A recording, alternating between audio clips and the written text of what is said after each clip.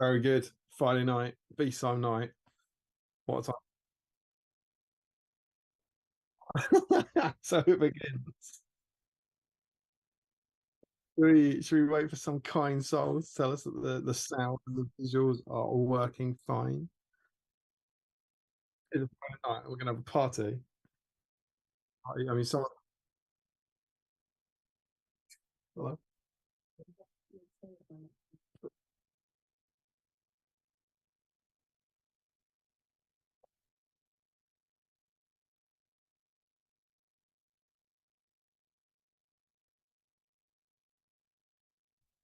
No sound. That's dreadful from anyone.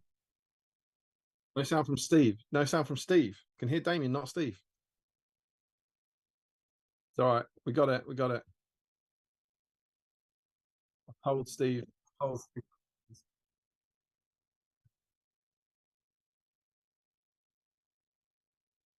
I think if I click this, everyone should be able to hear me. Weirdly, I'll just explain. I'm not sure what's going on. My PC decided to do a weird thing. Was there a Windows update or anything recently? I don't know. Because I had to re-log into YouTube and everything tonight, and Facebook and all that stuff, and all my settings, all my audio settings on the streaming software has been reset. So I had to click Quadcast. But now, now I'm here. I've got bouncy green lines, which is always nice. I'm still on. The last comment I can see is Frederick. It works now. It works now. Better. It's happening. Smashed it, mate. Smashed it. What I feel like I've rolled a 6 and my opponent doesn't know what it is. Wait, welcome. It's Friday night. Welcome to Battle Streams in Middle Earth, episode 86. If you can, Adam and Eve. 86. Can you believe it, Mandel? Yeah. This, of course, our broadly fortnightly series where we take this bad boy. This one. Battle game, or I don't know. Yes, that one indeed, Steve. Yeah, this one. Battle games in Middle Earth, the extinct artwork from the early 2000s, and we hang out together for a few hours. We theme each episode around a particular issue, and we kind of have a look through it and kind of direct people towards exploring what the scenery was like, what the painting was like, what the game was like at this point. We kind of chat and hang out, kind of hang out and hobby sort of session. Yeah. And I'm basically just trying to have an enjoyable few hours hanging out. We need it. We've earned it, I think, this week. Haven't it? Of course, the primary point, I don't know how well posed you are for this, of Battle Games in Middle Earth. I know. Bear with. I am. More than, yeah, there we go. The primary point of Battle Games in Middle Earth is to help you stop your wife using the dishwasher. Yeah, look at it. Clear the backlog. Yeah. So, kind of the idea behind it, the manifesto, if you will, of the channel was to kind of help people reduce their backlogs. And so we figured if everyone hangs out together for a few hours on a Friday night and does some painting together, crazy. Maybe we'll reduce our backlogs. It's a crazy idea. I know, it's a mental, mate. Mental. No one's going to get behind it. 86 episodes later, maybe it's all right. Yeah. So what we do is we figured rather than just painting, it's not enough to just kind of meet, sort of say, I'm going to paint tonight. We've all got to paint communally together. We've got to paint something. And how might we decide what we have to paint, Stephen? We decide by the. No. Go on. I was distracted. You just go with it. Something's gone haywire at my end. I've got black screens. All right. Right, you crack on. Let me sort this out. Is it just black screens on your end, or is the internet gone? No, my Streamlabs is fine. The other two, I can't see anything. Okay. Well, I did. And so what we thought we'd do is we'd use the episode of the week, the issue of the week, to theme your painting around. If we all got together and kind of painted, because you wouldn't believe it, every one of these magazines came with a model. So we thought if we're looking at a magazine each episode, why not paint the model that came with the episode, the issue? And you know what model came with this issue? This guy. Only bloody Eomer. Yeah. Eomer. Not Phaedron. Not Phaedron. Why would anyone think it was Phaedron? Oh. line for the last hour. Indeed, AMR. And so, what we encourage you all to do is hang out and paint AMRs with us tonight. Mm-hmm. Crucial point is not because you need to, because you want to, just because it's fun. As Billy Piper used to say. Because we want to. Because we want to. Yeah. Why are you going to paint that hair so loud? Because we want to. Why are you going to run around in crowds? Because we want to. Why are you going to sit on that big horse? Because we want to. Why are you going to hope Faramir gets divorced? Same thing. Paint AMR. So, and it's not too late. If you didn't know about this, it's not too late. What the idea is that you would go and grab an AMR, because everyone's got an AMR. Everyone's got an AMR. All you have to do is make some progress on it. So if you clean them up a bit tonight, you're in. And in what? We'll talk about that in a minute. But hopefully you do some painting and maybe clear an old AMR model that you never dreamt about painting just for the fun of it. So Steve, they're suddenly like, oh my God, I need to paint an AMR. How is there an advantage to them painting an AMR? How can they get involved? What? Well, the first thing they need to do is make sure that the screens are not black like mine were, and fix them like this guy did. And then they want to head over to the Great British Hobbit League Facebook group, the Facebook group or Facebook groups, and they should find, if I'm not mistaken, a scheduled post bang on time with the right thumbnail, the right heading, and the right link for this very stream. And if they post pictures of what they're working on in there, we'll look at it later on in the stream. But if they are on theme and painting an AMR, they'll be entered into a prize draw to win a prize that you could be a billionaire. You could be Bill Gates.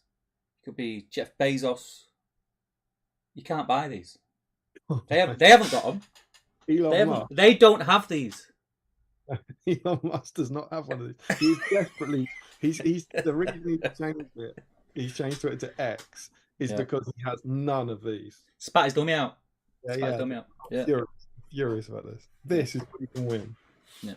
Not one of those. There are beautiful purple patron dice. You can win this bad boy, which only rolls twos, which is amazing if you're up in a roll-off as evil against the mark of an elven blade. Yeah, or if you wanted to jump over a fence and you didn't want to go any further.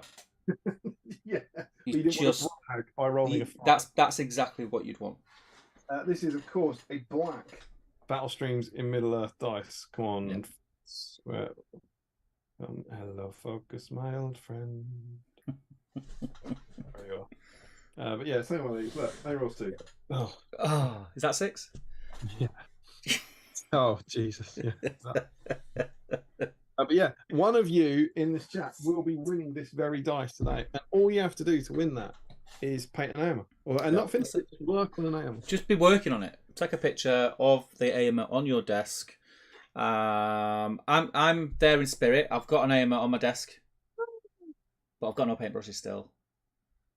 I had a quick 10-minute dash around the man cave looking in boxes. I did find my Rohan box, dug him out, but didn't find my paintbrushes. So I'm nearly there, mate. I'm sure we'll get onto that stuff, but that's a sad. You don't even know where your paintbrushes are. No, it's in one of them boxes there. It's in one of them boxes. That's state of affairs, my friend. I know. But you have an AMR with you, which I like. I like. Yeah. I got there. I was gonna do him. I recognise that. Can you look? Hold him up. Hold him up in front of the camera, Steve. Yeah. I'm going to do something because I hate your AMR. Pull his arm off. Pull his arm off. Oh no, this isn't that one. Oh, isn't it? No. I've got 2. This is a fixed one. Sure. This doesn't come off. I don't want to pull that arm off. So I have 2. Why did I have 2? I don't know why I had 2. The reason I say that is because I know that you've got a magnetised new AMR. Do you know why I know that, Steve? No.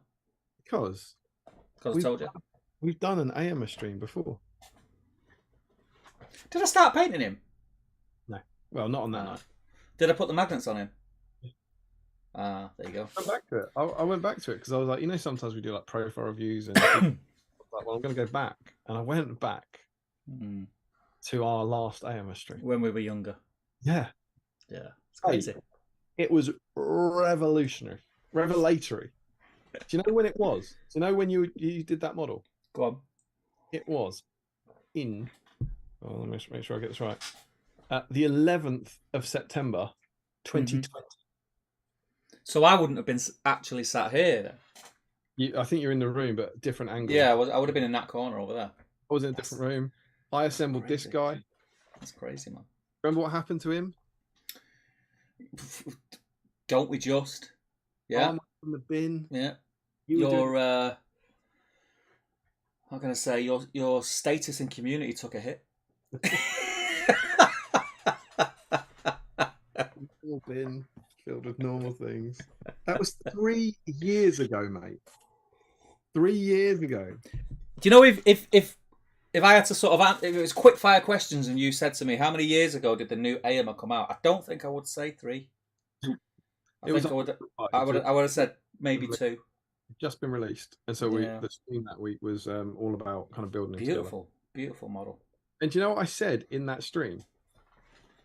I'm gonna not paint this guy till the next time we do an Eomer. Not quite. I said I finished assembling it, and I said I will put him in the box and paint him at some point in the future. And tonight, Stephen, let me introduce at some point in the future. How nuts is that? It's mental, mate. It's mental. September 2020, man. We were doing. It was great. It was, and I went back and watched it. We did a profile review. We went through it. What was absolutely beautiful. I've got some highlights for you. About an hour in, I said, and I didn't know that this happened. I described how horrible it would be searching on the floor with a torch for Eomer's head. I laughed about that at the start of the stream, and then, as I believe you'll remember, I then spent about 15 minutes on the floor with a torch searching for him as well. I mean, I can remember quite clearly. It went quickly from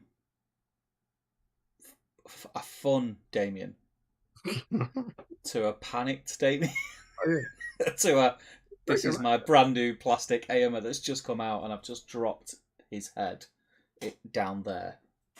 And else, it was the last stream we ever did on the GBHL. Was it? And we had announced that we were going to our new channel.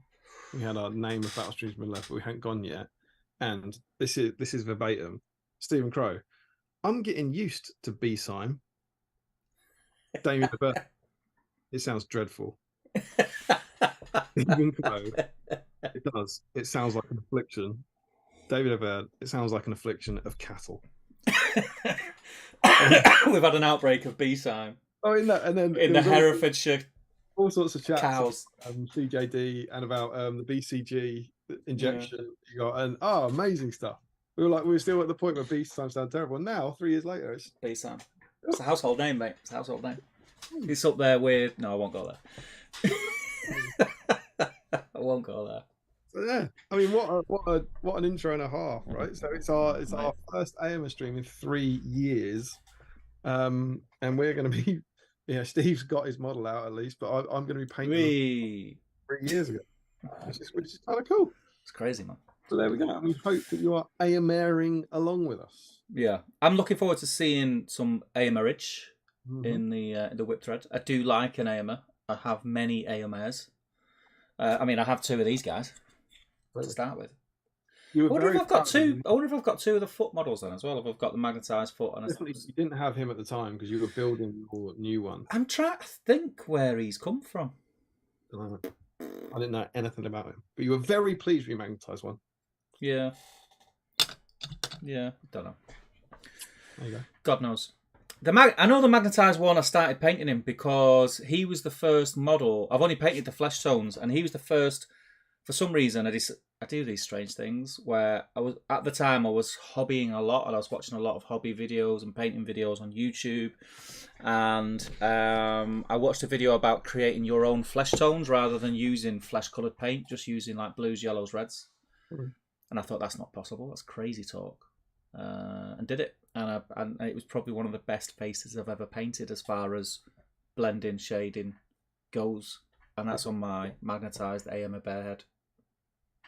There you go. So I was very, very happy with that, and God knows where it is. That's as far as I got with him now. So yeah, that's we've done that's a pretty professional intro, I thought, mate. Up to this point, I think we're doing all right, apart from the fact that no one could hear me. Very professional, incredibly rambly. Yeah, but people love that. Yeah, why not both? It's real, mate. It's real. It's gritty. I've not jumped in the chat yet, but I just would like to point out you are correct if you are thinking that is a Hawaiian shirt that Damien is sporting this evening, and I think you'll join me in saying that he wears it very well. Very well. This is from Hawaii as well. It's an authentic Hawaii. It's an actual Hawaii. Love it. Yeah. None of this sort of TK Maxx. Also, check this out, Steve. Look, whilst this is a Hawaiian shirt, look what's behind me. Oh, wrong way. Oh, yeah, wrong way. I know. That's uncanny, that. And then I've got the matching. This is the Bilbo meets the Raft Elves, and I reckon if I do that, is that not?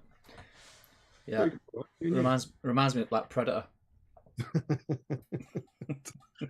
In Hawaii. Yeah. Predator. I've got aliens on my mind. I've been watching and listening to a lot of alien stuff with all the stuff that's on in the news at the moment about aliens. So yeah, really, very alien orientated. I've been buying Tic Tacs and all sorts. Firefoot. I'm just going to chuck this in there because otherwise it'll take hours. Firefoot, Eomer's horse, is great, right? Yeah, one of the best. Yeah. Wonderful. I think as far as yeah, 100%. Because I always think that GW are hit and miss with plastic horses in our range, I think. The Rivendell night horses are shocking. What do you think I said? Firefoot is a good horse. Did you mean good as in... Is that what you said? You think I said great, don't you? What did you say? Oh, did you say not great? Grey. Grey? Yeah, I thought you said great. Oh, I said great. I was going to say, I was like, yeah, he is. I think he's one of the best. One of the best. One of the best, mate. One of the best grey horses. He's grey though, right? Grey. Is he grey or is he black? He's grey. Anyway, but you've started a great discussion topic there. What were you saying about you've got strong feelings about GW horses? What was it? Yeah, so, I just think with the plastics, I think their horse sculpts are. There's no middle ground with them. They either look really, really nice or they're really weird. Like and again, I'll say it again. The Rivendell night horses to me are really weird. All the features really elongated. Not really, not a fan of them. But I remember when the horses came out, like the Middle Earth horses. That's the Ryder Rohan horses, and everyone go, "Oh my god, they're amazing!" You know, compared to like horses of the time. Yeah. Yeah, it's great. Great horse. Also a grey horse. Great. It's great. It's a great grey horse. Great grey horse. Painting him now. I think what. Go on. I am listening. You keep cutting out, Rick. Weirdly, you know, like when you are on. We are. I was going to say, no, like when you're on a Zoom call. We are on a Zoom call. You know, like when you're on a Zoom call with multiple people, and like when someone starts talking, it kind of cuts the other one off because it focuses on them. Do you know what I mean? Yeah. Kind of feels a bit like that, and I think it's because you've not got your earphones in. All right, let me put my earphones in. That's what I think. I think it's because you've not got your earphones in. You're a naughty Hawaiian shirt wearing boy. Don't play with society's rules, mate. Mm-hmm. Got a paintbrush in my mouth. Man, that's so street. So street. If streets were full of nerds who paint toys. Just got back from the beefeater and there's a guy across the road who looked a bit dangerous and he was like, whoa. I thought for a minute, my brain had to catch up with what you said. I thought you said, I've just got back from a beefer. It was the Hawaiian shirt that threw me. A beef? Before I stream, I can't lift shop. We're going to eat pizza. Right. I'm out of tea. Do you know what? Before I jump in the chat, mate. How's that? How are we doing there? Miles better. So much clearer. I think. Oh, really? Yeah, so much clearer. I think before I jump in the chat, because I'm out of tea, I'm gasping. It's very hot here. Look at my red face. Should we go straight into stream snacks? Yeah, let's do it. Right. So check this out. This is bad. I've been rushing about like an idiot today. Damien knows the story. I will not slate my wife on stream. No, but she probably has for a the lot best. to answer for today. So I've been running around, nipped to the corner shop where I normally get Moretti's. I know always has Moretti's. They didn't have any Moretti's, No, mate. I no. was not happy. They did apologise profusely. Do you reckon, joint? So I've had to get these, which I think someone actually mentioned in the last stream or the stream before. So I've got porridge. Now, your reaction to these... Moretti, try Moretti. So your reaction to Peretti's, yeah, was my first reaction to learning of that there was actually a drink called Peretti's. I thought it was it's a rip-off. It's a rip-off. It's an Aldi special. It's from Lidl or something. But actually, apparently it's not. And the price point tells me it's not. This is not a cheap. They're actually more expensive than Moretti's. And apparently it's quite a well-known thing. And it's got, even though it sounds the same, it's got nothing to do with Moretti at all. So yeah, I'm on Peretti's tonight. So have you tried one yet? No, this is the first time. So I'm going to go in, give it a smell. I'm excited for you. I don't think I've ever had a Peretti.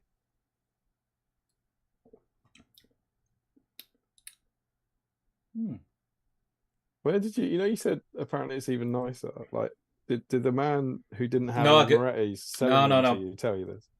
I took many pictures of the 4-pack that I got from the shop and sent them to my friends saying, "What is this?"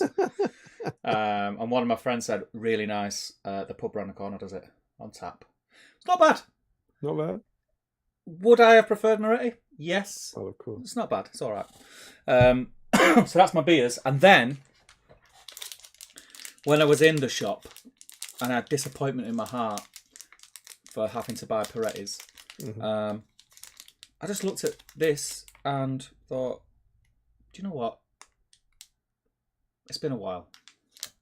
It's been a while. Is this a snack? Oh, it's a bounty. Jesus. A bounty. Bounty. Not everyone's cup of tea, but I do love a bounty. I do love a bounty. I mean, I like it. I'm not. A lot of people hate it, right? A lot of people will be horrible about it, won't they? I love it when you get the big box of celebrations and there's all bounties left. It's great, yeah. But it's still not. I mean, it's not unpleasant. It's just no. I think people are unduly harsh on it because they might prefer other ones. Yeah, it's not like it's Turkish delight. I'd rather have a Turkish delight than that. You're wrong though. Why do you eat roses anyway? What have you got, mate? Well, if you give me 2 seconds to finish painting Firefoot's left ear, which is a great grey ear. Great grey. I think that's some horse flesh done there. Lovely stuff. Mate, I'm going to knock this out of the park. So, tea, obviously. Yep. Yesterday, knew the stream was coming, and Emma went to Lidl.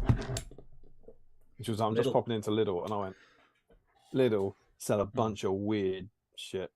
Yeah. And I was like, stream night tomorrow. And I just said, give me a snack. Give me a stream snack. She was like, all right.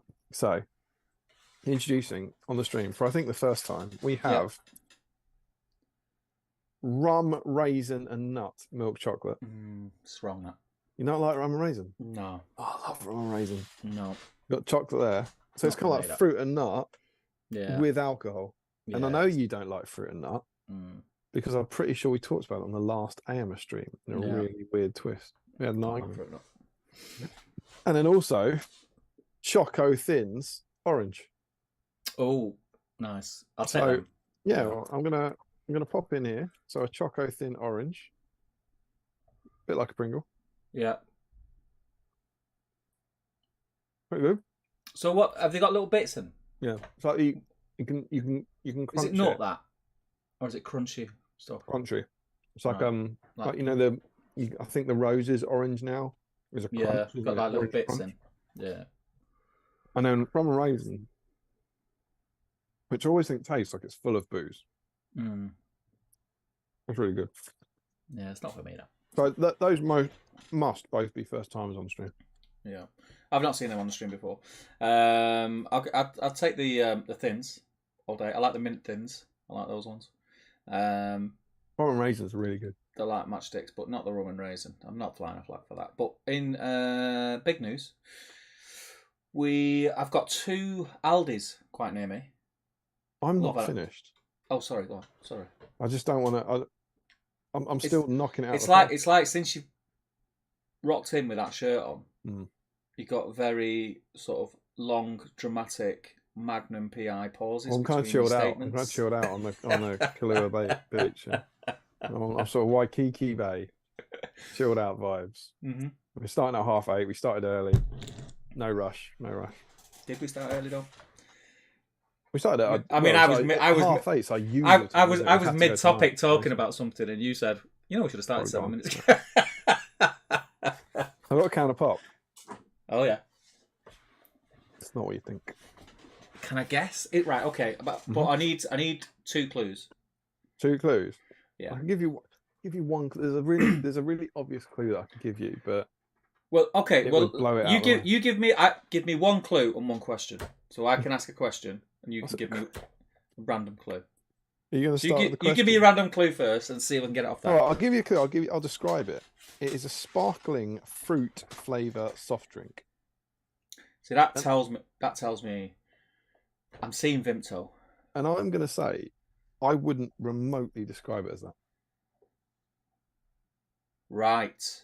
Yeah. Okay. How about that? There can be my clue. Is it like a real? Is it a real fizzy drink, like a soft drink, or is it like an Aldi special? No, it's a real one. Right. Okay. So, with what you've just said, that it's how is it described? Sparkling fruit flavour soft drink. I'm gonna go Tizer. Do you know what I would have described it as? I would have said it was a cola. Dr. Pepper. Boom. Smashed it. And do you know how weird that is? Do you want me to say how weird that is? Yes. This week I made chicken wings in the barbecue, right? Because I've not barbecued for about 10 days and it freaking me out. I've not used my barbecue for 10 days. It's summertime. Get your ass out there. So I just went and got some chicken wings. But what can I do that's different? Because I've done all like the buffalo, I've done all like the sweet mango. Barbecue. Do you know what I made? Do you know what I made? Homemade Dr. Pepper barbecue sauce this week. And I'm telling you now,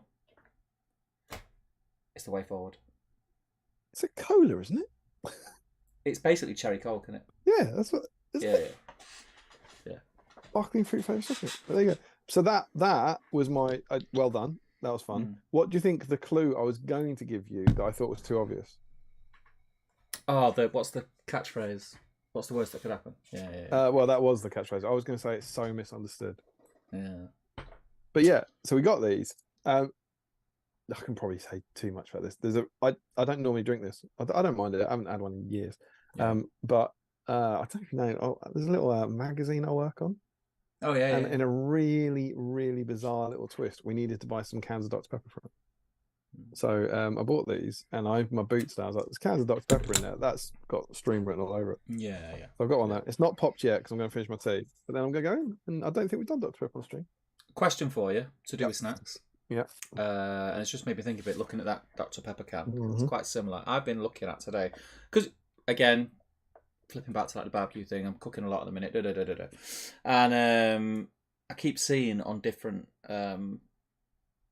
tutorials and videos that I'm watching about different ways to cook barbecue, Americans drinking a thing called a Big Red. You've been to America, right? A few times. I've been to America, yeah. Have you ever had one? A Big Red? A Big Red. I don't think so. I mean, what is it? What it is? I don't know, but I want one because everyone seems to say they're delicious. A Big Red. We've got some American viewers. We have American patrons. There's normally American viewers in. Let us know. I've seen Joe Achilles' name pop up. So Joe Achilles, he could tell us what a Big Red is. And is it worth me paying an extortionate amount to buy a crate of it from Amazon? Well, I'm sure everyone will say yes to that. Obviously, it is extortionate. Obviously, buy a crate of the expensive. I'm like, you don't know what it tastes. I don't mind paying over the odds for one can, but I don't want to buy a crate of it in case it comes and it's grim. Do you even know what it is at all? Like, no, just says, so it could be like a tub of cockroaches. It's a similar explanation to what you've just said, like a fruity flavoured carbonated drink. Oh, there you go. No, I don't know, mate. I think buy the crate, and I'm sure the chat will agree. Yeah, I was thinking about crate. Buy the crate. Buy the crate. But yeah, let us know in the chat if you've had one. There's my tea. There's my pop. What am I missing? Chocolat. Oh, have you got cheesy things again? No, I'm not enjoying, mate. You're not enjoying, right? Well, listen. What? You normally have like some sort of cake or something, don't you? No, come on, you're being crazy. I've got my tea, got my Beer. pop, Beer. There you go, There there it is, it beer. is. It's been a while, mate. It's been a while. So I was in Sainsbury's today. I knew it was stream night. As you do, yeah. We were out of beer, so I knew I had to buy beer. I knew it was stream night, so that kind of influences my choice. I knew I was going to the Beefeater for dinner, and I know what they had on tap there. And so the combination of what the Beefeater sells and the fact that it's stream night can only be one choice, Steve. You've trumped me, haven't you? I have more, Etty. Oh, you sod, you. I've got empty bottles here somewhere. I might just pour it into an empty bottle. Pour Etty into. And I thought I'll get Marie to join my friend Steve. Pour Etty. You got to admit. Non-alcoholic. No, it's actually quite nice, you know. It is quite nice. It's different. It's different than Moretti. But what do I normally have? It's not unpleasant. You normally have Budweiser. So what I normally do before the stream is grab it from the fridge, run in here. Yeah. Did that. Yeah. You got a bottle of it, why can't I say bottle? It's strong, this stuff, mate. I tell you. I haven't needed a bottle opener in about 20 years. Here you go. No, I'm stuck. Thanks, man. Oh, we should do a pass. Can you imagine? So yeah, I'm stuck in here now. Without a bottle opener. But I think I'm going to start with the tea and the Dr. Pepper. So misunderstood, and then I'll run out and open that. So there we go. There's my stream snacks. I'm quite excited. And it's delightful. It's exciting, isn't it? It's delightful to be back with you here, sir. It's very nice. It's very nice after a stressful few weeks. Yeah. Right, shall we dive in? I think you should. Let's go to the top. Make sure both are lining up. So, before we started streaming, Mr. Thomas Wazels said, "Yeah, boy, BSIME is back, predicting a cheese straw for Damien this evening." Not intriguing. Good prediction. It's a good shout though. Wrong theme, says Fred. I don't know what he's talking about. Oh, really? Is that someone's onto you? And he says it still says episode 85 in the title. I don't think it does, mate. I think it says episode 86. I don't know what you're drinking tonight, Frederick. Holzman's in. He says, "Good evening, everybody." Joe Kelly says, there he is. There you go. "Good afternoon from the hot and humid east coast of the States. Over 90 degrees Fahrenheit here. 90 degrees. The world is hot, isn't it? That's the news headline. Yeah, global warming isn't a thing apparently. Don't know what that is in UK Celsius. It's about half, is it? 40 degrees. Is it half? Is that how it works? I don't know. Likely too hot to paint, but I am here to stream nonetheless. Good man, Joe. It's great to have you. What does a big red taste like? Please tell us about a black red. Ruth is in, Fly Mammal and Waves, so I'll give you a way back. Hope you well, Ruth. Very, very nice looking breakfast balm that you posted on the Facebook group the other day. Looks very nice. Pete Taylor's in. He says, "Hi everyone, good evening." Mr. Calman Steele's right is back with us. Evening, guys. It's been a while.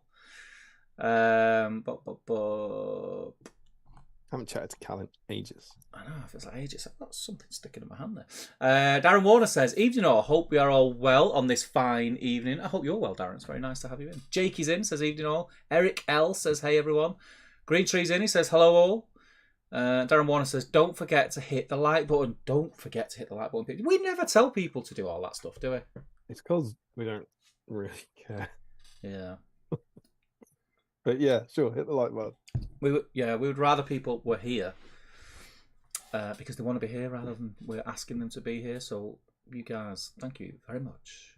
Hello there, says Frederick. Sean Clark says, "Evening." Hashtag. I think the hashtag might be a mistake and he's just saying good evening, but you never know with Sean. You just never know. Also, hashtags are cool and we're cool, so I presume. Sean's pretty cool. Yeah, Sean's cool. I presume they're all related. Yeah. Is this cool? Am I cool? Is this cool? We're so cool, man. Tom Marshall's in. He says, "Mr. and Mrs. Marshall reporting for BSIME Booty." Oh, that's a different kind of stream. Well, happy evening, everyone. I hope things are going well. Leave your keys and your morals at the door. Tom Christian says, evening, everyone. Richard Clammer says, evening all. Looking forward to tonight's stream. Feel a bit like worm tongue tonight because I'm assembling Dunlendings instead. Hashtag traitor. Are you planning on loaning those out to anyone? Or would you say that you had finished with that particular endeavour? I mean, he could get an Eomer in there as well, whilst he's. Of course, that's all you have to do. You just have to dig an Eomer out. Just throwing ideas around, Rich. You know, just grab an Eomer. Why not? Yeah. Just assemble him. Why not? Frederick what's says, the worst that could happen? What's the worst? Yeah, don't say that because you know we've seen them adverts. Frederick says to Richard, "Wow, did you know half of your name is almost identical to half of the German name of Helm's Deep? Helm's Clam." Helm's Clam. I remember we had a chat about it. Helm's Clam. What a great! It just wouldn't be the same, would it? Helm's Clam. That sounds like an ender level baddie on a. Well, it's also it's another affliction, isn't it? Yeah. You're right. I've got a bad case of Helm's Clam. No amount of cream will fix it. I'm slathered in cream. It's not doing any good. Late as usual, says Frederick. Destro's in. He says, "Ooh, I've missed this piano." Houstonian greetings all. Welcome, brother. And Frederick says, "But only 4 minutes, not 7 this time." We're only 4 minutes late. That's pretty good. Pretty getting better. Mr. Joshua Crosby's in. He says, "Yes, I can stop playing this tune on my phone now and listen on here." And Sean Clark says, "Piano House is back. Shame." Oh, Piano House was back last time. Rude. That to me says Sean didn't watch the last stream. Yes, that's, or he turned up late. Rocked up late and didn't catch up. Snuck in. Peter Taylor's in. He says the stream is never late nor early. It arrives precisely when it intends to. Well, exactly. No sound, says Mark. No sound from Steve, says Sean. No sound from Steve. No sound from Steve. No. Peter Taylor says, "Can hear Damien, not Steve." Issues, says Frederick. Let's get past the sound. I'll tell you something that is loud. That shirt from Damien, says Josh Crosby. I'm proud. Loud and proud. Rich Clemmer says, "Getting inconsistent sound from Damien and none from Steve." Yeah, I think we've fixed that. If we haven't, let us know. Tom Marshall says, "Can hear Magnum PI, but not the PT instructor." What's a PT instructor? Is that someone who instructs PTs? I don't know what PT, like personal trainer, is it? Well, it's personal trainer, but personal trainer instructor would be someone who teaches the personal trainer. Trainer. So yeah, you look like a personal trainer. That's what I do part time. I don't want to. I don't want to do it over there. You know, I love you and everything, but you look. I have lost a bit of timber, last few weeks. I tell you, I've lost a bit of timber. You look fierce, but you're just a man in a t-shirt. I've seen some photographs of myself. I think I let myself go this year. Yeah, I'm sorry I sent you those. And I've decided to calorie counting. I'm doing. Highest win. I beat yesterday. Yeah, me too. No, but yeah, I've lost a bit. I don't know exactly how much because I'm not doing that thing where I'm like weighing myself, which becomes obsessive. But yeah, definitely noticed. Last 2 or 3 weeks. Frederick says, "No sound from Altrincham. It works now. Better," says Green Tree. "Sound is there. Seems good now," says Clemmer.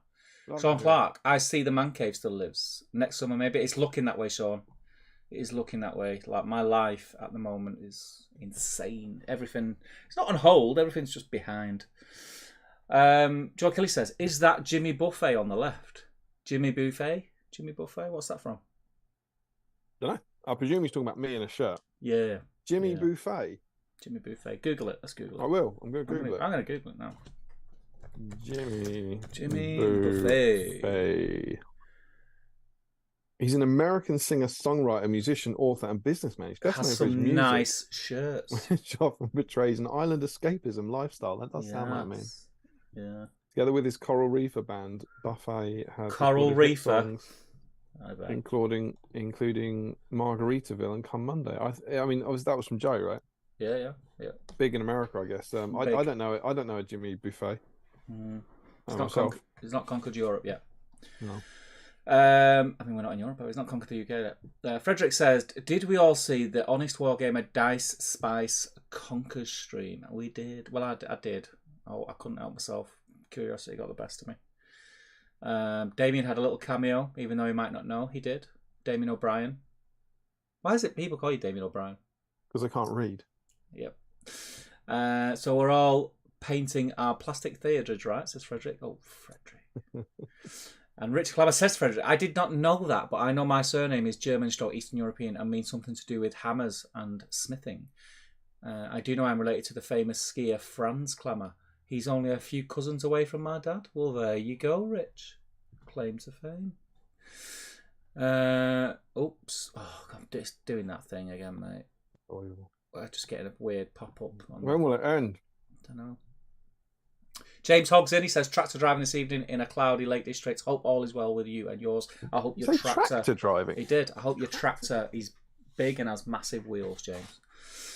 That's such a great voice of support for him. As a fan of tractors, I hope yours is massive, has huge wheels, it can lift like loads of stuff. It's all about the BHP, is it? Yeah. It's all about the BHP with tractors, isn't it? Big, heavy. Don't matter what they look like. Don't matter this, that, the other. You know, it's not all about, you know, the size. It's the BHP. The big hauling power. Yeah. Frederick says, clam is a gorge/ravine in German. And then he says, my phone sent me a notification this week of a photo memory from 3 years ago. It was the first battle game in Middle-earths I ever bought. BSIMEs I ever bought. Oh, that's nice. There you go. Because the Dragons is in, he says, gonna have an Eomer of a time tonight. Alas, I have 3 Eomers all done and dusted, but we'll crack on with some terrain. Are they finished? Do you think have you just glossed over a pun there? Do you think we're going to have an Eomer of a? You see what I mean? An Eomer of a time, as in mayor. We're gonna have a mayor of a time. But I don't know. That would be bad, wouldn't it? I just feel like maybe Ben's put a joke in there, and I wouldn't want him to miss out. Have an Eomer of a time. Yeah. Is it like amazing? Amazing? I don't know. No, I think you. Maybe I just would hate for anyone to miss out on puns that they've put in. Yeah. I just don't like it. Green Tree says, not a single Eomer do I have. All right, Yoda, turn in. James Wilson says, evening all. How you doing, James? Frederick says, breaking news, Elon Musk preparing 44 billion takeover of BSIME promises to change all 6s on dice to an X. Topical.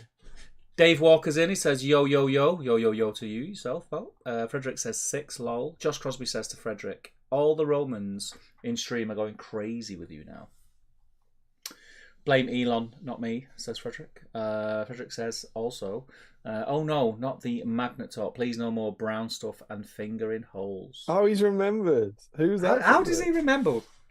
But that was you. I was laughing and laughing watching it. So you're talking about how you magnetised Eomer, right? Yeah. And with a completely straight face, you're talking about how you used brown stuff and how you made it into small sausages and how you squeezed it into the helm and how it was really tough around the helmet. But if you squeeze the brown stuff in for long, and I'm honestly staring at, are you hearing what you're saying? It could have been worse. I could have been talking about the hilt. You talk about every bit of it. Was it before you got your new hip? Asked Joe. That must be. Is that an Andy Murray gag? I don't know. I don't know what the connection would be suddenly to jump in Andy Murray, but you know what we need? We need a third wheel to keep track of things that we've said. Because we literally forget them 10 minutes after we've said them. It's not like a third host. We need someone slightly feeling very awkward about the situation. They don't want to be it. Yeah, they don't want to be it. Get Anna in. She'll love that. She'll feel that. God, imagine. And Damien's tissues, says Frederick. Blame him. Yeah. All right, David. Oh, yes. It's Rich says it's weird how you're always younger in the past, Steve. It's true. I was reminiscing, Rich. Frederick says, lol, so many memories. The bin and the stuff, brown stuff, and me splotching my Eomer in PVA. The good old days. Frederick, Green Tree says, I turned 40 over the last Eomer stream. I believe there was a creepy stroke erotic song sung. We sang Happy Birthday. We did. There was also, do you know what's really interesting watching it back? There was a lot of people here tonight Yeah. who were in there, which was awesome. But then there were loads of people in there who were names I haven't heard in about 2 years. There was like a kind of a group of people who used to watch all the early streams, and and I'm not going to say them now because for whatever reason I don't think that's right. But there were loads of people there that as soon as I heard their names, I was like, oh yeah, and they've obviously life has changed and their lives have changed. I was like, wow, I wonder where they are now.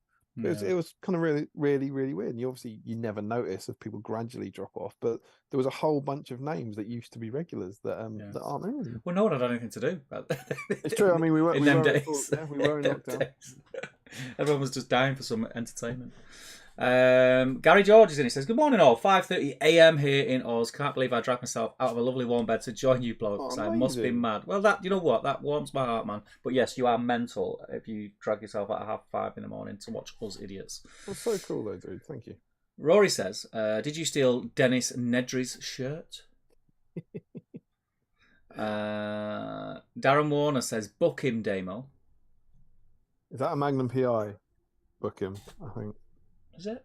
Well, I don't know. I don't know Magnum PI, but I reckon that's a catchphrase of someone. I don't know. I feel like I'm going to sneeze, by the way. I don't keep seeing my eyes go. That's all right, Steve. You can sneeze. Keep getting it, which is really annoying because my hay fever should have passed by now. Like wind on. Frederick says, Hawaiian shirts have become a neo-fascist dog whistle in some circles, funnily enough. Not. But don't let that ruin it for you. Okay. I like to think I'm not a neo-fascist. It's both grey and a great horse, also, says Frederick. That's the grey horse content. And he says, ears are gone already. Plastic Shadow Fax is one super nice horse, says Frederick. Josman says, we now need a cover of My Lovely Horse About 5 Foot now. It literally sounds like it's a poor man's Moretti. It does. That was my first thought. It's not too bad. It's not too bad. I prefer a Moretti, but there you go. Remco Cakestra says, what's this? A surprise stream? It's been a while. How are you all doing? Dude, it's Friday night. It's probably, if you were going to find us, it's going to be on a Friday. Yeah, I suppose what we did this time, we let the patrons know a few weeks or a week ago or a couple of weeks ago or something, but we probably didn't put it out on YouTube in advance. So if you weren't a patron, it would have come as a surprise, which is hopefully a good thing. Yeah. Surprise. Good to have you in, Remco. Ryan Cuthbert's in, Cuffers. He says, hey guys, just popped in to say hi. Unfortunately not going to make it. The full streamers, we've got mates over tonight. Enjoy all. Typical Cuffers. Sounds to me like you should get the mates in. Sounds to me like you should dig out some extra Eomers and get the mates involved. Thanks for coming over, guys. Anyway, shut up and watch this. Michael Curtis says, happy Friday, folks. Eric Schultz says, do you know what? Hang on. Just let me... How do I... Get through a night without you. It's really annoying. So I've got the WhatsApp app on Windows. I did it because it's just easier to apply to message and stuff on my computer rather than my phone when I'm on my computer. So I've closed the window though, but I'm still getting the notifications and there's no options to turn it off. Anyway, Eric Schultz says, greetings all. It's been too long. Mahalo, Damien. Mahalo. Frederick says, wow, an arts pfeffer. Also have one. Yes, it's cola. That must be Dr. Pepper. That must be Dr. Pepper in German. There's a special cherry version, even though it's already kind of cherry. It's very cherry. Imagine having a cherry Dr. Pepper. Can I have a pepper, Dr. Pepper, please? Sophie's in, says, evening team. How do you, Soph? I hope you're well. I've been catching your TikToks, by the way. Oh, is Sophie TikTok? You read quicker than I talk nonsense. What does she TikTok? Lots of stuff. You'll have to give her a follow. I don't TikTok. You should TikTok. I neither tick nor talk. You should tick. I have no idea what Big Red is, says Joe. Is it a drink? What? Yes, it's a drink. I'm going to Google that because I've been Googling a lot tonight. We've been Googling a lot of stuff live, haven't we? Well, people come here to learn. So yeah, so Big Red. It's a storage provider. Big Red soft drink. is a soft drink. It was created in 1937 by Grover C. Thompson and R.H. Roller in Waco. They've got history. Originally known as Suntang Red Cream Soda. It's an American variety of cream soda. It's not going to be for me. It's too sweet then. And it's the original red cream soda. I think that's going to be too sweet for me. I like the smell of cream soda better than I like the taste of cream soda. Frederick says, just get Big Red to sponsor I Can You Can Cook. If only, mate, if only. There's a chewing gum called Big Red, but no drink that I know of, says Joe Achille. It's there, my friend. It's there. Eric Schultz. Apologetic, because I can't speak. I'm American, and I've never heard of Big Red other than cinnamon gum. That's two Americans.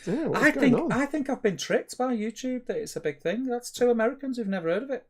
I think YouTube's lying to you about how big it is. Lying to me. The chat's just jumped. Have you guys, can I ask, Eric and Joe, have you ever heard of Big Yellow? Big Green. That'd be an interesting thing. Big Green, Big Blue. Remember I had Blue Pepsi?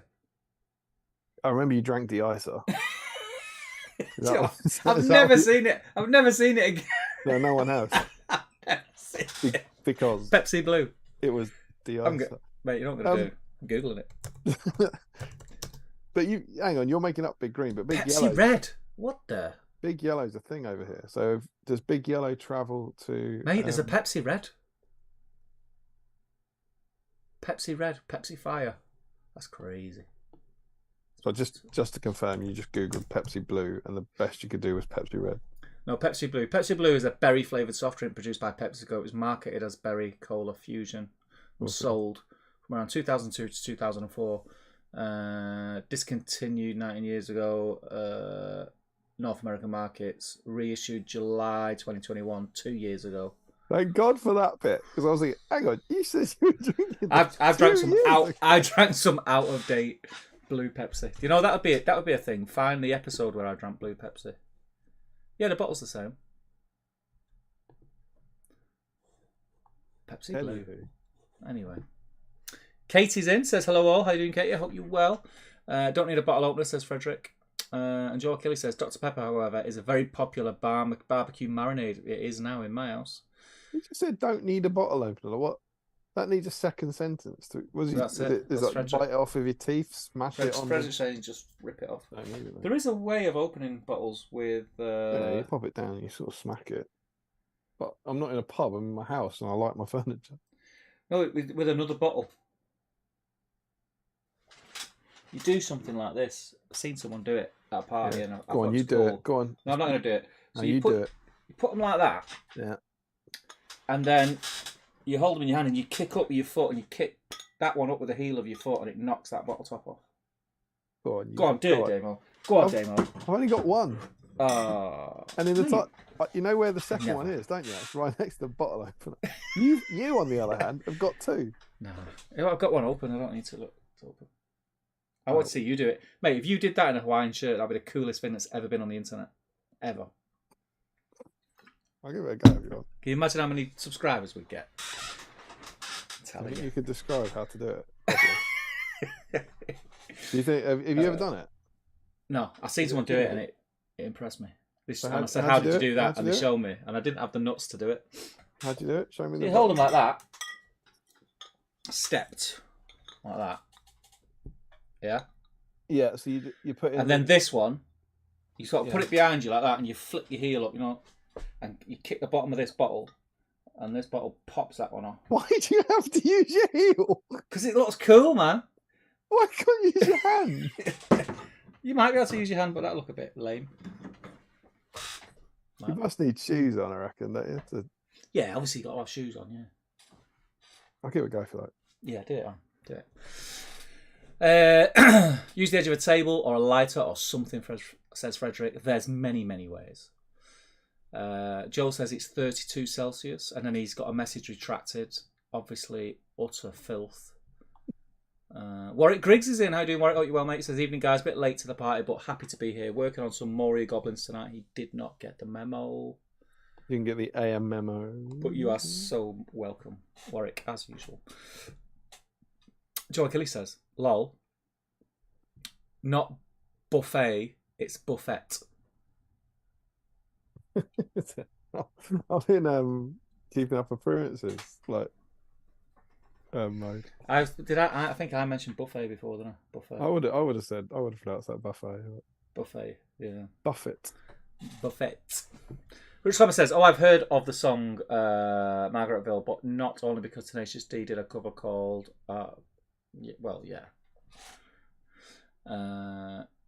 Mary Janeville. Jakey, sorry, our lass is shouting, it's Jimmy Buffet. Ah, okay. It's probably Buffett. Promise to message to stop her shouting buffet. Really, I'm just going to keep saying buffet now just to wind her up. Jakey, you know that is what's going to happen when you corrected me, guys. Come on. Mr. Ian Whitehouse is in. How you doing, Ian? Hope you're well. Is it Ace Ventura night tonight? I like it. Joe Holzman says, of course, it's an Andy Murray gag. You were asking how long ago was the last Eomer Street? Was it before I had my new hip? Because of dragons, it was indeed a pun. That didn't quite work. I guess I'll have to ride to ruin it out. Wait, I got your back, Ben. I'm always trying to defend puns. Joe Holzman, Buckham Dano is Hawaii 5-0, isn't it? There you go. Buckham, right. Okay. Never watched Hawaii 5-0. I did, but I was very young and I don't remember it. My older new brother one, wasn't there? It was remade with Daniel Day-Kim. My older brother used to like the old one. I used to think I was watching it, but obviously I don't remember anything. Finished book 28 of the year today, says Sophie. She's reading like an absolute trooper. Is that book 28? Book 28. Crazy talk. Buy the crate, says Josh Crosby. No, it's cream soda. The cream soda talk put me off. What I might do is I might just buy one can. Or you could buy the crate. If it's cream soda, I won't drink it if it's cream soda. Hey, look, if the people want me to kick a bottle cap off a beer, I think you should buy the crate. I'll tell you what, if you do it and the cap comes off first time, I'll buy the crate. Yeah.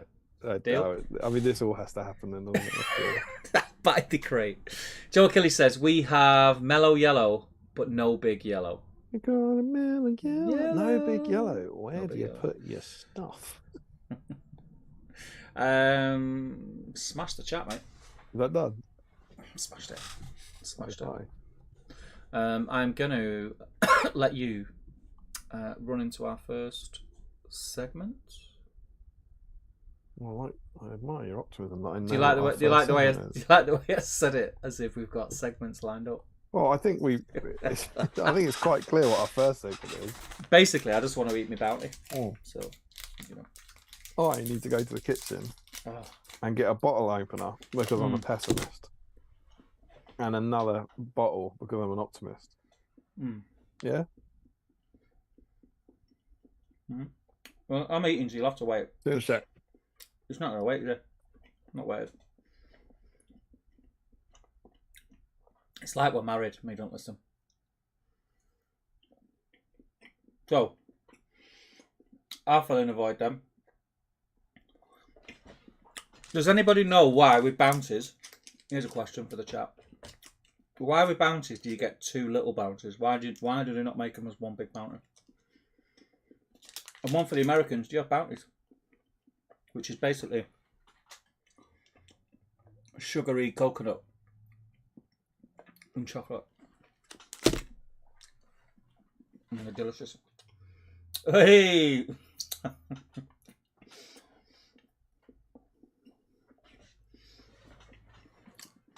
Alright. It's got to happen now. I've got one shoe. That's all you need, mate. Got an extra bottle. I've got a bottle opener. That bottle opener tells me that there's no confidence in this. I'll test out my best kicking heel.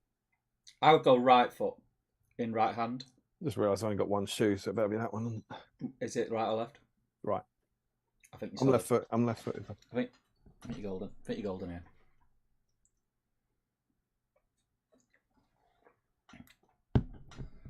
Right. Talk me through this. So I'm going to put this like that. Yeah. Is that right? So basically, you're holding them like that. Yeah, so you're holding one upright. The one that's upright is the one that opens the one that's not upright. That makes sense? Nope. Holding one upright. Yeah. And then one's leaning into that one, and the one leaning in is underneath it. Is that right? The one leaning into it should be over the top. Oh, right, So I see. The one so here's your upright one. Yeah, got you. And then your leaning one's going to be like that. Okay, yeah, got you. And the upright one is going to kick up. So I'm gonna kick this with my heel. Yeah. I'm gonna kick this with my heel, and it's gonna take the lid off this. Yeah. Come on. If this comes off, this is like. And just to confirm, premium content, mate. Well, to confirm a couple of things. Firstly, I'm gonna. What's the move? I'm gonna like whack the sole of my foot. So have you ever done that where you've probably not done it since school, but if you're like walking across like the playground with your boys, and there's another group of people playing football or something, and the ball comes over to you, and you do like a side back. That's the kind of move. But is it the sole of my foot hitting the bottom of this? Your heel. Heel? I can't even. So you're gonna go like this. Look, I'm trying. So you're gonna go boom. See, boom. And it's the one that's upright. Yeah. Is the one that's going to remove the lid. That's the opener. That's the opener, yeah. Yeah, and so I'm gonna cut. Oh, I think I. That's the move. I can see it. I can't see it. Can you see the move? Yeah. I think I can see it. I think this is gonna work, you know. And just to confirm, when I kick this off, you're buying the crate. I'll buy the crate. Yeah, I'll do it live. But it's first time only. Yeah. I just want to make. I mean, if you're more comfortable, take your earphones off and step back. I'm just trying to. That's the movement. I'm gonna need to get. Do you know what the crazy thing is here, Damien? What's the crazy thing, Steve? I don't think any of these 40 people even had an idea that they were going to see something like this tonight. I don't know if they will yet. I might just take a glass of beer and shatter it. And give myself some severe bleeding. All right, ready? Can you see that? Is the heel coming up? Yeah. Do you want a couple of dry runs or? Well, I don't think you can really have a dry run, can you? Well, what we exactly don't want a dry run, do we? I think I'm about to have a very wet run. All right. Do you want to give me a count then? Hang on, because Maggie wants to see this. Come on, Mags. Come on. Oh, wait. Maggie's gonna see this. Here she is. Right, on 3, yeah. All right. Are you doing it on 3? Yeah, if you like. Yeah. 1, 2, 3. Oh, he's nosed it. He's nosed it. Okay, Max. Absolutely nosed it, mate. I really believed, mate. Oh, mate. I think it was the wrong way around. No. Right, I'll give you one more chance. It's got to be sharp. It's got to be like. It's open. It's fucking open. Yeah. Go on, get it off. Imagine how cool you're going to look in front of your mates when you do this, mate. The 8 for 10. I mean, it's opening. What do you think, Max? There's beer coming out. I think I'm going to have to... I'm just gradually spilling beer on the floor now. I can see... Oh, I want to do it. Yeah, I want you to do it, mate. I think maybe... Sort this wire out, Max. Maybe I'm not doing it hard enough. Oh, there you go. Sit down. I'm also terrified of it fucking flying into my face, if I'm honest. But... Nah, you'd be right there, mate. You'd be right. Yeah, I want to... I'm not saying not belligerent. Come on. Don't give up. Come on. Go on. I think this is doable. Is that what I thought it was? Just me. I heard it. Go! Hey! How cool is that, mate? That's an achievement. First time. By the crate. She doesn't look impressed, mate. She doesn't look impressed. Now, I think genuinely maybe it was just not kicking it hard enough. I mean, it did, it worked. It's good, isn't it? Who needs a bottle opener? I think I'd rather use a bottle opener. Mm. You have to get a shoe for one thing. Yeah. You got to have shoes on. I don't think you're doing that barefoot. No. That is quite a handy tip, though. If you're out and about in a park, you're at a party. Oh, I've not got a bottle opener. I want to look cool to people. Boom. Did it though? Give me 10 minutes, people. But if you haven't got a bottle opener, 10 minutes is fine, right? Yeah, it's better than that wasn't 10 minutes. What was that? About 2 minutes? Yeah. First time ever? About 8. 8 minutes. It was not 8 minutes. I imagine the chat's going nuts. Yeah, probably. There you go, mate. Let's see. I don't think you have to buy the crate, if I'm honest. I'm going to buy a can anyway, because just curiosity's got the better of me. I don't think it was first time. Jawsman says, I've never watched the Wi-Fi or just know the phrase. Sophie says, can you remind patrons about can you remind patrons about next year's meetup, by the way? Go on, you do it, Dave. Go on. There is a expression of interest form for the Battle Streams in Middle Earth patron meetup next year. There is no date yet, but it's just if you want to come along. This is for our patrons. We have a patron scheme if you want to join. And every year we have a wonderful meetup where we go to Warhammer World for a day and basically have a party. And we're currently gaining interest for it. So I know some of you guys find that our patron chat just too much to deal with and might have muted it, but there is an expression of interest out there. So if you are interested, if you're a patron and you're interested in coming along to our wonderful meetup, which is always super fun, please do sign up. Yeah, do it now. Do it now. Do it now.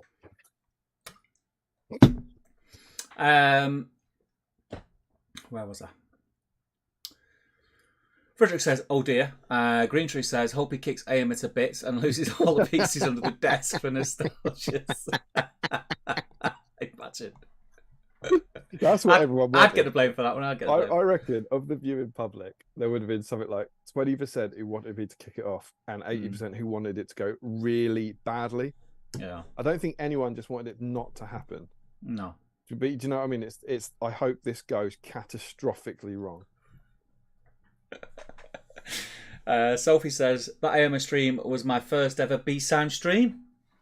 As I live and breathe. And Sophie's in today. And she's not always in on the streams these days. It's a sign. Happy stream anniversary. Happy Eomer stream. God, it's so nice. It feels like metal hasn't touched this, you know?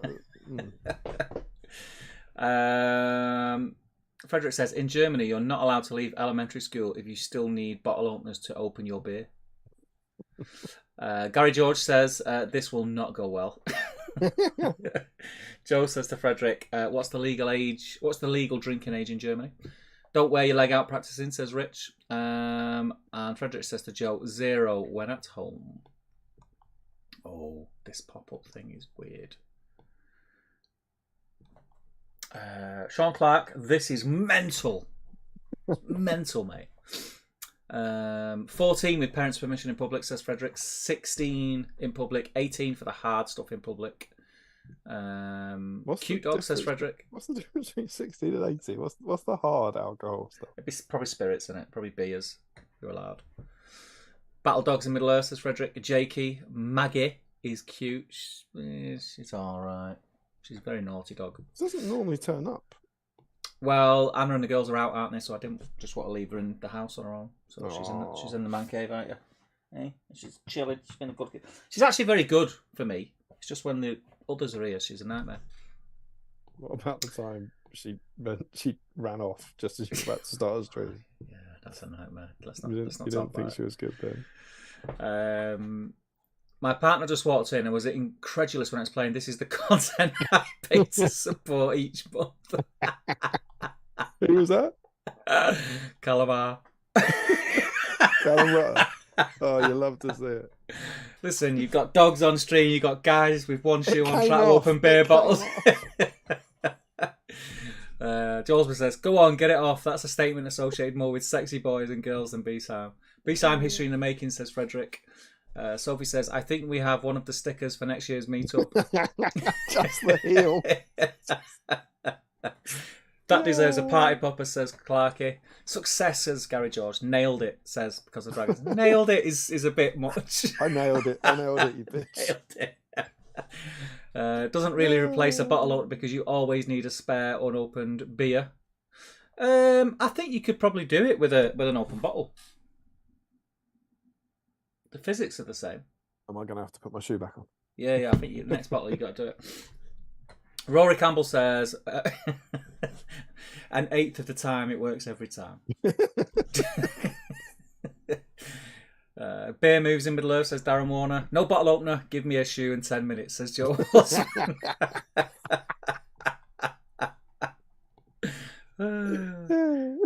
If you really want to look cool, just buy the crate, says Josh. Green Tree says you can mute the Patreon chat, laughing face. And Josh Crosby says, where is the link to the form for the meetup? I reckon Sophie will be on that. Yeah, I think that's the thing with chats. Once it's posted, it's gone. I'll drop you a PM on Facebook. Josh says Sophie because she's a ledge. Joe Achilles says, Frederick, which hand do you drink your beer with? That must be that's old school. That's a cutlery gag, isn't it? Yeah. Rory says, can you ping me too, please? Says Sophie. Done, says Sophie. 14 to 16 beer, stroke wine, 18 rum, vodka, etc. Battle heels in Middle Earth, says Frederick. Josh Crosby, thanks, Sophie. No problem, says Sophie. Chat complete. Whoop, whoop, whoop. Whoop, whoop. So, Steve, my friend, how have you been? Busy, but yeah, good. All right. Just really busy. Really busy. I'm not as stressed. I think probably the last 3 or 4 streams I've come on and gone, oh God, I've had a terrible week. Mm-hmm. And I'm actually, although I'm very busy, I'm up to date with things, work wise. I've kind of clawed back. I was behind on everything. Don't know how I've done it, but I've done it. So I'm up to speed, but still very busy because I've just got what's the word I want to look for, Damien? Plot on. I've got a lot more husbandly duties that I've got to attend to than what I used to have. I had life very easy, I must admit. Not them kind of duties, Damien. So yeah, but yeah, busy but good. How about you? This is going to be like a section. Normally we like catch up about. Oh right, you asking me what I've been up to? Well, yeah, that's. Well, you said how are you, so I told you how I was. Yeah, I was trying to be casual about it. Yeah, that's because it's the shirt, innit? It's the shirt, innit? The shirt. Your vocabulary's changed, like everything. I opened a bottle of beer in my heel. So what have I been up to for the last 3 weeks? Pretty boring, just same stuff like working. A lot of the foodie stuff is gone on. There's a lot of stuff going on behind the scenes. Big shout out, by the way, to terrible with names. I'll tell you that was dreadful. I know. I'm not going to let it slide. I'm not going to let it slide because he's Ashley Fisher. That's the one. Do you know what? Do you know who I always get? Do you know who I always get mixed up with? And I don't know why because the names are not even remotely the same. Ashley Fisher, Mr. Crosby. I always get mixed up between the two. I don't know why. Josh Crosby and Ashley Fisher. They don't even sound the same. They don't sound the same. Although I will. They've got a Y in them. That's about it. Yeah, it's not the only one. Go on. They've got an S in them. That's what I'm saying. That's it. That's the only link. I just don't get it. Do you know why you might get them confused? Genuinely. Why? They are 2 of the 3 people to have won 4 black die.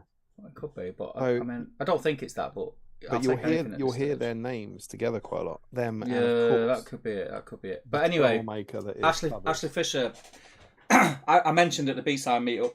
Oh, I know where this is going.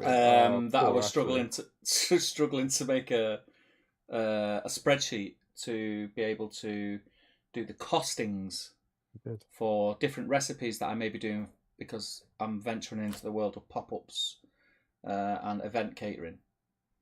And I wanted to make sure that obviously it's worth my while doing it. So I needed to come up with recipes and then have something in place, i.e. a spreadsheet where I could put all the ingredients in and it works out how much it's going to cost me per item and if I was making 10 or if I was making 20.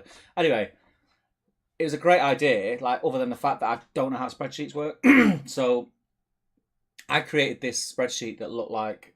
At the time, I thought it was the Mutts Nuts. I thought it was great. It kind of did what I wanted it to do, and then I just got talking about it, and Ashley said, "Oh, it's kind of Just I got deal with talking about it. I do spreadsheets all the time with my job. Let me know what you need, and I'll see That what was I can his do." So mistake.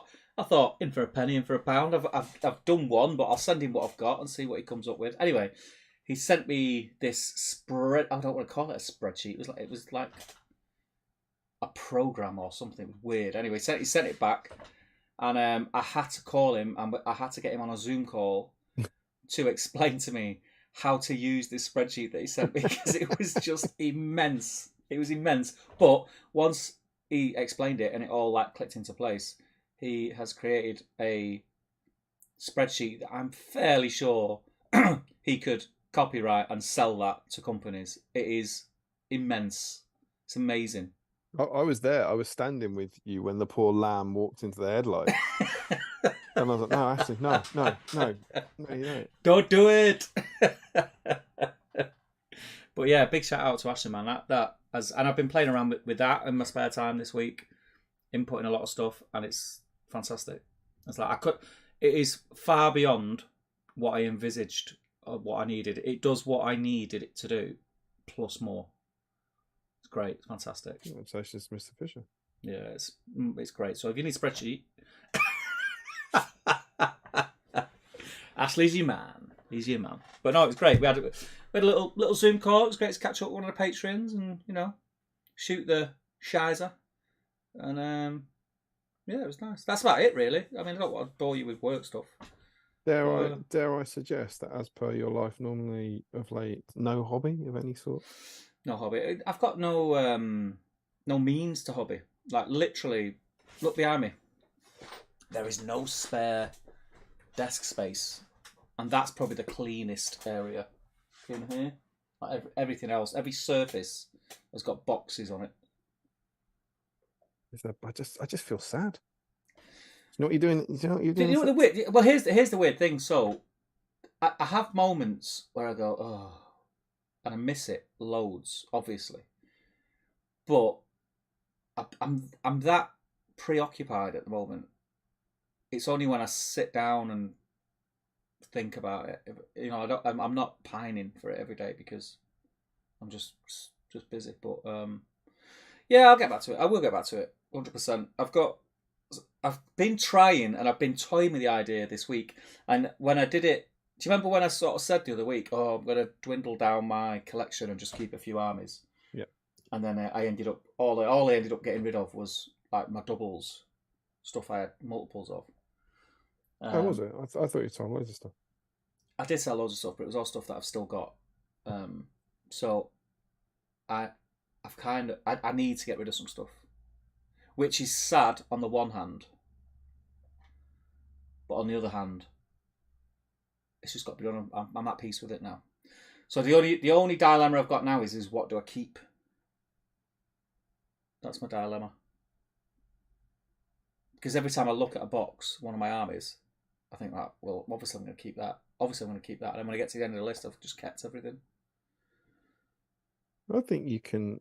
I did a bit of rationalising a few years ago, and I think you can realistically say what do you honestly think you'll paint.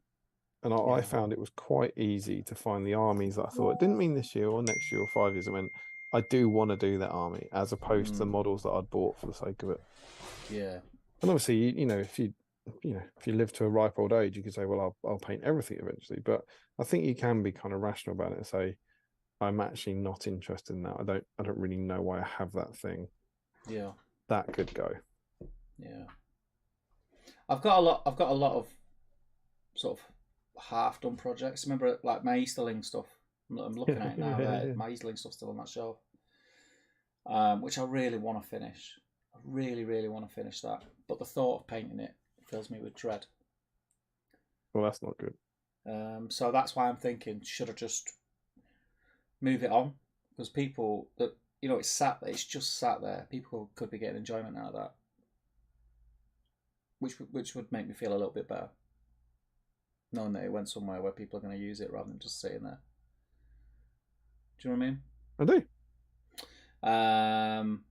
But yeah, like the selfish part of me is every army that I think about, I think, no, well, I want to keep that one. And in reality, there's stuff.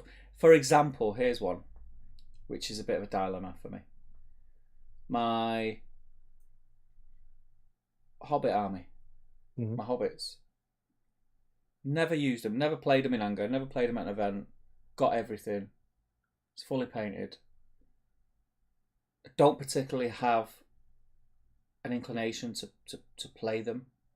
I just wanted a Hobbit army. But they're painted. They're painted. I won't get rid of them then. I'm never going to use them, Damien.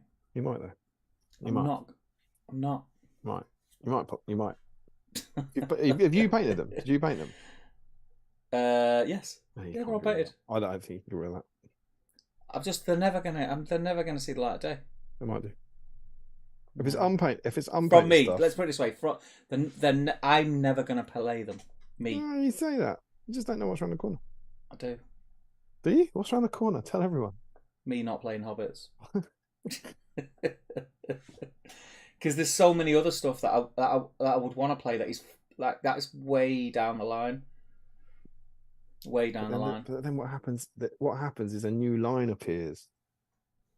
You got mega excited last time they released Scarrow of the Shire, and you started filming stuff at Top Table about narrative scenarios for The Hobbit, or not The Hobbit, for Hobbits, and so that will happen again.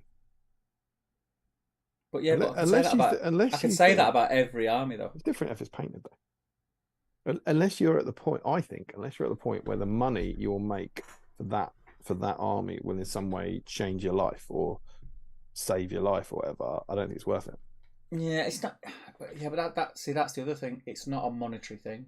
Like in an ideal world, this man cave, as it's been since we've moved in the house, would always be a man cave, and I could just keep all my stuff in here. Can I just interrupt that train of thought? Because I've just realised what we're having here is a really important hobby conversation. And so, guys, in the comments, tell us your thoughts on your collection. This is a real discussion, a hobby discussion. We're not just about Steve's stuff, but where do you stand on this? Let's chat. It's almost like what the stream's meant to be about.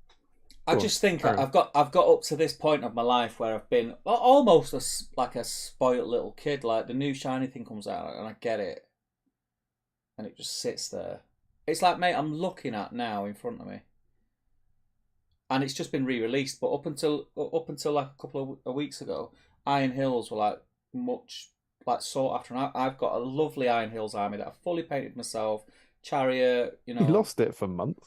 Yeah, I found it though, but it's beautiful. Like loads of conversions, loads of heroes converted, and then because I have so much crap, I stumbled across like a box of loads more of it. Look.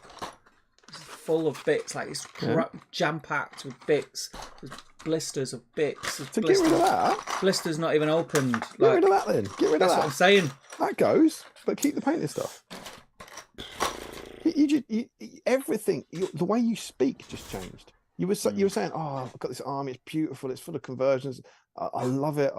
It's wonderful." And I've got a box of crap and I hate it. It's really obvious. Get rid of that stuff. Get rid of the new in-box stuff. Get it out of your life. But the thing is, I won't have enough space to keep hold of all my armies. I just won't. I've got to be realistic. Like the girls now, like Lily's getting older. She's taking up more space with stuff that she's got. She's going into secondary school next year. Yeah. That sounded like it was going to be a list, and you're just blaming Lily. Yeah, it's all her fault. It's all her fault. But it is like stuff. I haven't got display stuff. It's almost all of my stuff is in cases now. Yeah, and they don't take up much space. You're talking about like a cupboard of GW cases. I think my painted collection is in about 16 of those old GW cases. I think the difference. So the only thing I'd say there is I think the difference between my situation and yours is you're especially right now, especially you're compared to what I do, you're a prolific hobbyist. I love to live in a world where anyone would consider me a prolific artist. As I gradually chip away on a model a month. I love that. Thanks, but man. compared to the what time I have currently, and I'm under no illusion that time will come back. I'll get that. There will be a time again where I'm posting different pictures every week of what I'm working on. Like exactly. that, it's going to come because it's the thing that brings me joy and it's the thing that chills me out. And I will get back to it. It's just that I've had to prioritize things, and hobbying has sort of been pushed back a bit because I've got to do like grown up adulting. I think that's all fine. You know I what I mean? think there's nothing wrong with that. But do you remember that time you sold a Dale army and didn't regret it instantly? I know. I did it with my card as well. I just like that's it's such an easy divine line. And honestly, mate, your voice changed. Your voice changed when you're talking about Yeah, but so here's this is the train of thought that, and it could be wrong. I'm very aware that my train of thought could be a fool's hope. But my train of thought was, I was thinking, right, okay, narrow it down, because a lot of the stuff that I'm going to get rid of now, I will get at least what I paid for it. Because some of it is OOP. Yep. So I'll get at least what I paid for it. So I'm not going to be losing out. Yeah. And what I'll do is I'll keep hold of, 3 good, 3 evil armies that I like, that I want to play, that I'm going to play over the next 12 to 18 months. Which I think 6 armies is plenty, because I've not played any armies for God knows how long. So what I should do in my head is move the rest on so people can get some joy out of it, and then as I start to hobby more, I'll just recollect those armies. Insane. And paint them, rather than have this huge backlog of miniatures that have not been painted or the half painted or whatever. Rather than have that, just have fully painted armies. And then I would love to be. I remember being in that space where I didn't have something. I really like the look of an Angmar army, and just to start collecting it again from scratch. I would love that. Love it. That's nuts. The I would idea, love it. that is nuts. The idea that you're saying, I've got an Angmar army. If I sell massive. it now, no, I don't think what that's. I think my Angmar. See, my Angmar army. That was just an example. My Angmar army, I wouldn't sell because that would be part of my Mordor army. whatever army it is, Army X. I've got this army. Yeah. I'll sell it now. I'll get what I paid for it, and then it'll be exciting because in the future I'll be able to pay more for it. No, because it won't be more. It might not be more It expensive. will be more. It will be more. It'll always be more. Mm. That's why you can sell it now, for its value, because it holds its value. That's why I was doing. I was like selling the stuff. I was like, if I can't see a point where I'm ever going to want this. I did it with some I think some Wood Elf, some Harad stuff, some what else? Maybe some Iron Hills. Armies that were miles. They were like the 10th army I'd paint down the line. Yeah. I was like, get rid of that stuff, clear it. But I kept my hobbits, and I was like, I do want a hobbit army, so I might want a hobbit army this year. I might want it next year. I might want it next year, but I will want it at some point. And keep that, and particularly the painted stuff, mate. Because the value of the painted stuff will go down. There's no disrespect to your painting. People only pay big money for well painted stuff when they ask for it, when they commission it. It's just not worth it. Put it in a box. Put it in a case. They don't take up much space, and keep them. And then when the fire comes back, you'll have your models. You'll regret it if you sell your painted stuff. I don't know. I just have watched it happen to you. I just have this thing. You do it. It's exactly what happens. We have evidence. I just have this thing because that's the answer. That's the ideal answer to the problem. And that was. Don't get me wrong. That has been in my list of options. Just put it in a box till you want to use it. But the reason that I've got models that have been in a box for probably 10 years is because of that mindset. Yeah, but you're talking about unpainted models, right? Not everything. I've got models that I've not looked at for 10 years, mate, probably.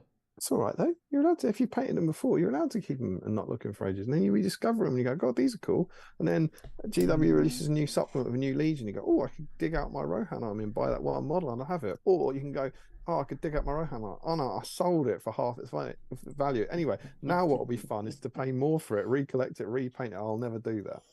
I just think it would be quite therapeutic. I think It wouldn't. It wouldn't. There's think nothing therapeutic about that. And I think just having it'd be like a clean slate, a fresh start. Oh God, the thing you're describing is therapeutic. I've watched you be pissed off about for 4 years. Like drunk Steve screaming lies to himself. Don't fall for it. Steve's lying. I've done it. I have done it in the past and regretted it. And there are still regrets. I have a box. See, so I've got boxes where I've started to slowly recollect the models that I got rid of. So I've got a Karn box. I've got a Numenor box. But that's the thing. Like now I'm thinking, like for instance, the Numenor box. Should I just get rid of it again? And then if GW ever revisit it, they're going to re-release them. I'll just buy it again. Can you hear the words you're saying? Yeah. But okay. Right, but rather than have it sat in a box doing nothing. But it will cost more. This, do you know what this is like? So here's the other thing. So as a person who I'm a tradie, so I'm a joiner. I've been in the construction industry a long time. Worked on people's houses. I've done jobs, and you always have things like from jobs. You always have excess materials. Mm-hmm. So for many years, this was a thing that me and my wife used to argue about a lot because my back garden for many years looked like a builder's yard. Yeah. Because I'd have like ply sheets leaned up against the wall. Mm-hmm. I'd have bags of cement in the garage. I'd have just stuff. And I'd be like, oh, I'll use that one day. I'll use that. And you don't. You don't, because you forget what you've got, because you've put it somewhere and you've shut the door and you don't look at it and you forget you've got it. And then the only time you remember you've got it is when it's in the way when you try to get the kids' bikes out in the summer.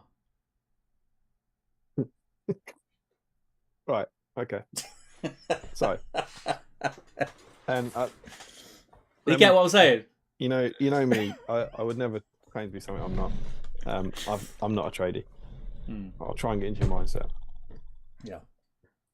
It's that I'll use that one day mentality. Yeah. It's like that's a hoarder's mentality.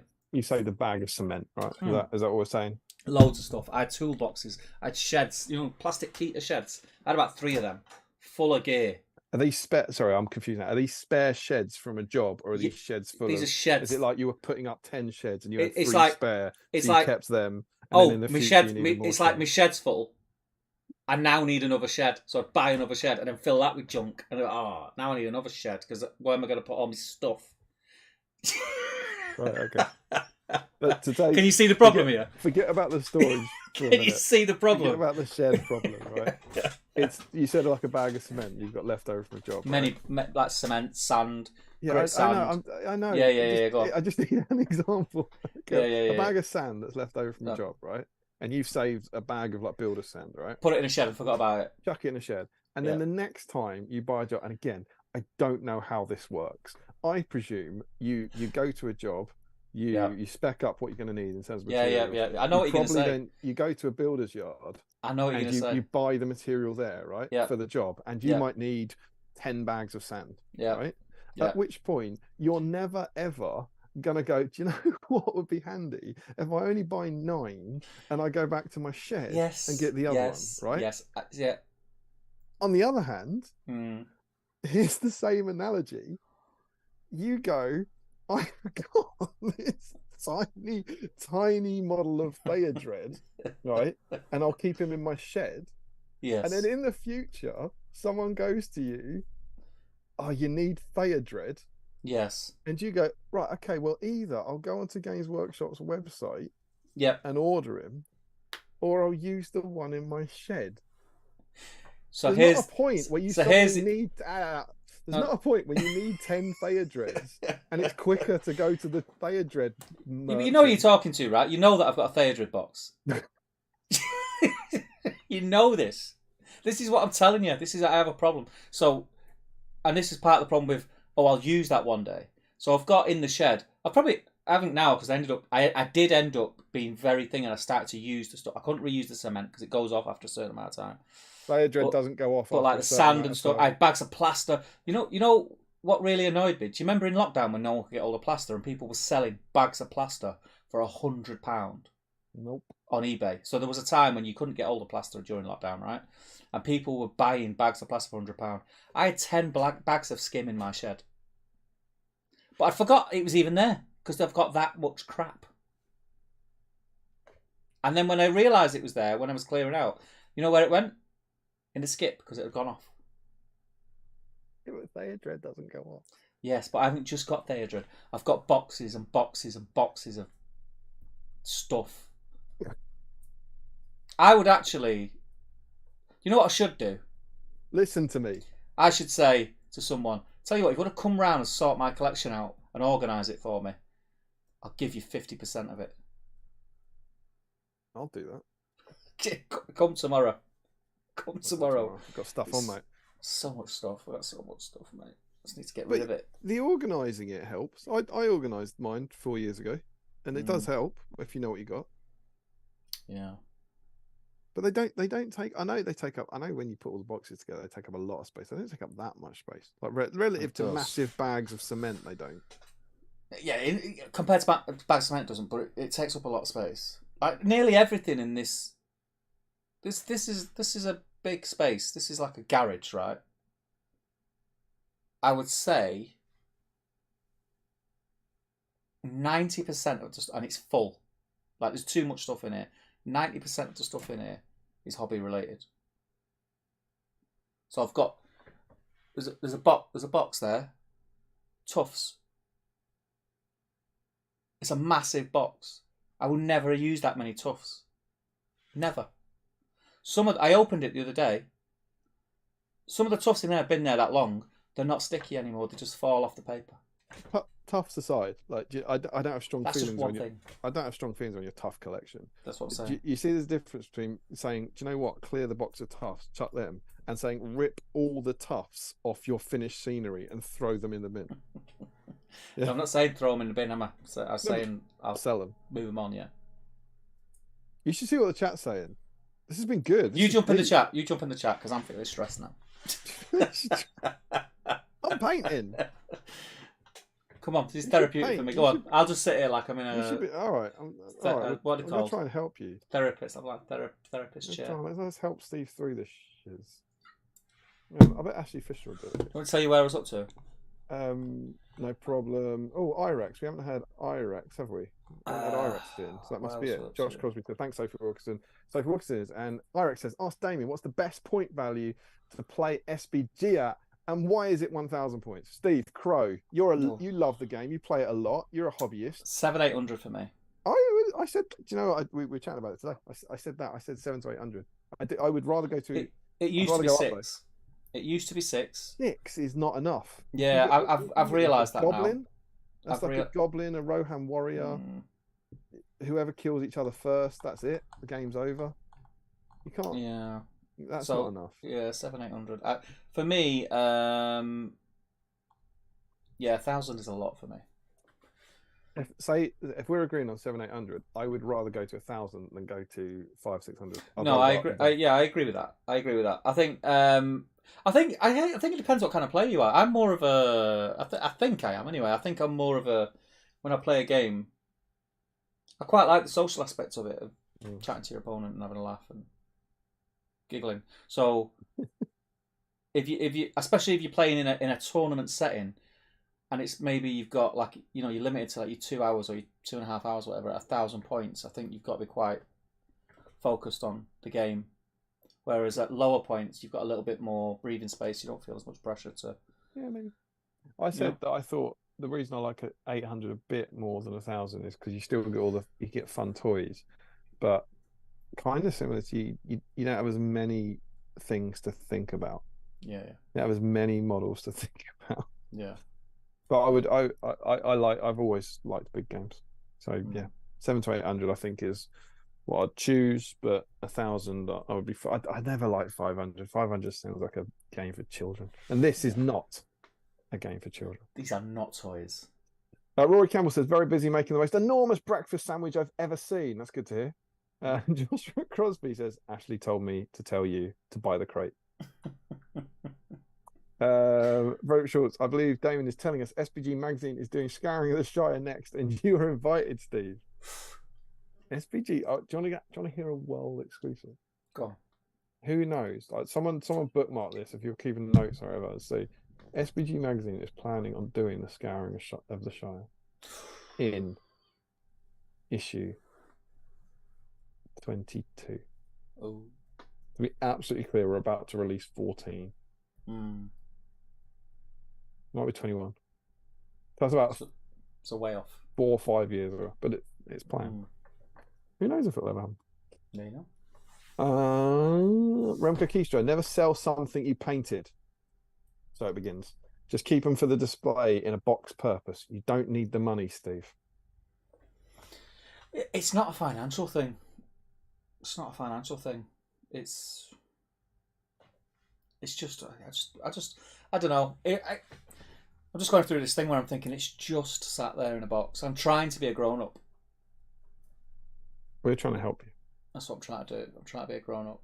And even if I never bought another miniature for Lord of the Rings, I don't think I would, in my lifetime, paint everything I've got. Remember, and I think you keep deflecting here. I'm saying keep the painted stuff. So your unpainted pile has no bearing on this. Sell everything that's not painted if you want. I'm saying keep the painted stuff. Keep the stuff you poured joy into. Yeah. Keep the stuff you have memories of. No, I kind of get that, but then the thing with that is I'm one of those weird guys who just paints random things. So, for instance, I've got like 2 warbands of Eastlings painted, none of the heroes. So what do I do there? Do I sell the heroes? For me, I would.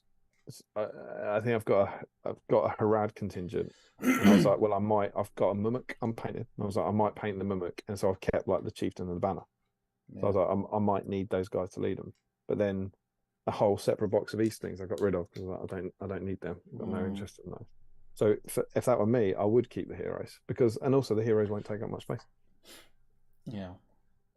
But it's all for me. It's just like, don't sell your painted stuff, because I think what I'm getting from this is it's a kind of emotional stress thing, that it's like bothering you having all this stuff. It's stressing me out.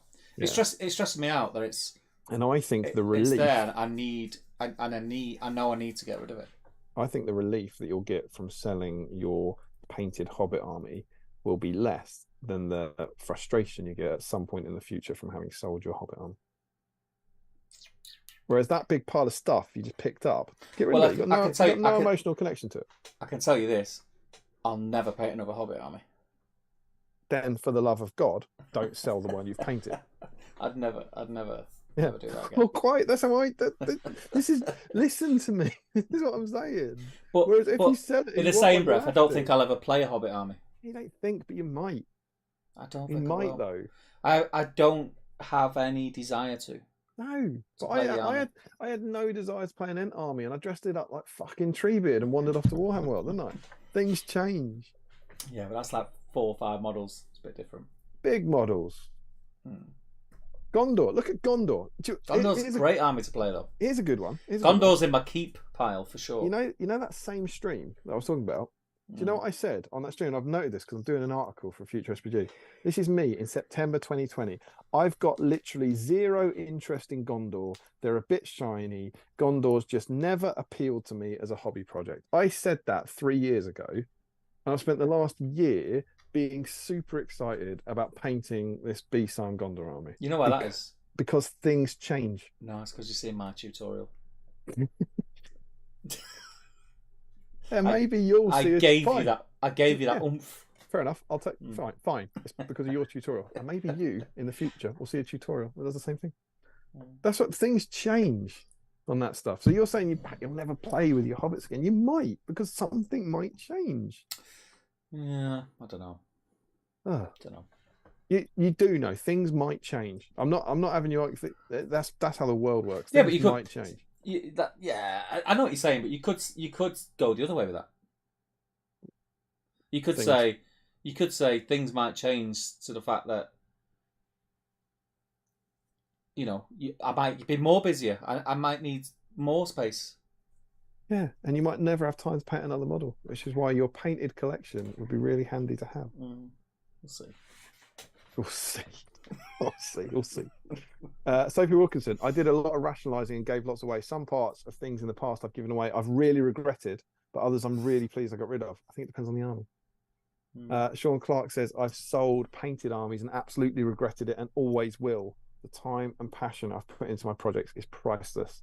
If you don't have any space, just hire a storage unit at Big Red. Oh, that's good.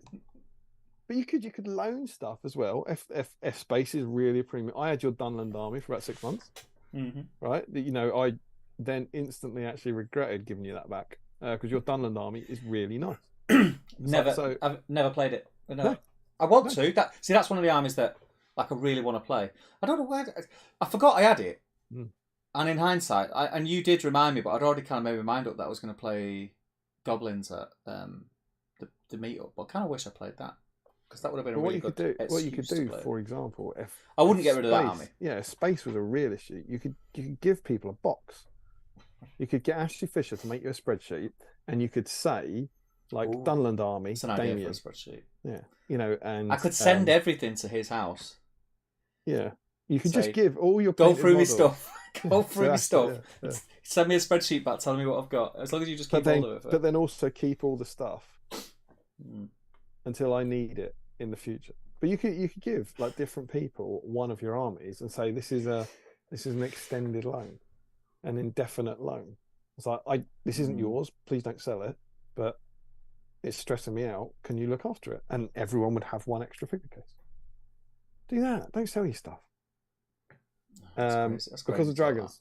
I keep the armies and minis that I either play with or have some meaning value. I've now taken to actually just giving stuff away. My mate wanted a Gondor force, so I just gave him all my stuff, etc. That's not right. I could hear the anger in your voice at the end of that sentence. Get with the message, Ben. I just gave him all my stuff. Craziest Steve. Michael Curtis, hold on to it. Better. Pack it up and stash it away. When the girls... Oh, God almighty. Jesus. When the girls it sounds like one of those adverts. Here it comes, Steve. You ready? When the girls are grown and gone, you'll have room and time again. You will have nothing left. There's nothing for you here. Only SBG. But you mentioned at some point in the future you will have time. Like the game, this book, I always say, take the blue book, right? It stopped here. Who knows what's next for the game? Yeah, right? but how much more stuff is going to be released between now and then? And the likelihood is... Some people will say none. Yeah, some people are silly. And the likelihood is that, let's just say, it might be 12 months, it might be 24 months, whatever the time scale is, that I find myself with having excess time on my hands again. I think, do you know what? Right, I'm going to paint a new army. The likelihood is, and I know what I'm like, I'm going to want to paint, or I'm going to want to collect and paint some of the new shiny stuff that's come out that I might not have. Not the stuff. I'm going to look at the stuff that's been sat in a box for 10 years and go, I could paint that. But I've been, remember, it get really is like you're not listening. You couldn't paint the stuff in the box because it's already painted. And you've got rid of all your unpainted stuff that you don't want to. Do you remember? Yes. Remember painting? Remember listening to Damien? But you could the game will be there. Even if GW stops supporting it, the game will be there in 10 years and 15 years and 20 years. Yeah. I'm not saying I'm getting rid of every. I'm not saying I'm getting rid of everything. Daisy might have started ignoring their mum and gone, do you know what? This is really cool, and want to play with you. We might be, doddering around, and I might be up in Orchard and go, oh no, where am I? And you go, oh, come round, and we can play SBG if you've got. Yeah, but I'll have me three good, 3 evil that I kept hold of. Entirely arbitrary set of sounds that you said about half an hour ago, based on nothing. You've got the painted stuff. It's great. That's all I'm saying. Keep the painted stuff. Don't stick. I do 3. It means nothing. Having 3 and 3 of each means absolutely nothing. It's choice. It means I've got choice for, like, we go You to an have event more or choice. something. Your stuff's good. Your stuff's really well painted. Let's go on. Go on.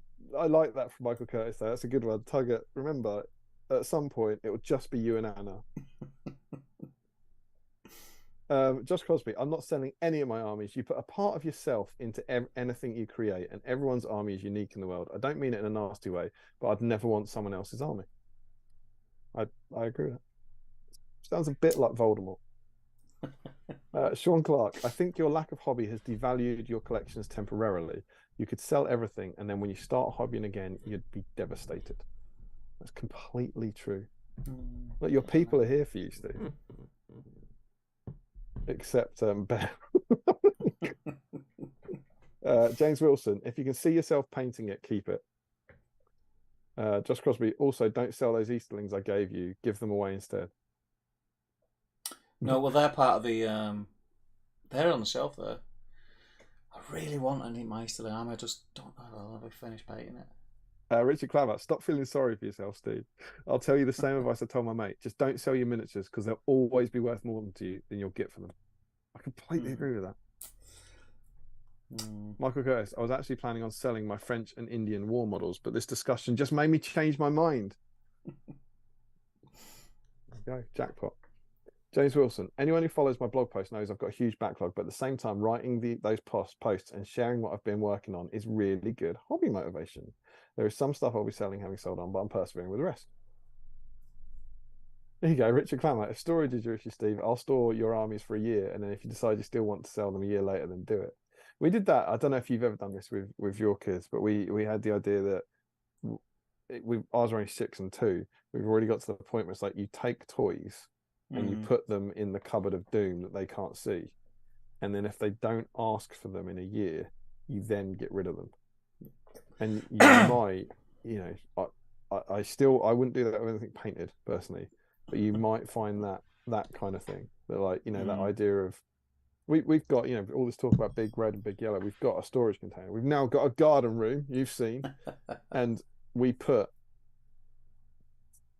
15 really useful boxes in a storage container because we didn't have space in the house. We've never ever been back to the storage container. Yeah, that tells me when we go and pick up those 15 boxes and move them back to our house, we're going to have a row because clearly we don't need any of that stuff. See, I have a very similar problem. So we've got like Ottoman storage boxes. We've got like Ottomans. So we've got one in our room. The kids have got them in their room. Don't know how many, 3, 4. We've got one in our room. You've got 2. There's 2 downstairs, and they've got stuff in them, right? That I kid you not, and I say this to Anna all the time. This starts arguments. I say, you do not know what's in the bottom of them boxes. You know what's on the top when you lift the lid up. Yeah. You can see it. You have no clue what's in the bottom of them boxes because nobody's seen it for God knows how many years. So why is it there? Why don't we get rid of it? We can't just get rid of it. People have bought that. That's Christmas presents and birthday presents. As with every single thing in the house. People have bought that. There's an apple rotting in the corner of your kitchen. People have bought that. It drives me insane. And I think, I don't know. I just want to declutter a bit. I don't know. I feel like my life's cluttered. Again, remember, we're so on board with that. I reckon following okay, follow my plan. I reckon you would declutter 3/4 of your collection. What, 9/10 of your collection? You see what I mean? You'd get rid of so much stuff. Even if you went beyond what I'm saying and just got rid of all your unpainted stuff, that'd be a huge decluttering. But not the painted stuff, babe. It wouldn't be all the painted stuff, but there probably would be painted stuff. No, you're wrong. It's an Um, intervention, Steve. Oh, here we go. I use Dale. Sean Clark says, I remember Steve talking about his regret selling his Numenor. where are we up to here? I'm lost. Sean Clark. Sean Clark. Oh, you just said that about. Oh no, Richard Clemmer, Mike Pearson. All right, I'm behind. Oh yeah. Numenor, yeah. Yeah, I did, and I started collecting it again. And this is the thing, though. You see, Sean, I'm like kind of thinking it's almost a FOMO thing, where it's like, oh, I've got to have a Numenor army. Because in reality, there are far more things that I'm... If I had my paintbrushes and paint out now, and I had, you know, a week of hobbying to paint an army, Numenor wouldn't be the army that I chose to paint. You've already done it. Shouldn't have to. Hmm. But that's two. I'd forgot about Newman. That's two armies. You're painting armies that you've sold and regretted. Yeah. Ben, your mate. It's tough because the hobby vibes come in cycles. You can love something one moment, then not care, then love it years later. Had that so many times. Completely agree. Jakey, I recently shifted some models I knew would never get touched, and it really helped me get back to painting stuff I enjoyed rather than feeling it needed to be done. And it did feel weirdly better. Yeah, love that. Josh Crosby, good example. My dad bought me a Can Chariot 15 years ago as a reward. Oh, God, I'm going to cry. As a reward for good exam results. I opened it this week and I'm painting it for a new project. I can't wait to show it to my dad. Yeah. Think about, that's lovely, Josh. Think about these. Think about what we started this. Right at the top of the stream, these. Remember 3 years ago when we were doing this stream and doing this? There are memories invested. But that's in the this is the thing, right? So this guy and the magnetized, photomatic version. Yeah. 3 years ago, and I've not done anything with them. Yeah. And there's probably people out there thinking, "Oh, I wish I had a plastic hammer to paint." Yeah, but they're not your responsibility. You haven't stopped someone getting an AMR. I'm not saying that. What I'm saying it's not like a Blockbuster video where you've got it and no one else can have it, and you have to wait till you return it. That's not what I'm saying. You know what I'm saying? What I'm saying is it could go to good use, is what I'm saying. Yeah, or it could get used to for you. This guy, exactly the same situation. I haven't done anything with 3 years. I'm painting him now, partly for the joy of the hobby, which we're meant to be promoting, Stephen, on Battlescreens Middle-earth, and partly because, huge spoilers, I think this guy's coming with me to Throne of Skulls. Yeah. Now don't yawn and make a vowel sound. Up to about a month ago, he was sitting in my box going, I'm never ever going to use him. I've got no need for him. I've got no interest in him. There was nothing happening. A month later, I was like, I think he's coming to Throne of Skulls with me, and he's been painted. That's what the hobby. That's what can happen. We'll see. We'll see. And Josh then says that his dad taught him to paint. Steve, no offense, that's one of the worst plans I've ever heard. Sell a few if it makes you feel better, but no more than 10% of your collection. Sophie says, to be honest, Steve, this sounds like you having poor organizational skills problem more than the hobby problem. Yeah. And if I'm the one who's looking like I've got good organizational skills, you're in real trouble, man. Joe Holzman, well, get Ashley to make you a spreadsheet to track your collection, and then you'll always be able to see what you've got. Silver Temple, I've done a full sell-off twice, felt great for a while, grabbed some new stuff, and then at some point ended up regretting and rebuying for more money / not being able to get hold of again. Joe Holden, sod it. This is like everyone's going, we need to help this man. Sod it. I've got a spreadsheet you could use, not a patch on what Ashley could do, but it works. But then I've got to go through the collection and fill a spreadsheet in. That's just like, it's long. Isn't it? Yeah, and I did that, and it took a long time, but you'll only ever do it once. I did that in lockdown, and it took I don't know, like a week. The thought of doing that makes my stomach churn. But you could also, like, for example, you could have mine, and other people would offer you better ones than mine, so they're already filled in. You just have to put the numbers in. And it does, like, mate, I've done this. I did this with 2,000 models 4 years ago, and it does help. It really does help. See. Very short. I believe what Steve is trying to tell us is that he has a new channel coming. You can shed. More serious comment. I'm with Damien on pretty much everything. So, But I get the hoarding thing. Oh no, my layer dread has gone off. Imagine that long. It says 10 bags of skin. Steve's turning into Dan Costa. I think he said skim. I think he said skim. Do you want the tradies? Cool. Blaster. Josh Crosby. Oh, it jumped. Oh no. I'll tell you what, mate. It's causing a discussion. Let's getting the hobbyists going. Josh Crosby, actually, I think you should pass on the crate. That space will be good use for at least one army. Sophie Wilkinson, I would absolutely organise the FK out of that collection. Michael Kirsch, you'll regret it.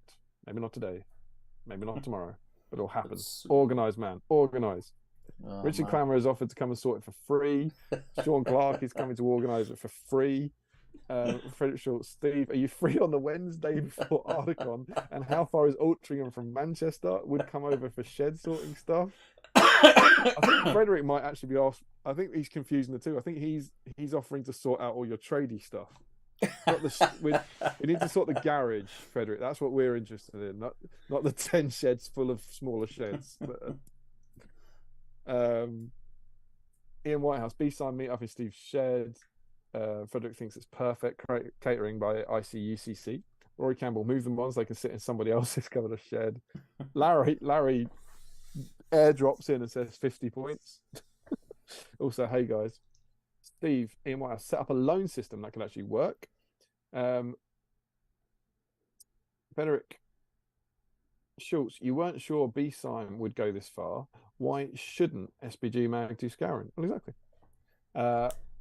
Remco Keystra, strange things is I looked at my basing boxes in the same way this week. Why do I hoard this much crap? Sticks, matches, dirt, stone, styrofoam, off-cards, all of that. One day I'll find uses of it. I agree with that.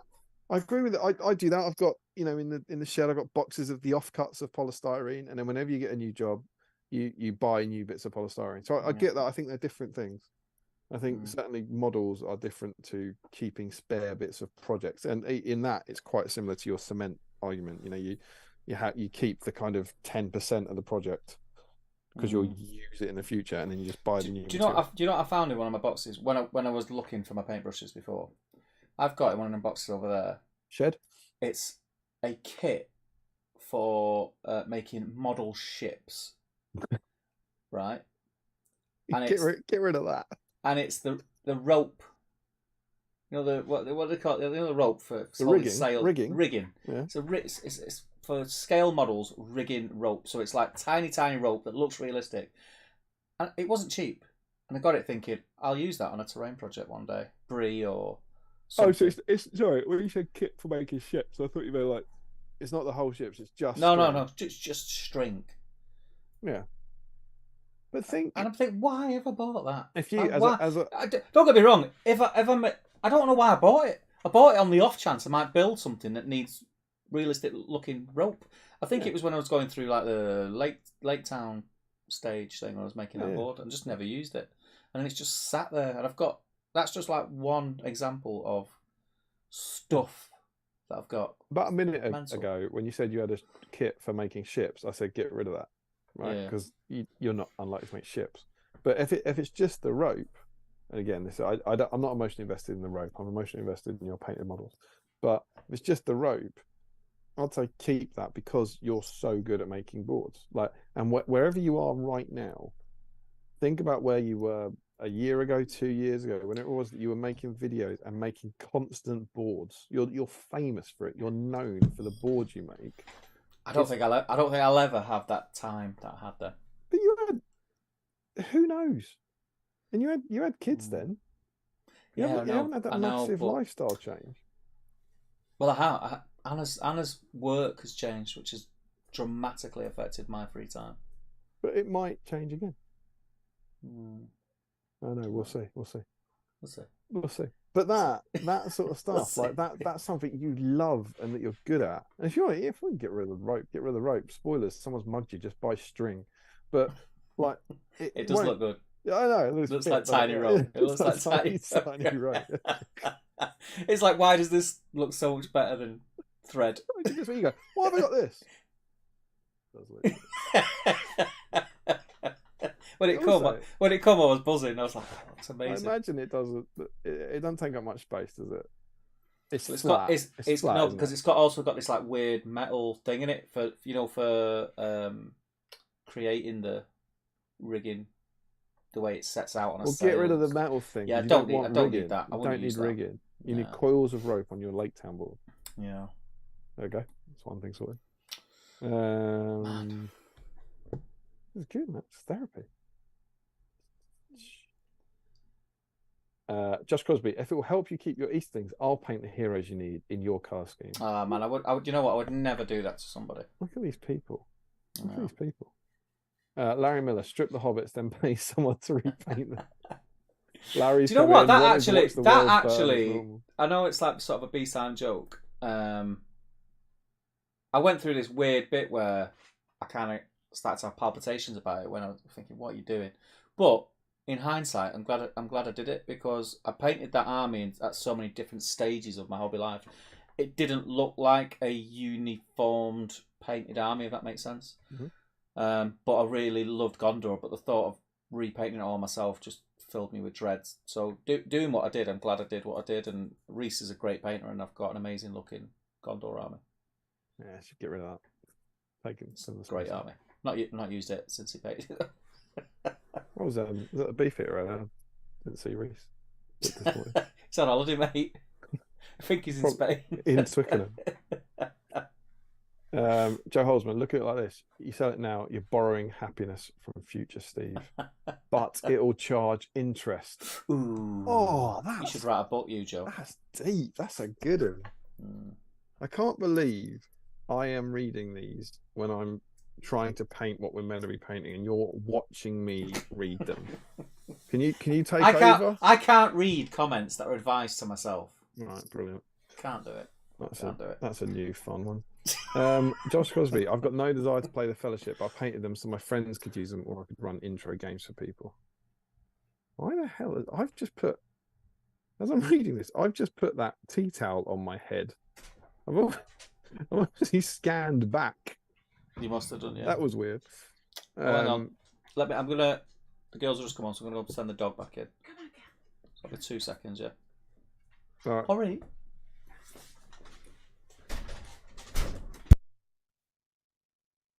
Okay, so what are we going to do about this team? I don't know how to save this man. He's going through some big feelings here, and I think we need to be there for Steve, for Papa Steve. I can't really read the comments now because they're all advice for Steve. Yeah, that's fun. But we'll go through a magazine once we get to the bottom of the chat and talk about Eomer and stuff. But who knew? Continue to share your hobby experiences with us, I suppose, and let us know what how you feel about the backlog and clearing it, and does it weigh you down, and so on and so forth. And we'll continue to help Steve through his existential crisis.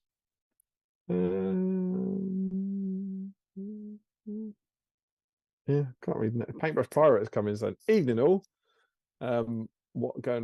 Probably wandering into a colossal hobby discussion. I'm actually very nearly caught up. Who knew?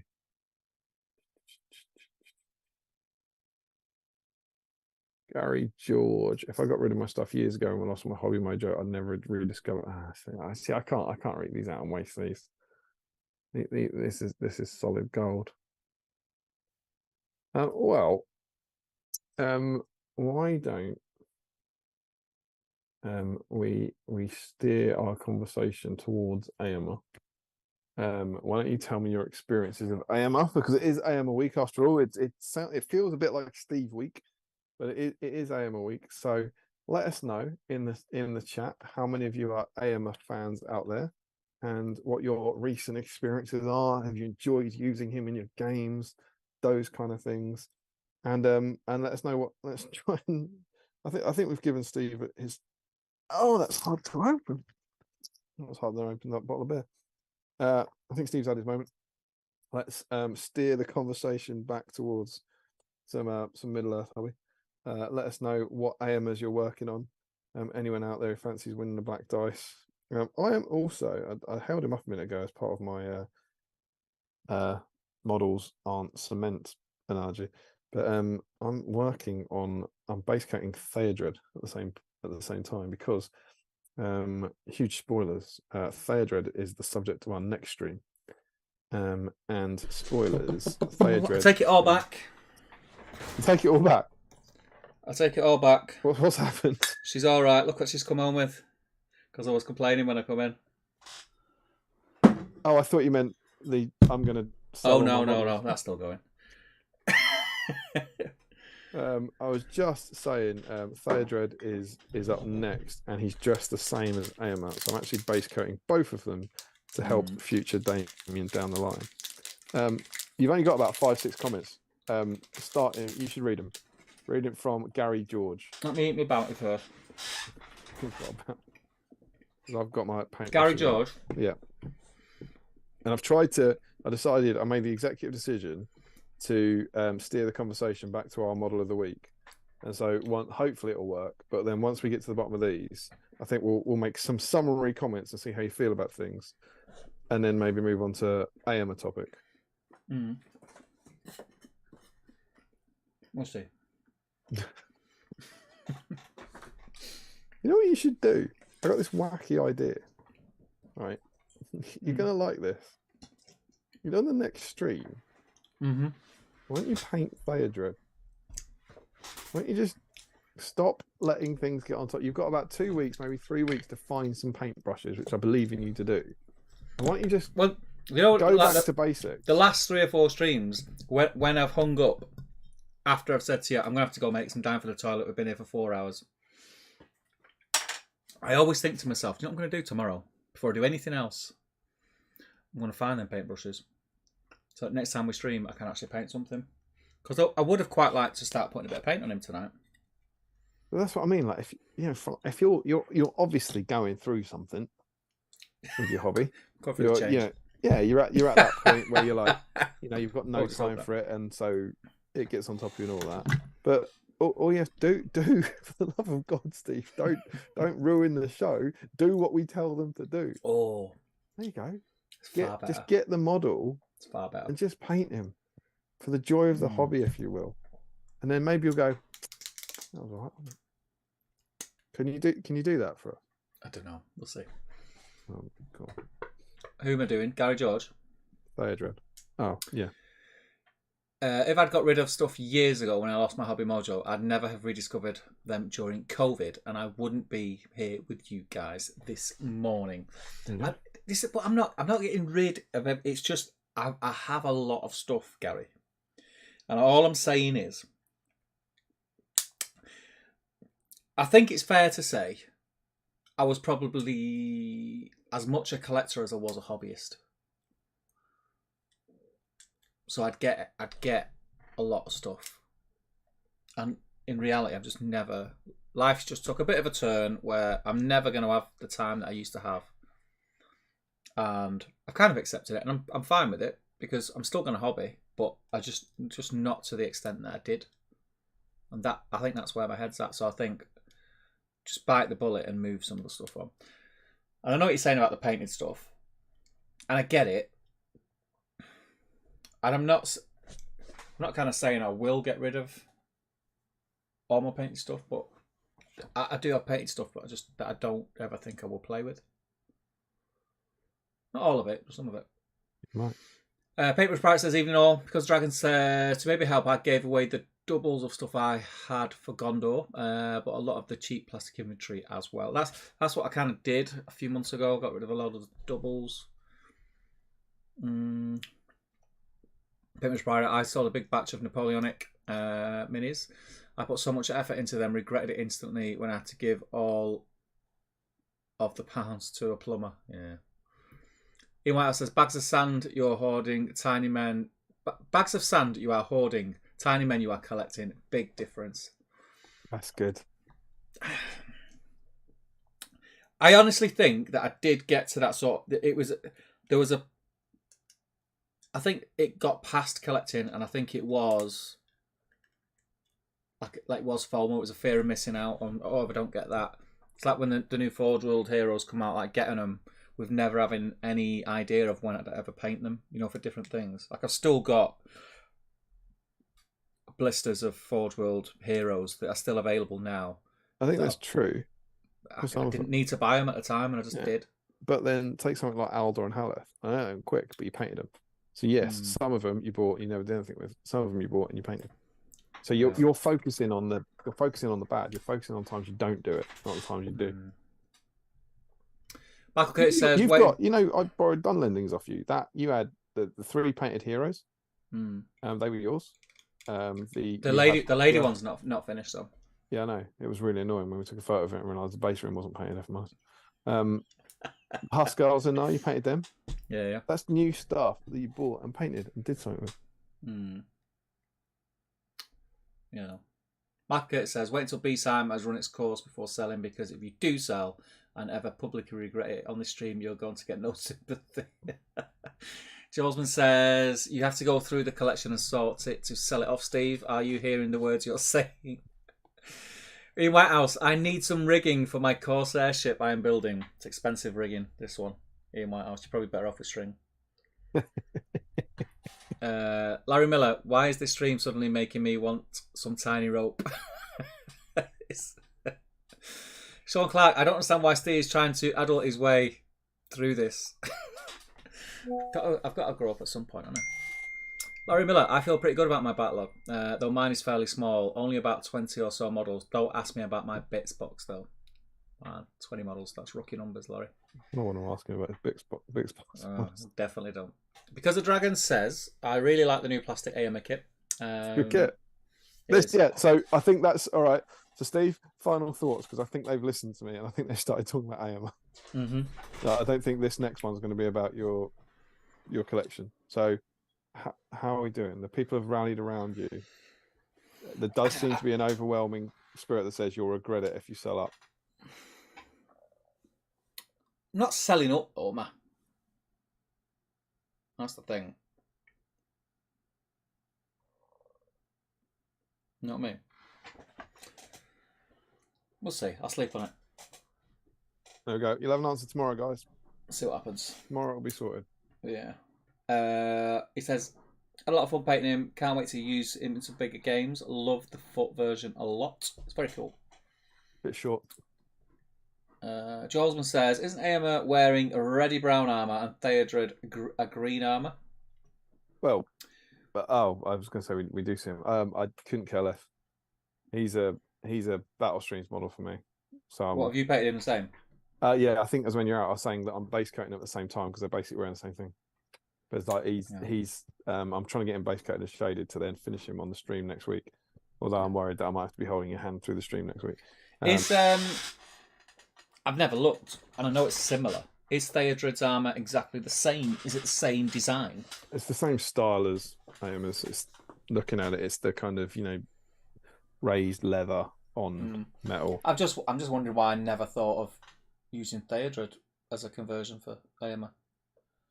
Theodred foot model. You can certainly get away with it. He's got kind of thigh leather guards that I don't think Eomer has. Oh, right. That's probably why. You'd certainly, if you saw that body, I don't think anyone would know it wasn't Eomer. Yeah. In miniature form. That makes sense.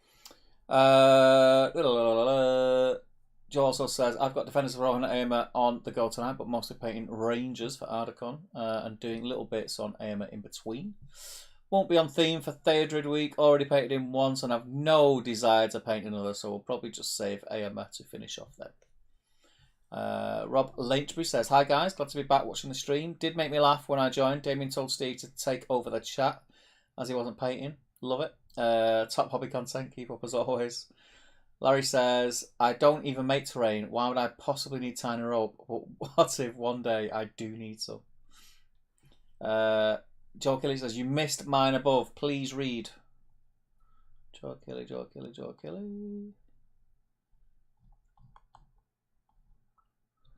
I can't see one, Joe, because it would stand out because you've got your thing is a pink circle with a white J in it. And the last one from you says, there was the Steve, no offence, but that's one of the worst plans I've ever heard. That's all I can see, those two. Yeah, I would agree with that, and we did read that one. Yeah, don't know. Joe Husband says to Larry, you definitely need some tiny rope. Frederick says, Eomer and Gandalf are probably the best of the new plastics, apart from Treebird. Joe Husband says, 20 seconds after talking about selling up and Steve's back on converting minis into other things. Success, everyone. Michael Haskell says, Steve, once the children get into their mid-teens, you might very well find you get more time. I had a hobby lull when my two were young, and then it changed. Yeah, I have no doubt about that. That's what I was saying. Like, I know there will come a time when I'm going to hobby again. I'm not saying I'm not going to hobby, and I'm not saying I'm getting rid of anything. That's the last thing I'd do.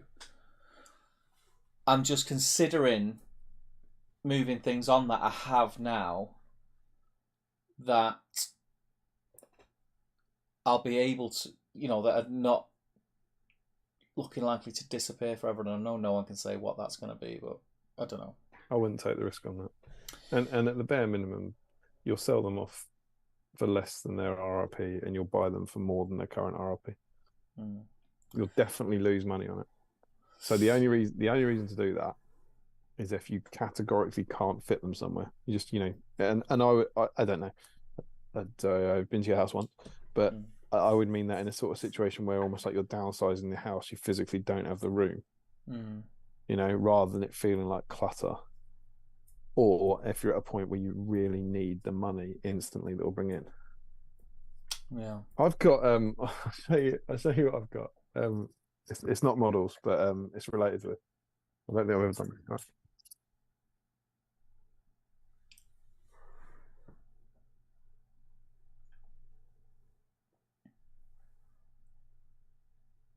Hi.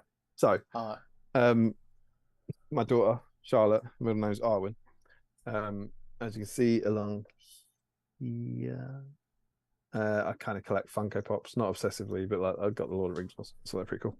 Yeah. And at SDCC, San Diego Comic Con in 2017, they released an Arwen and an Aragorn Funko Pop. Yeah. It was the first time they'd done Arwen, and that was the year we had Charlotte.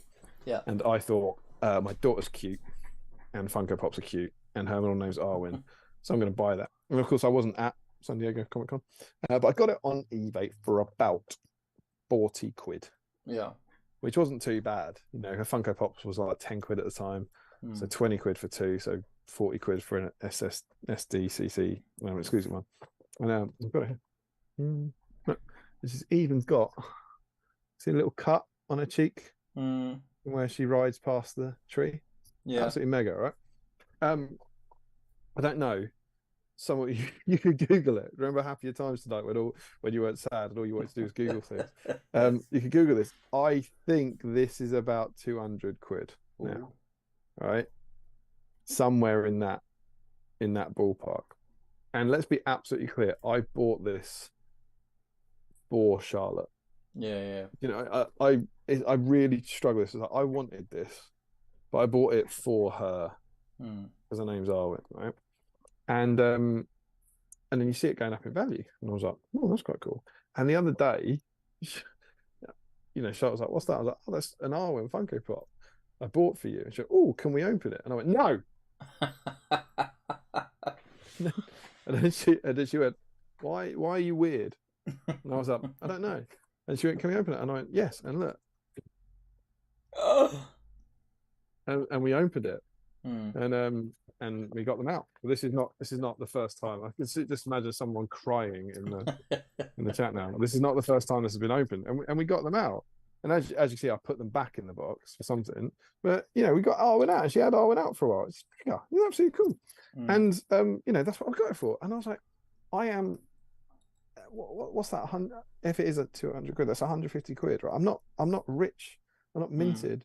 But that 100, whoever it was, you'll just give it to a plumber. That 150 quid might help you instantly. And if you're at that point where it instantly helps you, it's the only thing, then sure, sell it. But if it's not at the point where it's going to change your life, it's just not worth it. But the money you get from it just isn't worth it if it doesn't in some way help your life. Do you know what I mean? If it's just that is sitting up there on the shelf, look, I can't even see it. You don't know it's a problem in my life. It's like all the models in your roof garage, right? With mine, it's just I'm sick of looking at the boxes that it's the same thing that I've just been moaning about with the ottomans full of toys and junk that it's just I just think it's such a way, like A, it's taking up space. B, a lot of the stuff I'm not going to get to. Just not going to get to it. There is a difference between the two, though. If you're talking about like ottomans full of toys, like there is a legit thing where the kids will grow out of toys and stop playing with them. They will just move on with them. Whereas, as long as you're interested in the hobby, you might want to come back to those models. You see what I mean? Yeah, but I will have stuff. I'd never get rid of everything.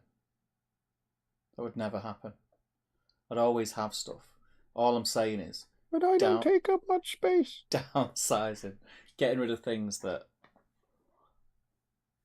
yeah, I'm just not going to get to. Well, that kind of idea, and that's the other thing. I've got that much stuff now, Damien, and I know we've had a bit of a lull in releases. We all have our own ideas as to why that is. I'm fairly confident that, especially with the fact that they were advertising for a Middle-earth model designer, I'm confident that it might not be this year, but next year there'll be another load of new toys to, ignite that hobby fire. But what if I don't know, what's a good example? They've done what they've done. They've done Osgiliath, they've done Punner. Say 2 years time they release a Helm's Deep star set, right? And that comes out and it's got fantastic new plastic Haldir and fantastic new plastic Uruk-hai Captain, and you're like, this is amazing. Yeah. Now all I'm going to do is get those and add them to my existing Isengard army. And go, oh no, I sold it. See, that wouldn't happen because Isengard is one of the 3 evil armies that I'd definitely keep. All right, okay, yeah, good point. Which is one of the ones you'd get rid of? I don't know yet. Come on, you don't wriggle out of this. I go, this is what I was saying at the beginning of the conversation. This is the problem that I've got in my head. I think, yeah, good idea is to keep 3 good, 3 evil. That's plenty of choice. Every time I look an army, I go, well, I'm definitely keeping that one. Definitely keeping that one. This is the dilemma that I have. You get what I mean? I don't think that's a dilemma. I think that's your heart talking, and I think you should listen to it. If there's a painted army, and I can't stress enough painted that any I couldn't. It makes me feel. I think Hobbit. I don't think I'd play Hobbits. The Hobbit army is probably one of the armies where I feel. I say that, and I remember what it was like when I didn't have it and I wanted it. You were sad. And now imagine that's why, because I really wanted a Hobbit army. You see, and now imagine that it's that again, but you did have one and you got rid of it, and you can't see any financial gain from having got rid of it. But at that time, I was like, knee deep in hobby, had all these plans for different battle reports. That's why I wanted it. Yeah, maybe you'll do that again. Yeah. Or maybe, Steve, one day you'll just want to play with your Hobbit. I'll give you the opposite example. That I think we're allowed to say this because it's public on eBay. But Kev just sold up, right? Kev sold up, and I think it's all right to say most of his stuff was unpainted. He was purely a collector. Like he paints. He never plays the games. He collected stuff, and then he painted. But most of what he painted was commission painting, right? And he sold up big, and has made a ton of money out of it because he had a massive collection in his attic that was essentially a pot of money. Yeah. And he decided this is the time to make it. And he had Thorongil, right? Yeah. He had the original, one of very, very few original mounted Thorongils. And did you see how much it went for? No. It went for £1,000. Oh yeah, I remember we spoke about it last time, didn't we? Yeah. It went for about 960 quid, right? And I can see that. I can see you sitting here and going, right, this model is sitting on my shelf. One model that could get me £1,000. I mean, that's not obvious to sell that then. Yeah, do you see what I mean? And you can see the real kind of I can't remember the last time I used Thorongil. Mm. And that's kind of the point I was making with the Funko Pop. Like this, if this was suddenly worth $1,000, it's kind of that, you know, that can have an impact on your life. I was like, right, okay, I'll do that because it's not doing anything. But your Hobbit army, your whole Hobbit army, all those, whatever you've got, 50 models, 60 models, 70 models that you've put love and pain into, is going to get you a few £100 and possibly less. Do you see what I mean? And it's like, you won't, the loss of it will be more than the benefit of the money. I don't know. We'll see. We'll see. But maybe, as I said, and I want to be really, really careful about this. Like most people, you know, at some point, you might be in a situation where you need money and you have to sell things, and that's fine. You know, that happens to everyone. Because like, if you're not in that situation where the financial needs are the imperative, then I think if there is that bit there, the Hobbit army's been like on top of your target list in this whole conversation, and just then you said, oh god, I remember how much I wanted a Hobbit army. As soon as you got that, I said no. So the thing is, right, in it, I've got to empty this room. So it's a cold hard fact. Some of my stuff's got to go. Mm-hmm. I can't store it all. Mm-hmm. If don't get me wrong, I could go and put it all in the attic, but I don't want to do that. I don't want to go and put it all in the attic. That's like the opposite of what I'm trying to do with my life. What's the point in putting it in a box and go and putting it in the attic? I think it depends on your attic. There's just 0 point, because that means once it's in the attic, I'm not going up in the attic to get something out to go and play for an hour with one day. It's just not going to happen. I'd just grab one of the armies that I've kept to play with, possibly in the future. But in the attic, is it painted stuff? Are we saying like we're putting the Hobbit Whatever, in the attic? Yeah. Like so if it got to the point where it's like, right, okay, so I take your advice, I don't get rid of stuff. One of the armies that would go in the attic, for example, would be my Hobbit army. Yeah. But then what's the point in putting it in the attic? What's the point in it being up there? Because I'm never going to go and get it to play with it. It's right. I'm not getting any enjoyment from it because it's in the attic. It's out of sight, out of mind. 0 enjoyment out of it. Here's my counter argument to that. You know your attic? Yeah. It's not Spain, is it? Look, I ain't going to go in the attic. If Mr. Ian Whitehouse says, Steve, fancy a game down at Element Games, and I'll go, do you know what? Yeah, I've got a couple of hours spare Thursday afternoon. I'm not going to go. I'm going to go and get that Hobbit army that I don't really want to play out of the attic. I'm going to grab my Gondor army that I really enjoy playing. That's fine. That's what I'm saying. What if it goes this way? What if Mr. Ian Whitehouse goes, Steve, I've just got the Scarron and Sorrow supplement and painted up a whole bunch of ruffians. I know you've got a really cool Hobbit army. Do you fancy coming down and playing with me for the day? Are you going to Then I'm going to go, can't, mate. No. Then I'm going to go, not really. I don't want to go and push 100 hobbits around the board for 2 hours and get 2 turns out of the game. You can't change it to be that you don't like the game style as opposed to I don't like where it's stored in my house. Unless your attic is somehow inaccessible. Because I've got stuff in the attic. I've now got a bunch of my unpainted stuff, my unbuilt stuff is in a box up there because I don't need it every day. But here's a wacky thing. Since I put it up there, I've been to the box and got things down. I don't need access to them every day like your Hobbit army, but I know that maybe in the future I want them. I keep scenery in our attic, and I use that about 3 times a year. Once at Seven Stones and once at the 2 photo shoots for SBG. And I go upstairs, I go up to the attic, and I pull these things down, and it's possible. So here's another thing, and I think this is very relevant as well. So as well as the fact that, because you just made me think of it then when you said about Seven Stones. How do I open this one? As well as use the empty bottle, as well as this garage being full of stuff that I'm just never going to get to. I also have a studio in Stockport full of stuff. You know, how much stuff does one person need? Twice the radius. There's got to be a line in the sand somewhere. Yeah, but Do I just keep buying stuff? Do I just keep buying stuff? This is what I'm saying. No, don't do that. No, don't do that.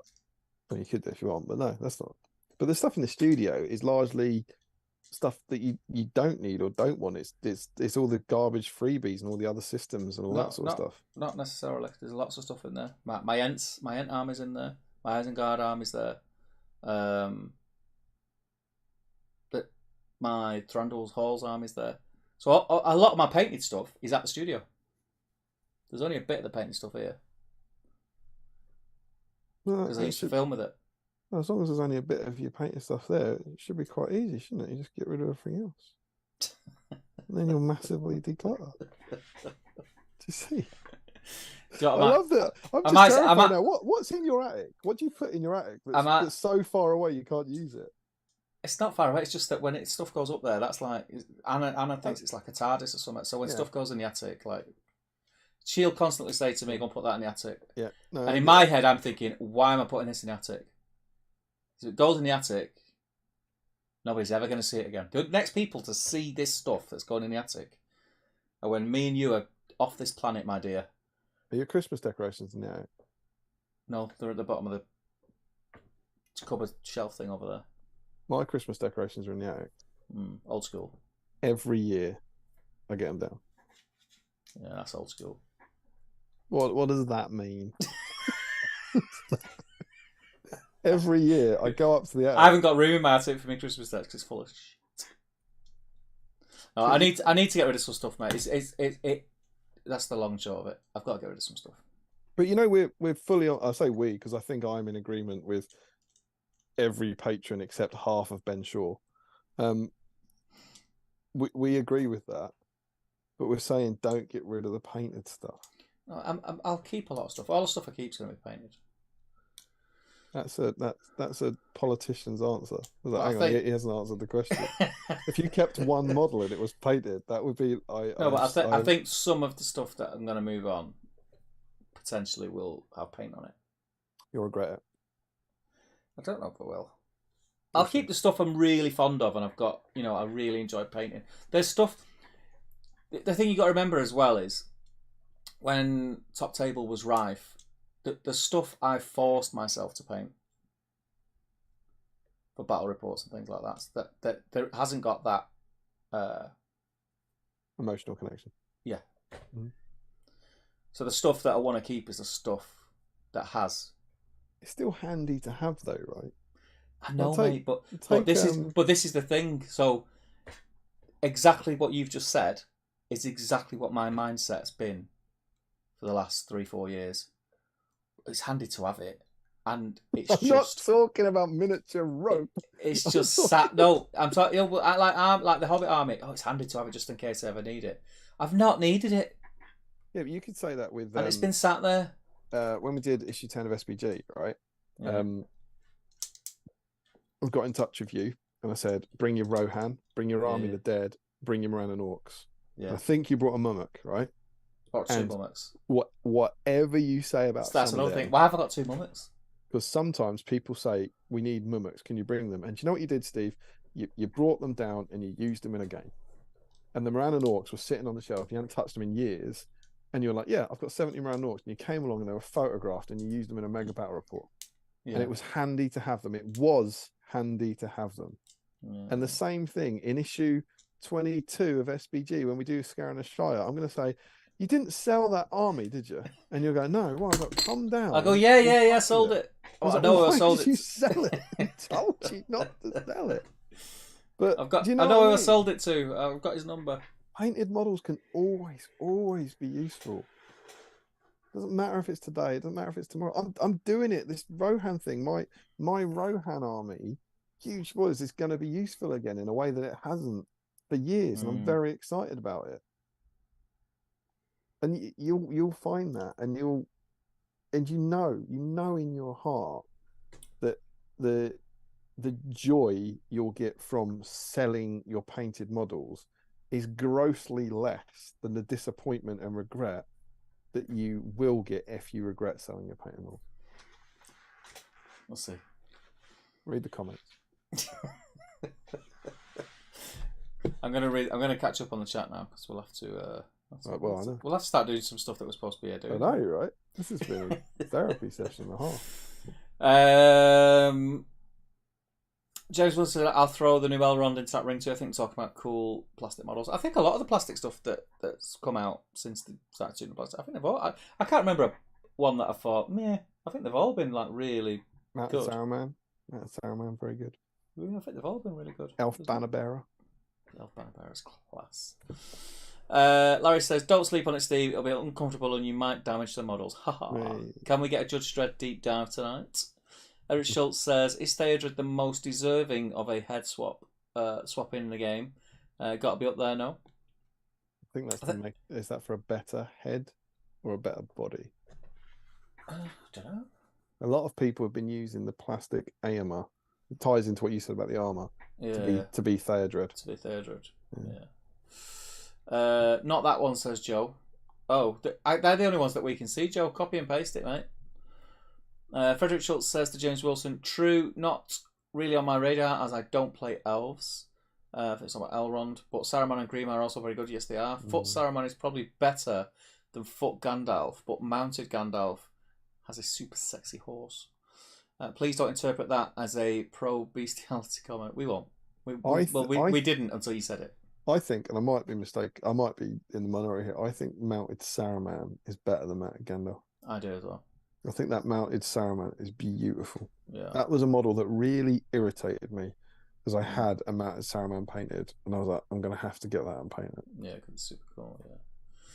T Matt Tavares says, even though playing some SBG with my 5-year-old while listening to the stream, though we've scrapped most of the rules. We'll have fun.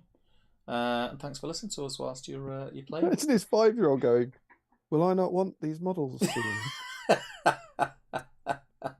What's wrong with this guy? Larry says he's the Lord of all horses. And Joe says, genuinely, Steve, organise the lot.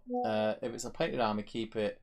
If you're not going to paint it, if you're going to paint it, keep it. If it's random crap, get rid.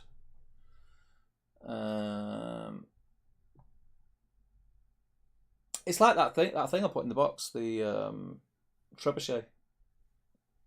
That's been sat there since well, how old is it? How old's a metal trebuchet? Old. 2004, 19 old. years. And I just thought, you know, I'm never going to paint it.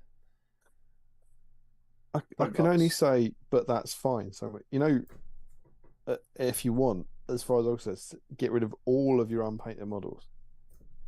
Like, I would, you know what I mean? It's like, that's fine. It was an unpainted trebuchet. That's different. The arguments coming from the chat are don't get rid of the stuff you've painted. There's just a lot of it. Just a lot. But there's far less. I think the thing is as I well. I don't want to judge you, but I reckon your painted ratio is shocking. I don't know. I think I've said this before. I could probably give anyone a game with most factions painted. I reckon you could give anyone much bigger games with unpainted ones. Yeah. I've got tons. I've literally got just boxes of just like. So it's like if you looked at my collection, it's like there's a part of my life where I was very organised, and then there's a part of my life where like God knows what was going on in his head. There's just boxes with stuff in, and I just closed them because I just think don't want to go through that box. But you can't do that, you know. It gives me a headache. I'm assuming where are your painted models? They're either in figure cases like you've done, or are you still got any on shelves there? There's a couple of bits up there, yeah. So like you can't do that with those, right? No. They'll never get like. They'll be like if you've got a model in a shelf, if you've got an army on a shelf, it's like, well, that's my army. I know what it is. If it's in a figure case, like for me, as I said, I've got no display cabinets now. I've got like 16 of these old GW cases set up, and they're labeled like Gondor, Last Alliance, whatever. So I know what's in them, right? The box in the loft is what you're talking about. The box in the loft is a massive box of boxes and blisters chucked in. So that's what's stressing you out. The boxes and boxes of stuff you'll never paint. the beautiful army you poured hours into isn't stressing you out. You're just lumping it in with the other stuff. Maybe. Because you haven't got boxes and boxes of painted models that you don't know what's in. No, all my painted stuff is in like figure cases or on the shelves. Organised, if you will. The bit that's not organised is all the stuff you bought, which you could sell and get lots of money for. Yeah, more money than the painted stuff, I think, as well. Maybe. We'll see.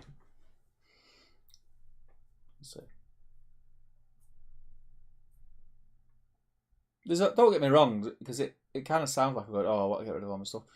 The reason I haven't got rid of all my stuff is because there's a big part of me that doesn't want to get rid of anything, but I have to scale my collection down. I need the space. Got to be done. Like Homer, and how much will it cost me? And when will it be?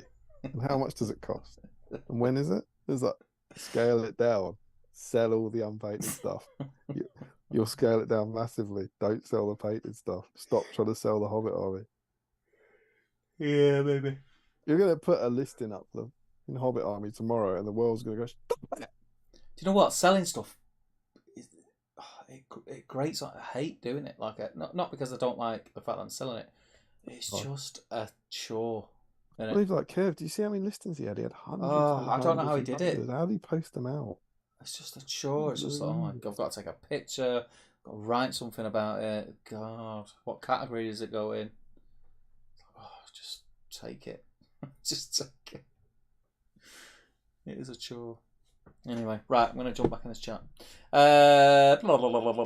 If you got half a dozen of the same hero, keep one and get rid of the rest, says Joe.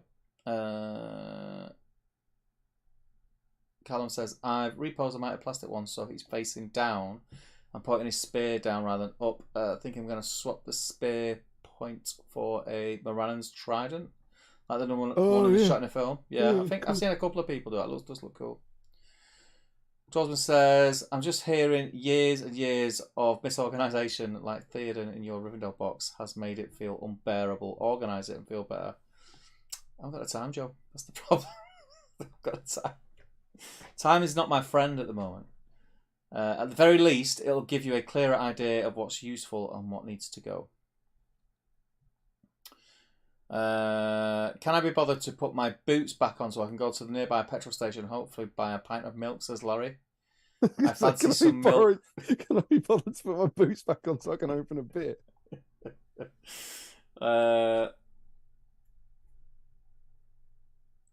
Do you really need to wear your boots to go to the petrol station, Larry, says Joe. Ian Whitehouse says, bit early for your cereal, Larry. And Larry says, I'm in a hotel. I only have my boots and my suit shoes. What, no clothes? Then go to the petrol station. I normally have milk here in Betty and I drink a lot of milk. Tom W says, hey gents, we'll be catching up with the stream properly tomorrow. Just wanted to wish everyone well and wish you happy hobbying. Brilliant conversation here about space / stuff / hobby. I would say clear out the stuff that doesn't bring you joy, then rebuy it in 10 years when they repackage it in shiny packaging. Have you read KonMari? Who, what, where? Yeah. Okay, I'm going to genuinely, as a real tip, right? Marie Kondo. What's the? I just need to get. I need to get the vowel sounds like right in my head before I say this. There was a book. She's a kind of lifestyle.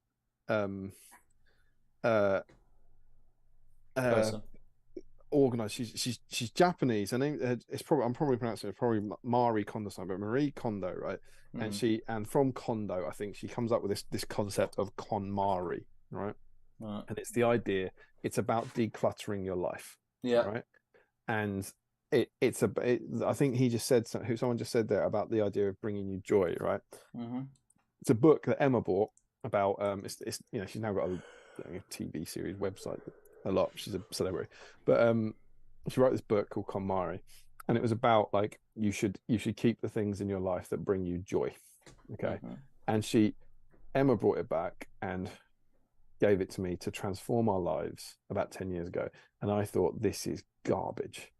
This is absolute nonsense. There's a bit in it where she talks about having got rid of a screwdriver because it was clutter, and then trying to tighten a screw with like a pencil, and the pencil breaking apart and her bursting into tears. Going, I shouldn't have got rid of the screwdriver. I was like, this is a mistake. And that I remember using that as a kind of, I don't think this is doing what you wanted. But I then went back to it, and I went back to it in my collection, and the stuff in it, it's like a headspace thing. It's a way of thinking about your stuff and going, what makes me happy in this? And if if nothing else, read the book or listen to the audiobook of it, and it might help, because the rope, and she talks, and I know it sounds like nonsense, I know it does, but give it a chance. And the rope, and she talks about sparking joy. Give us a chance. You should touch everything. You should hold everything and say, does this thing spark joy? Does it make me happy? And if it doesn't, it served its purpose, and you move it on. Your box that you just picked up of Iron Hills isn't sparking joy in you. Move it on. No, I want it off my flipping desk. So you move it on, but the painting mobs, whatever, pick them up. Remember when you painted them. Remember what they did, and it'll spark joy. And it helps, and it works. And we did it. We did it with clothes. We did it with books, and it was like, it really does work if you give it a chance. And it's just it's a way of, it's a mindset thing. It's not, it's not a magic pill or anything, but it's like, it does help you think. Does it spark? And it's like the Ottomans. The stuff at the bottom of the Ottomans isn't sparking joy. Get rid of it. No, it's causing arguments. Yeah, exactly. This is part of it. It's like clutter causes arguments. Of course it does. Look at me. I've downsized, haven't I? I used to have a room. I've now got a smaller area. I'm happier in this space. I've got less stuff. It makes me happy, and it's worth it. Like you can't kind of organize your collection in a day, in a night, in a week. You could listen to the book, and it might help you. And in terms of the collection, so you haven't got time. Like all you have to do, if you want to de-stress your life a bit, is do a box a night or something. Like you don't have to do the whole thing. You just have to do a little bit, just a little bit. Chip away. Yeah, that box that you just picked up, that Iron Hills box, that wouldn't take you long to go through it. It'd take you 20 minutes to go through and put in a spreadsheet, and then you go, all right, well, I know what. That's enough. I'll get Sean to come around and do it. or do that then. Do that. Honestly, like, it's worth. Give it a listen. And it was like, this is nonsense, and then you start finding yourself going. What's what happens? Hang on, I did in one of them. I betrayed. I think it was in the lockdown one. I admitted Emma took a lot of pleasure because I put it in here. As it dawned on me that I might not ever paint these models in my lifetime, something my wife Emma had once drifted into my head. There are 3 approaches we can take toward our possessions: face them now, face them sometime, or avoid them until the day we die. This quote came from a book that Emma had read and attempted to declutter us, called The Life-Changing Magic of Tidying by Marie Kondo. I must admit, I originally been fairly unreceptive, largely dismissing it as fashionable nonsense. With this, her mantra is: the way to maintain a healthy relationship with your possessions is, does it spark joy? If it does, keep it. If it doesn't, dispose of it. And then some of the quotes: people cannot change their habits without first changing their way of thinking. Pour your time and passion into what brings you the most joy. The question of what you want to own is actually the question of how you want to live your life, and keep only those things that speak to your heart, then take the plunge and discard the rest. Fashionable nonsense, yes. Fashionable nonsense, yeah. True, yes. Yeah. It sounds a bit like you, mate. Cheers, mate. Do you think people cannot change their habits without changing their way of thinking? The question of what you want to own is actually the question of how you want to live your life. Isn't that what you're describing? Could be.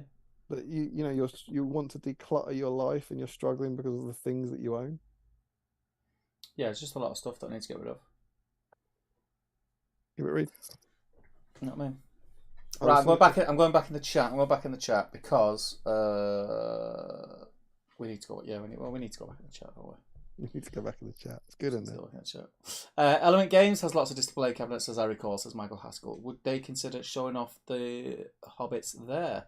Also reminds customers that SBG is still an active scene. I think they've got quite a few Middle Earth stuff in there, but that's another thing. Like I get down there less and less, and that's kind of that's probably even a more drastic example of the stick it in the loft answer. It's a big yellow storage, isn't it? Yeah. I keep my Christmas stuff in the loft too, says Larry. Clamor Larry. It sounds like you are punishing yourself now for not being able to control your future purchasing. How about you put the effort in to stop any more purchases? What about the new shiny stuff, Richard? Shiny. How about you put the effort in? Joe Kelly says, so weird, I copy and pasted. You missed it again. I'll try one more time. Can anyone else see that post? We can't see that post, Joe. God knows what you put in it. Send it me on PM. Joe, is it exclusively about pornography? Because if it is, like, maybe YouTube's blocking it. Joe says, guess what, Steve? If you're selling it, you've got to... What does that say? If you're selling it, you've got to go in that box anyway. Yeah, I know. Yeah. I did think that the idea of you don't want to organise it, however you want to sell it, you're going to have to go through photographs. But I think I think that's why I've not done it up to this point, because I've been saying this for ages, and I've not done anything about it. I've been saying it for ages.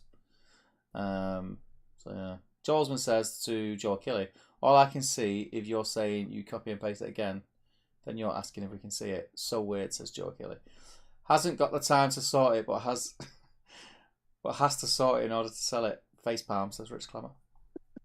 The Banners says, I think his sword falling out is the most annoying mistake in the trilogy. I never noticed it until I've seen it online that it happened.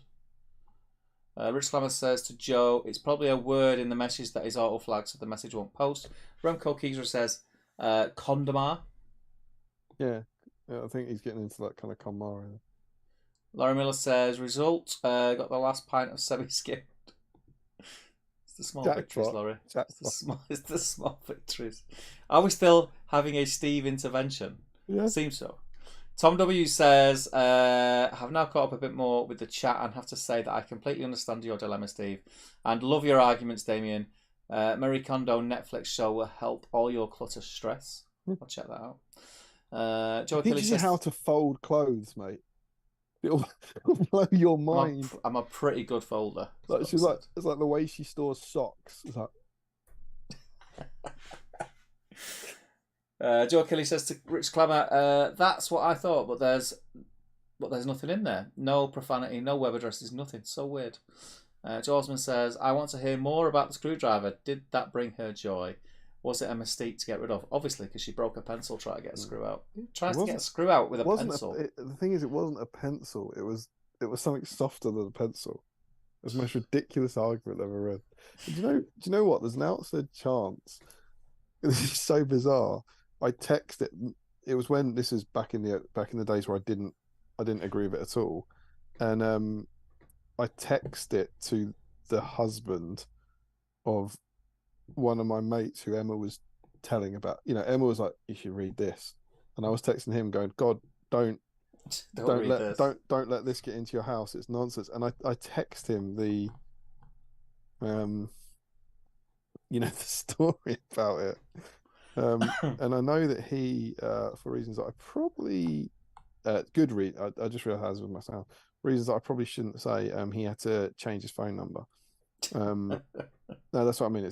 It's all he's a nice person, but I feel like he had to.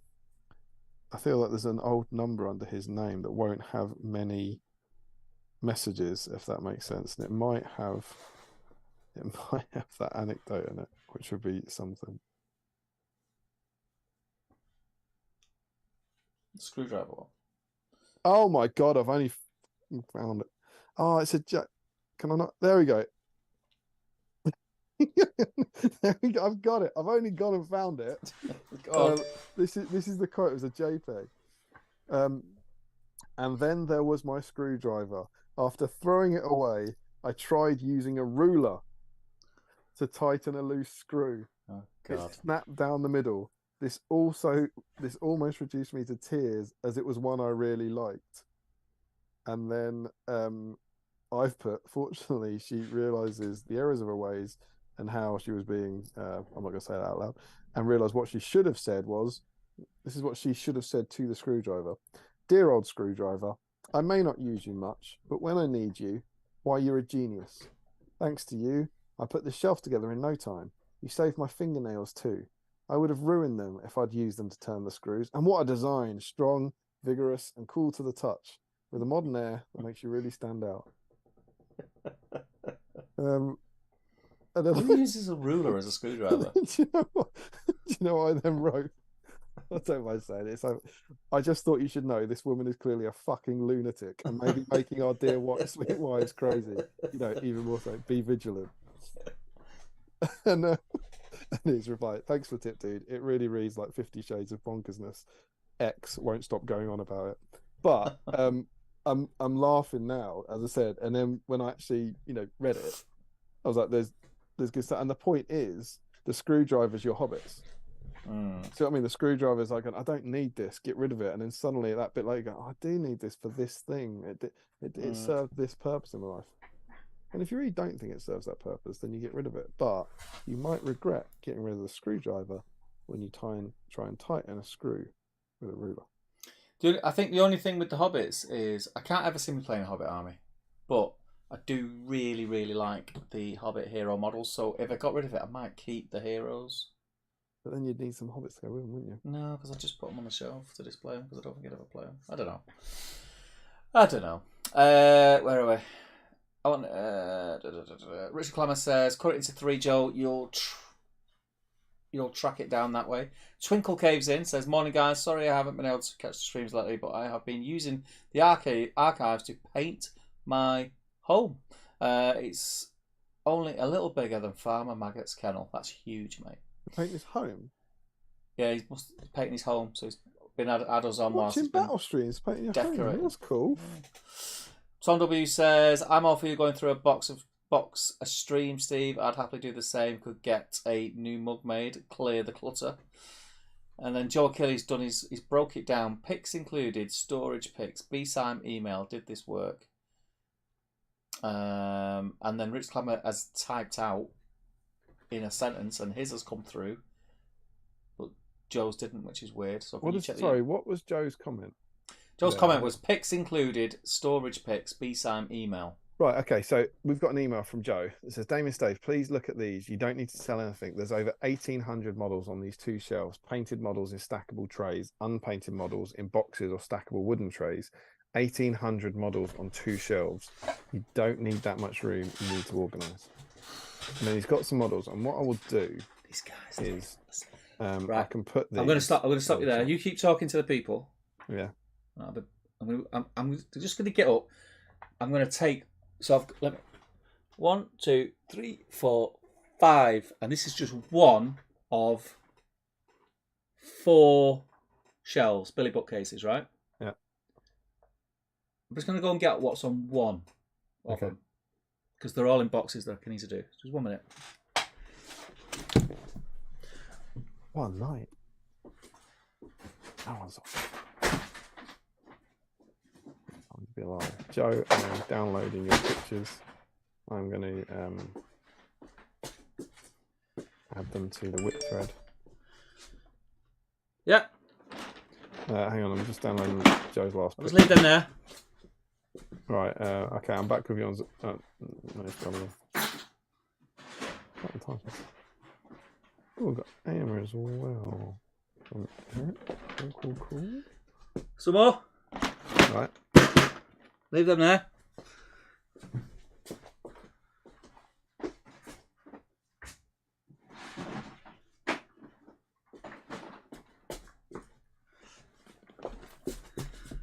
Some more? Leave them. Oh, they're going to fall off there. God almighty, so they're going to fall. Just there. I'm not finished yet. 1. Stephen, please put them in 2 piles or something. 15 of them. All full. With armies. of different things. Can you hear me? That's my fiefdoms. I don't know if you can see. I don't want them to fall. They are painted. God, are they painted? And they fell now. They were all on trays. Showing you. Then I've got... Oh, God, why is it wobbling? Mixer painted, not painted. Corsairs. Morph, that's a second fiefdoms box. They're all unpainted. Wood elves. Monsters. Oh, God, don't touch it. Hang on. They're not going to fall. Don't trust that. I can't hear what you're saying, by the way. It's not that one. It's so not bear the with me. top one. This is one. Many bookcases. It's the other 12. More really useful boxes, different sizes. That's just poor storage.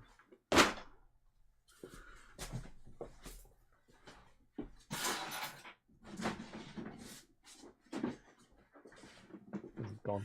4 more really useful boxes, different sizes. Mate, it's insane.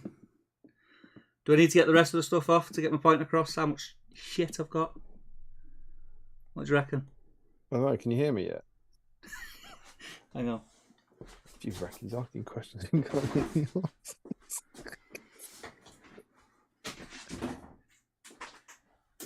answers. And just random stuff like this. Man yells at clouds. Tufts.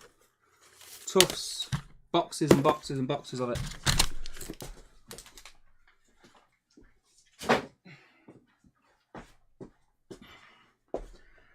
Let me move all this.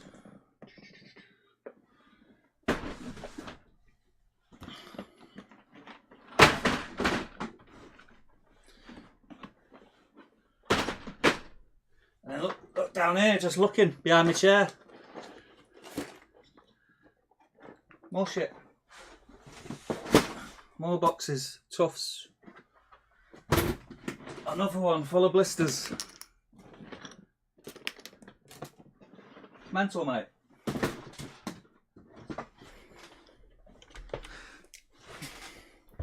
So I know what you're saying. Don't get rid of it because you'll regret it. You haven't heard a word. I've got too much. No.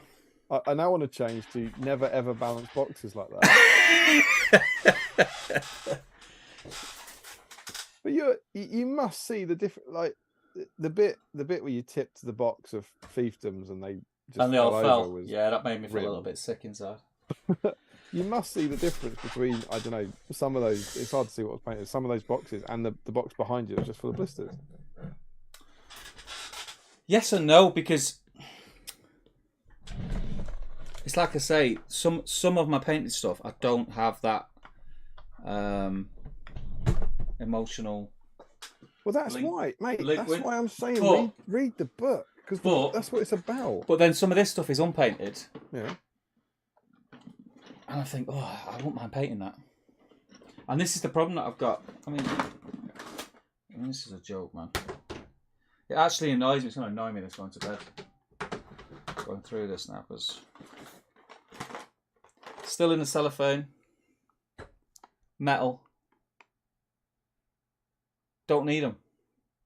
Got them. Already painted. Still in the cellophane. Metal. That's worth a few quid. Yeah. Those are metal free, aren't they? Not worth anything. Rivendell Gandalf. Metal. Minas Tirith Gandalf. Metal. Metal. Witch King Minas Tirith. Metal.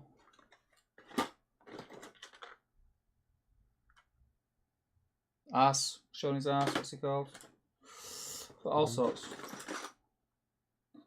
All sorts of stuff, mate. Is that stuff? We could do streams where I just go through boxes. Is that stuff stressing you out? Your favourite siege weapon? Shit, Lance. Of all time. Steve, is that stuff stressing you out? This stuff isn't really stressing me out. Weirdly. What's this? Got a big one at the bottom.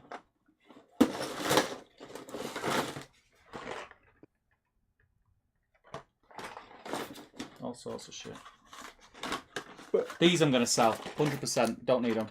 I agree. Got them already painted. Don't know why I'm keeping them. Don't know why I've had them in cellophane all that long. You could sell those. There's not a single person in the room who told you to keep those. Getting rid of them. There's stuff in here I forgot I even had. Remember that was worth loads of money. I should have sold that ages ago. Ooh, great blister. Oh my God, the stuff you're pulling out.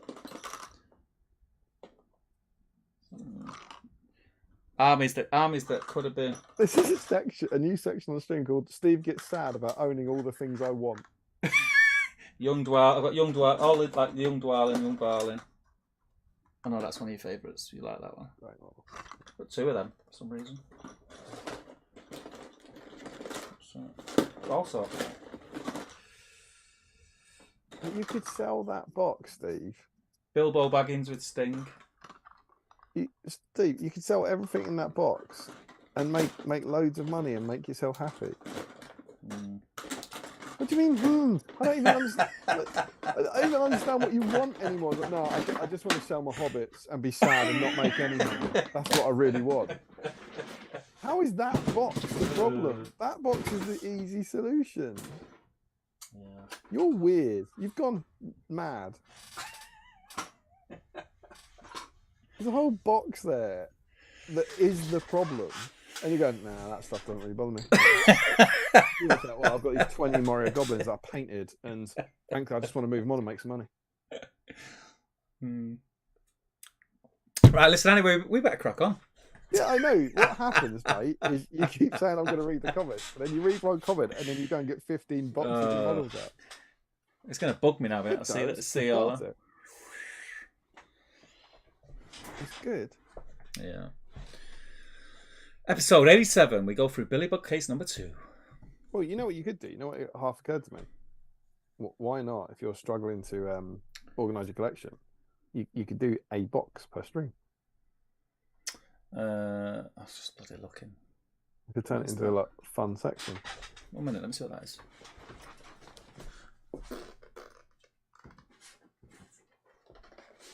Ah, these are not exciting. Still cellophane on them. I've just got stuff, man. Just mental. Literally, what's wrong with you? Seconds ago, you said I need to catch up on the stream, and then you got up and picked another box up. It's back to the what was it? I've got that on the shelf. What was it I used to do? I'm gonna find it or something. What we used to do? It was anything. Yeah. Comments. I'm going for a wee. Is that literally word for word the message you didn't post? Don't understand how I could post it and you not. I don't know either. Almost word for word. So weird. Damien's got it up. So we'll go through that in a minute, Joe.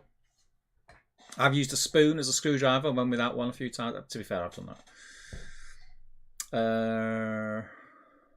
This turned out to be Battle Therapy Middle Earth. I don't know. I actually feel a bit worse, Sean. Oh, here comes all Steve stuff. I wish it was all. If that was all my stuff, I'd be in a big chill now. Sean says, "I'll have your Corsairs." Oh, Corsairs are ones that I won't get rid of. Corsairs is an army that I've half. I think I've got 600 points painted. And then they released the other bits and bobs which I want to add to it. It's probably more than 600 points. I think I've got more. I think I've got a playable army of 600 points, but then extra heroes. I think that was the way that I had it. I've got that wrote down somewhere. Is this Steve's version of Damien's Gundabad army? Ooh, could be. Damien's reaction's so priceless. I'm absolutely loving Damien squirming at uneven swaying stack of boxes content. I knew it was going to be all right. Paper's Pirate Steve gets his box out on YouTube and triggers everyone at once. Massive box of like 2 dice. Do you want to see my dice box? It was one of them. This was full. But I went in and loads of them are at the studio now. But that's all like my bits and bobs, like sort of one dice in there and all that kind of stuff. I can't believe I've come back to find you going through another box. I showed my dice box. That was teetering actually, that one.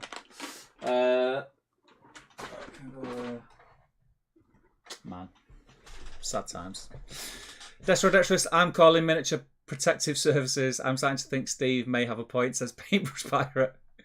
And that's not even, honestly, mate, it's not even scratching the surface. It's like not even. Which that's, point? Or an uncurable problem. I feel like a kid again being told to tidy my room. More shit here, more boxes. Jordan says, all this stuff you're showing right now, Steve, this is the unpainted stuff we've been... It's not. These are all painted. These are all painted, these, look. No, but he means... He's not talking about that. Whatever you mean that other box, the blisters? He's talking about the box of other blisters. Yeah. These are all painted. These are all my Rangers. And Dunedain. Keep them. Never played them, mate. Never played with them.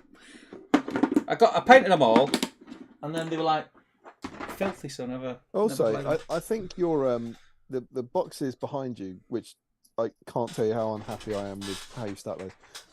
They're all right, but you also got out some other ones which were the most wretched storage I've ever seen. It was like a foot high to store some 25mm models. So that's partly wrong. You're looking over again. Oh, boxes. Because they were the only boxes I had. So this was the last time I tried to organise. You see. But how? I mean, what would you put in that box? My models take up so much space. The thing with these ones, so all these are not taking up the space really because they were quite neat. It's the other boxes, just random shit. We're all telling you to sell. All this stuff you're showing, I've done that. But Josh Crosby, actually, I'm going to forbid you to sell your Iron Hills painted. That got my best army vote in the last Warhammer World Doubles, and it was my first ever competitive game. I don't think I'd sell those. It's these that I want to sell. The unpainted bits, which you know about. I won't sell my painted stuff. Jakey says, Steve's stressed about models. Also, Steve pulls out models and admits they are causing no stress, I reckon. He's right, Steve. That sentence, honestly, mate, is literally what you've just done. Mm. It really is. You've in the last. I think you've been. I've had a difference of opinion with you for about 2 hours. In the last 30 minutes, you've gone nuts. You've gone proper mad. Because I have different feelings about different things in my collection. You see, so there's stuff that I won't get rid of. Yeah, which is fine. You know, the stuff I forgot I had, which is not a good thing. I don't think that's true. Rich Clement says, it feels like you need Kim and Nagy to sit with you and help you categorise your collection into like 4 categories: painted, unpainted, and play, won't play. You willing to sell? How much? Says Remco. Eric Schultz, Steve, how much big red for that box? Rich Clammer says, yeah, Steve, that box or dice is basically downsize the box, not close. I only used that because I needed something to put them in. So it's not like and the rest of them are all like the A4 ones. They're perfect. These ones. There's another probably 12 of them. They're perfect until you get a monster and then you can't do anything with it. I saw you lying down a bunch of trolls. It made me feel sick. No. Where was up to? Larry says he got through a few comments. He went back to the boxes, at least Damon. Sean Clark says, genuine offer, mate. If you need help, give me a shout. As someone who joined the community in the last 3 years, it would be cool to dig through, see some of these old boxes from ages past. If you would like someone to steal your rare stuff, I would be more than there is probably a lot of stuff that I'd be willing to part. Sitting in your garage, like picking up handfuls of cash. And, oh, this is so annoying. God, what's it like when I've got nowhere to put all this money. I think it is just the sitting down and going through it. I just can't be arsed with. It does take a long time, but you'll feel better. I think we all know he's not going to get rid of any of it, guys, says Joe. He'll sell it, box it up, flash the address on stream a few times and never ever send it. Eric Schultz says, look at the empty space in the boxes. You keep saying that. There's only them 2 boxes that have a bit of space in. The others are full. That's it, mate. Caught up. Smashed it, didn't I? That's certainly one description of what you've done tonight. Want to buy free hunters? Well, someone will. I know. I'll pay you a lot of money for them. In So the exact condition as they come out of the factory. So that's how Steve is. Maybe on the next stream we'll find out how I am. How my 3 weeks have been. How is it midnight already, mate? You know, that's what happened, right? You started to try and give me some therapy. That's what it was. I was just like, yeah. All I said was, yeah, I need to get rid of some shit. And you were like, it's been good hobby content. Dare you? Because I think everyone struggles with this to some degree. But literally about 2.5 hours ago, I went, "How have you been?" and that was that's what's happened. I want to do this. We have to do this. It's our bloody job. But I quite a good few weeks. But stress that we're doing a new issue of the magazine that has to go to print in about 2 weeks. I'm going to Ardicon in 3 weeks. I'm painting for that. There's good hobby stuff going on, man. There's things to be happy about. And we don't, we haven't fixed in when the next stream is. But are you going to? It's still. No, I'm not here. You away? Yeah, I'm away. That's why August. I need to pin down a date. It's difficult because the dates you sent me don't line up with anything. I need to speak to you about it, really. Right. I'm basically not here for them dates. Yeah. That's the long and short of it. More. No, I wasn't saying that. I was saying that we don't know when the next stream's going to be, but it's quite possible that Ardicon might be before it, for example. Yeah. There's an awful lot of hobby stuff that I'm building towards, like for that, in terms of like painting and making a magazine and not going insane. Yeah. But that's been quite fun. But yeah, that's. I'm just going to leave that there because frankly we have no time. So yeah, issue 14 of SBG will be out soon. That's exciting. There's nice things in there, mate. You've now made me lose my mag.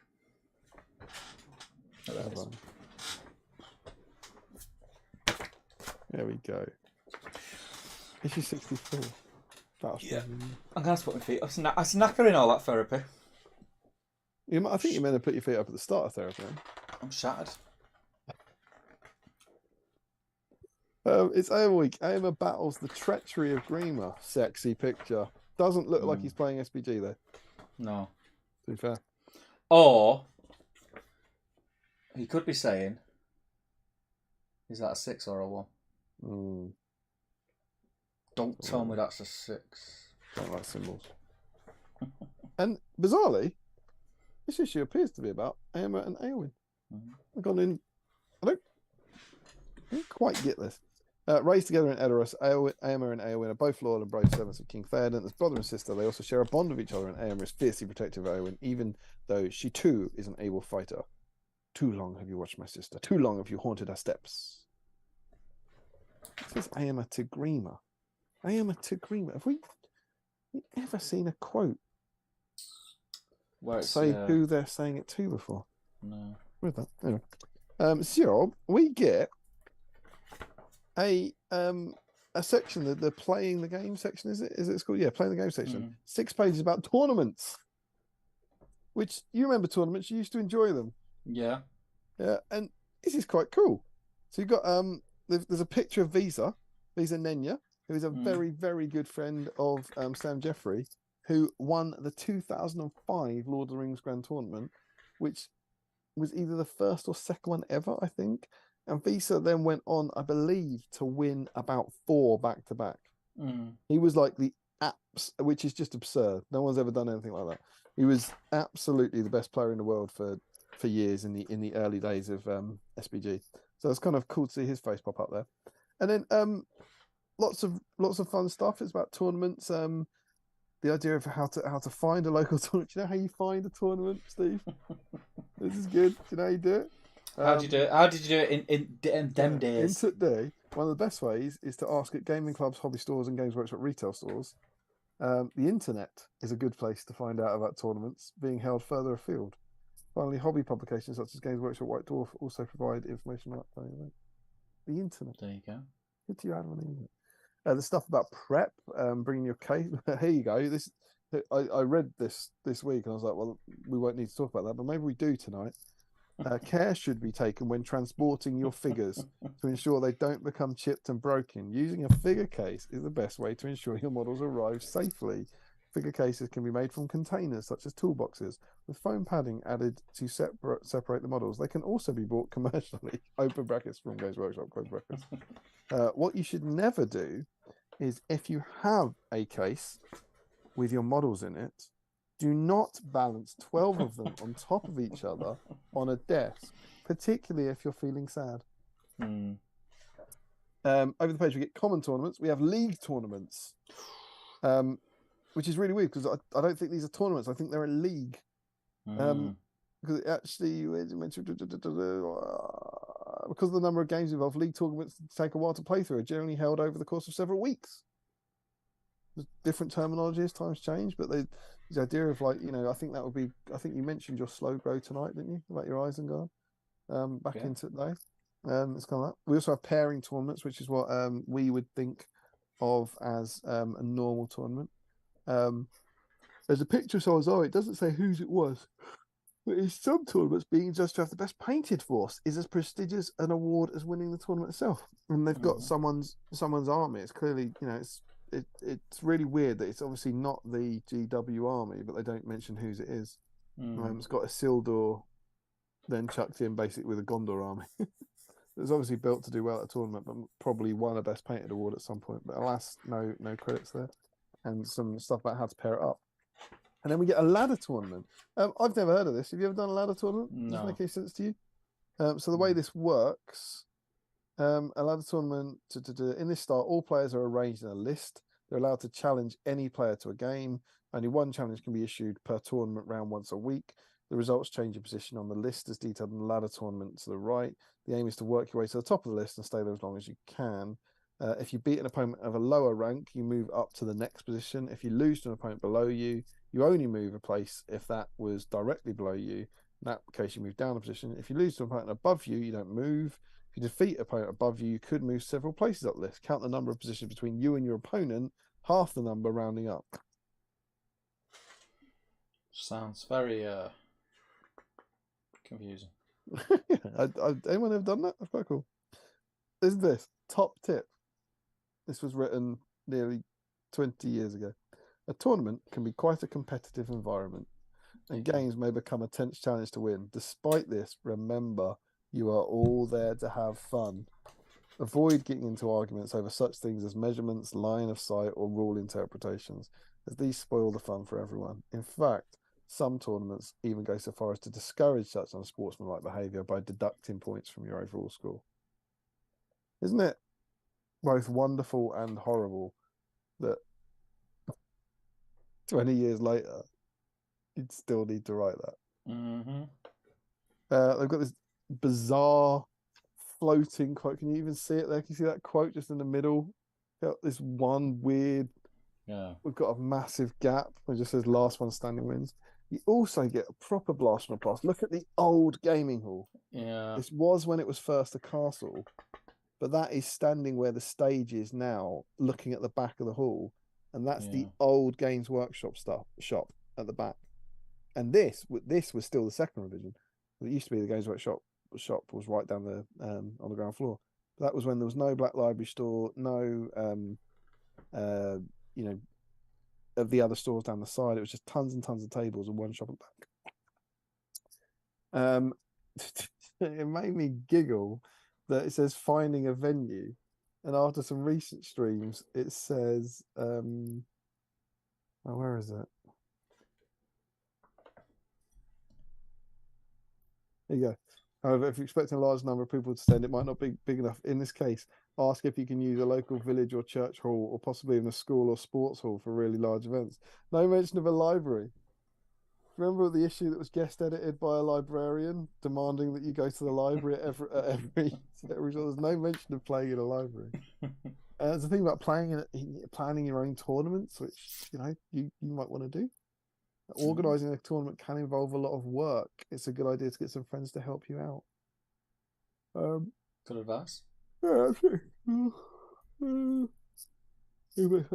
Top tip: when running a tournament, it's likely you'll be called upon to adjudicate rules disputes. In order to do this, you'll need to be conversant with the game rules and interpret them in a fair, consistent, and impartial manner. Is that what you do? Yeah, obviously.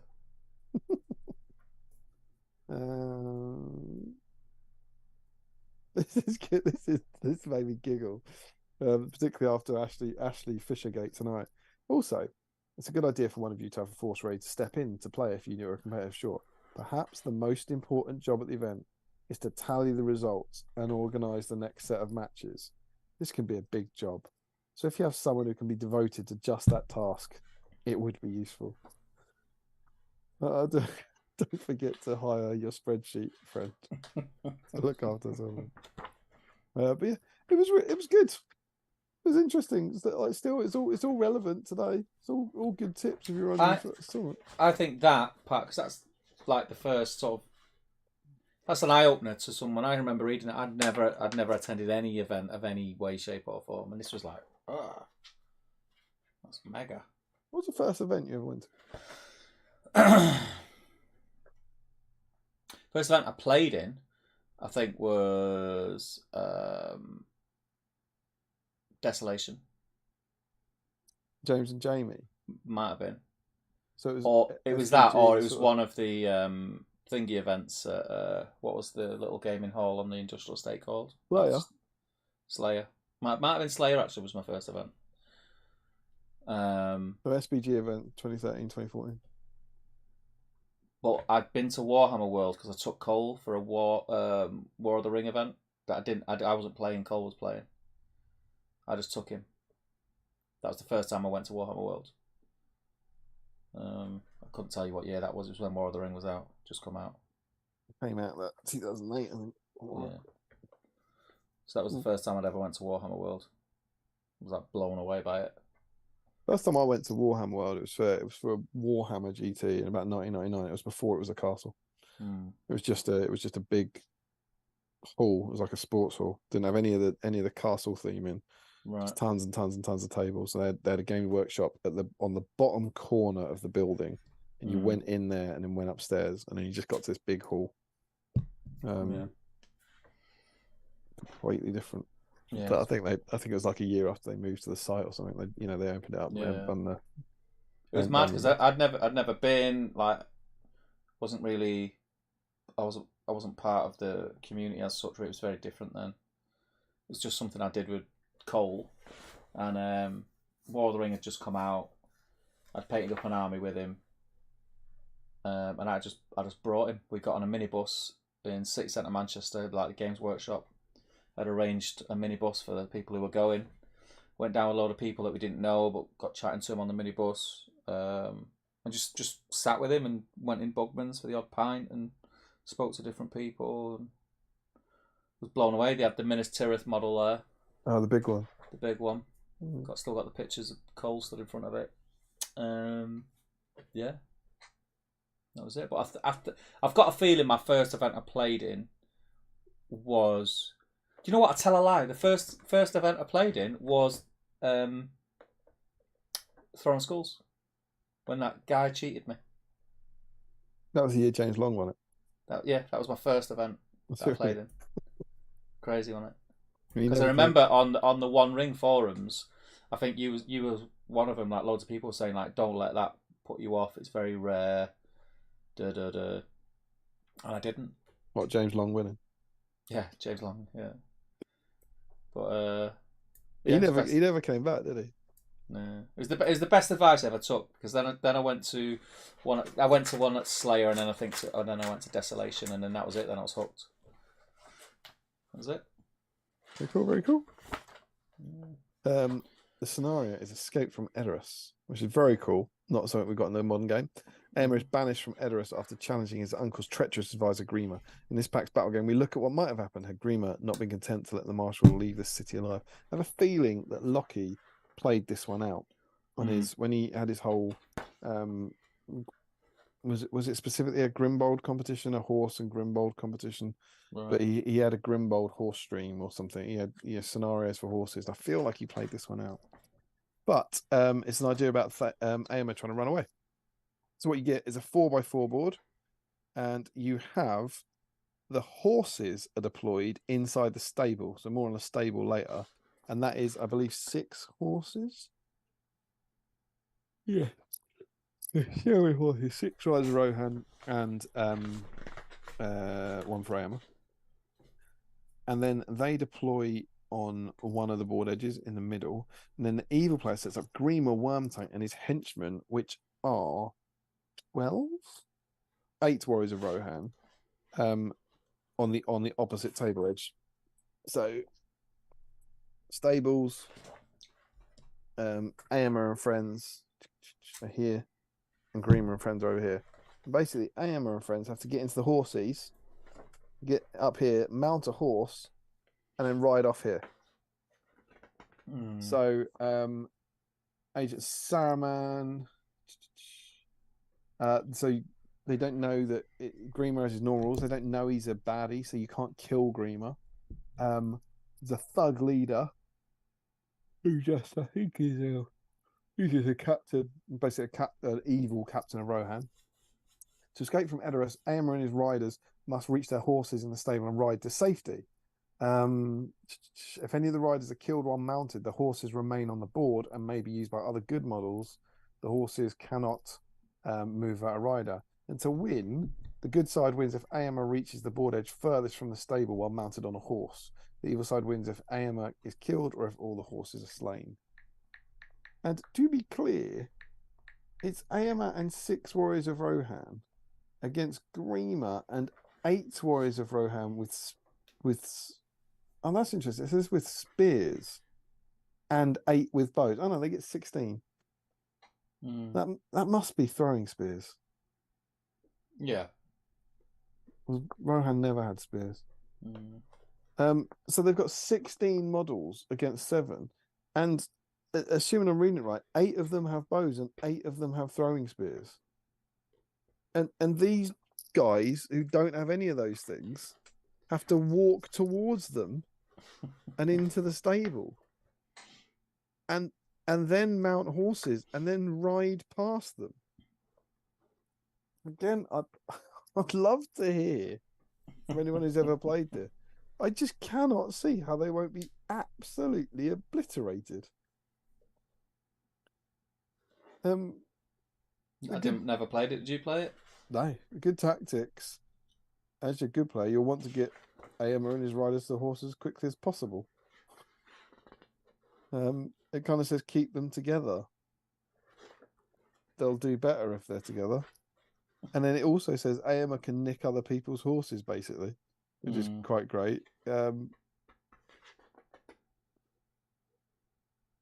If Eomer's horse is killed, he will need to take a horse from one of his riders. I don't know. I'd like to play it. It's fun, but I can't see how they don't just get rinsed. Yeah. Absolutely rinsed. Even this, like, look at the tactics. Evil tactics. Why not shoot all of your bows at Eomer? Have you considered prime target? It says. Have you considered gunning down Eomer because there's nothing you can do to stop you? Ignoring the other riders, the archers direct their fire at Eomer in an effort to kill him or his horse. Dear me. Dear me. Even that's brilliant. Look at that distraction. Without fear of being killed, Grima positions himself in the stable doorway to slow down Eomer's escape. What? Why not put Eomer in the door? That way, good can't win. Getting a bit gamey. I think someone's forgot it's just a game. We're here to have fun. It's one of those ones that I just like. Some of them are brilliant, but like, they can't have played. I mean, maybe I'm wrong, but they can't have play tested that. Surely they get. Imagine what you do. Do you know what, guys? Go into the stable, and then we'll just put our 16 guys around the door, and you can come out one at a time. Anyway, let us know.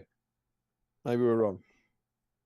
We then get a painting guide for Eomer of Rohan, which I was going to try and get through a lot of this night, but then you had your existential crisis. And Bros Before Rose. I think I said this on the first Eomer stream. Like, I used this guide. You did. Eomer. You did say that. Yeah, it's very good. Although you said it about you said it about the guide in the other one. Yeah. you said I can remember clearly using not this guy but the guy from 18 to paint your Eomer. Maybe we need help. But here is how they recommend painting the armor. Eomer's breastplate, greaves, and leg guards have a sturdy leather overlay. It's painted using a similar technique as Theoden's. Paint all the areas with an even coat of bolt gown metal. Next, thin down chaos black and carefully apply it to the raised areas of the armor. So you're then re-undercoating the leather bits. And then apply scorched brown over the black. Then put terracotta over the brown, leaving a thin line of brown between the terracotta and the silver to define it. Then mix a small amount of bleached bone with the terracotta and paint that over the highlights. And I mean, to be fair to them, it is, you can see it's working there, right? They're painting red and leaving silver. Yeah. And I don't know, maybe I'm just awful at this. Maybe I'm a klutz, and it is better on the plastics, but on the metals, I'm just looking at Theodred. Like, I can't paint the metal bits. I spent a lot. I've just done Defenders of Rohan Eomer. I did him for the mag. And that's a metal model, and I was trying, my best. And I was like, whenever I would paint the silver in, for the most part, it would then get on the red. And I found that what you actually needed for the silver bits was just shadow. Yeah, like it's so recessed. I'm kind of looking at Theodred and doing the same. It's like I spent a lot of time looking at, well, what's that raised bit? Is that silver? Is that red? It's like, all the raised bits are red, all of them, and the silver is basically just the dropped back bits. And it is better on the plastic ones where you have the new technology, and those metal areas are,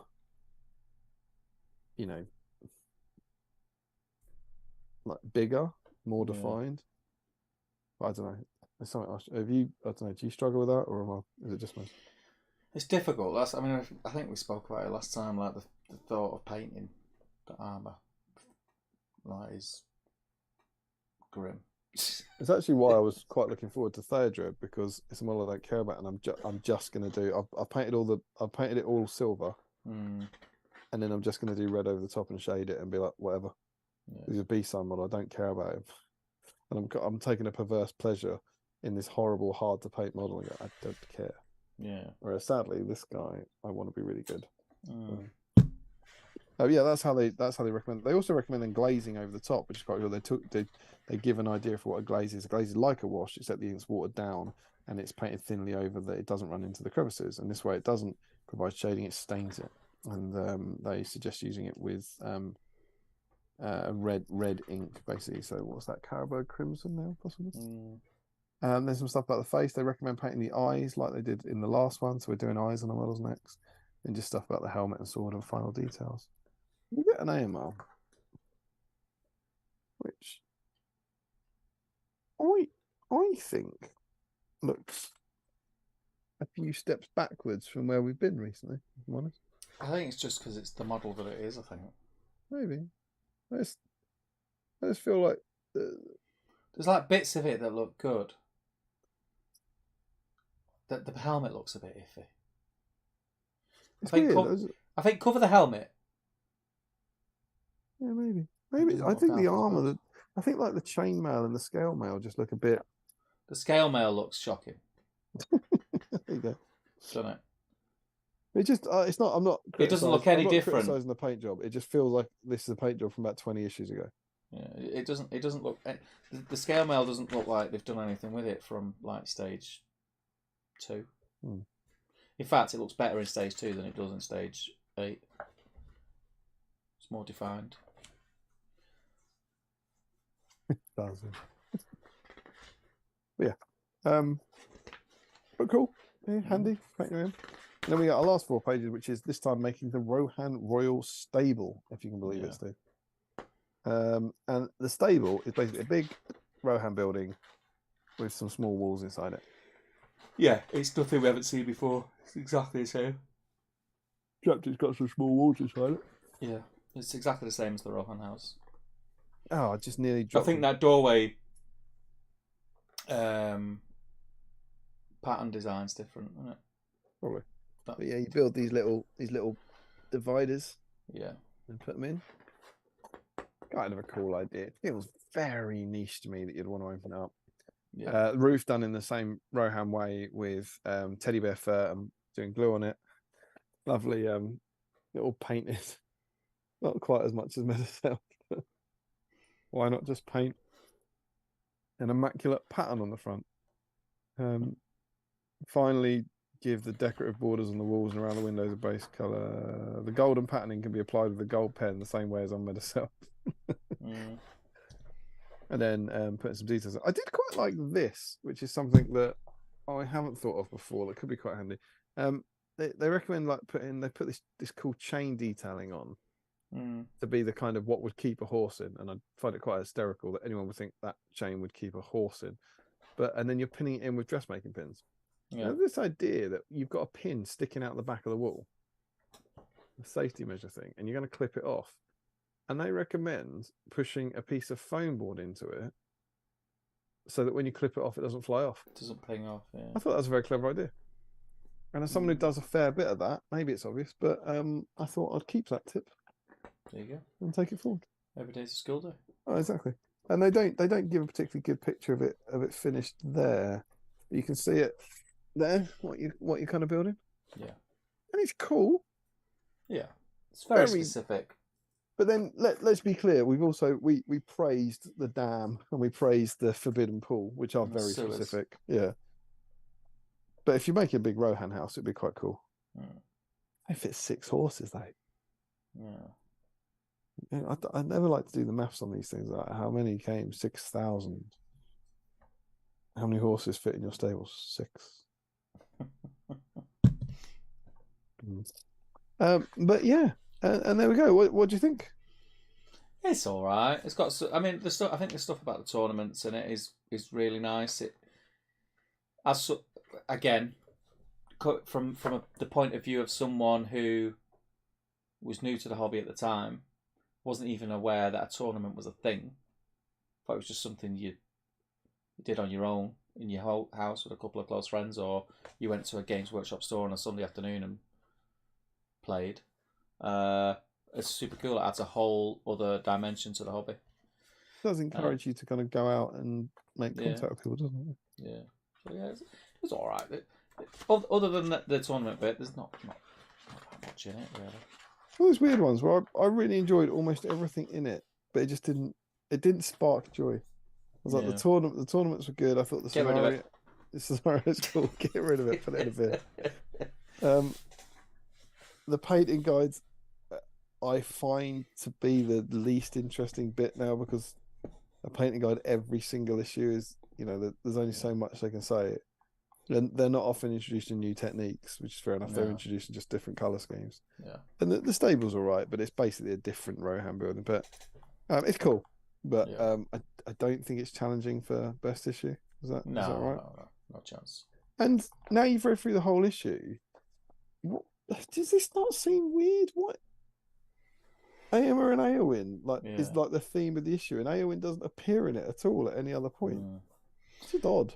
There's a few disjointed things like that, isn't there? But there we go. Issue 64. Do you want to catch up on the chat, and then we can yeah.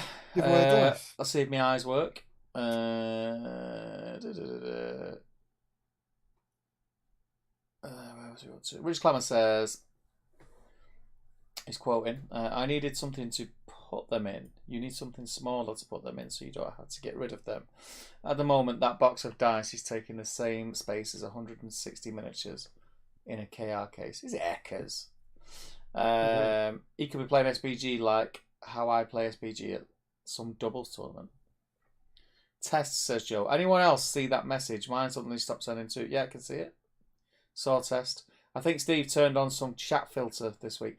I have not touched anything.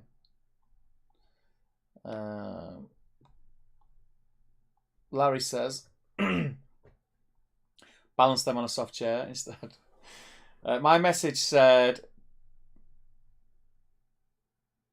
chuck 'em. It got blocked 4 times. God knows why, Joe. Tiberius says, it's like Steve's display was a prelude to the actual magazine content. Totally planned, I'm sure. What display?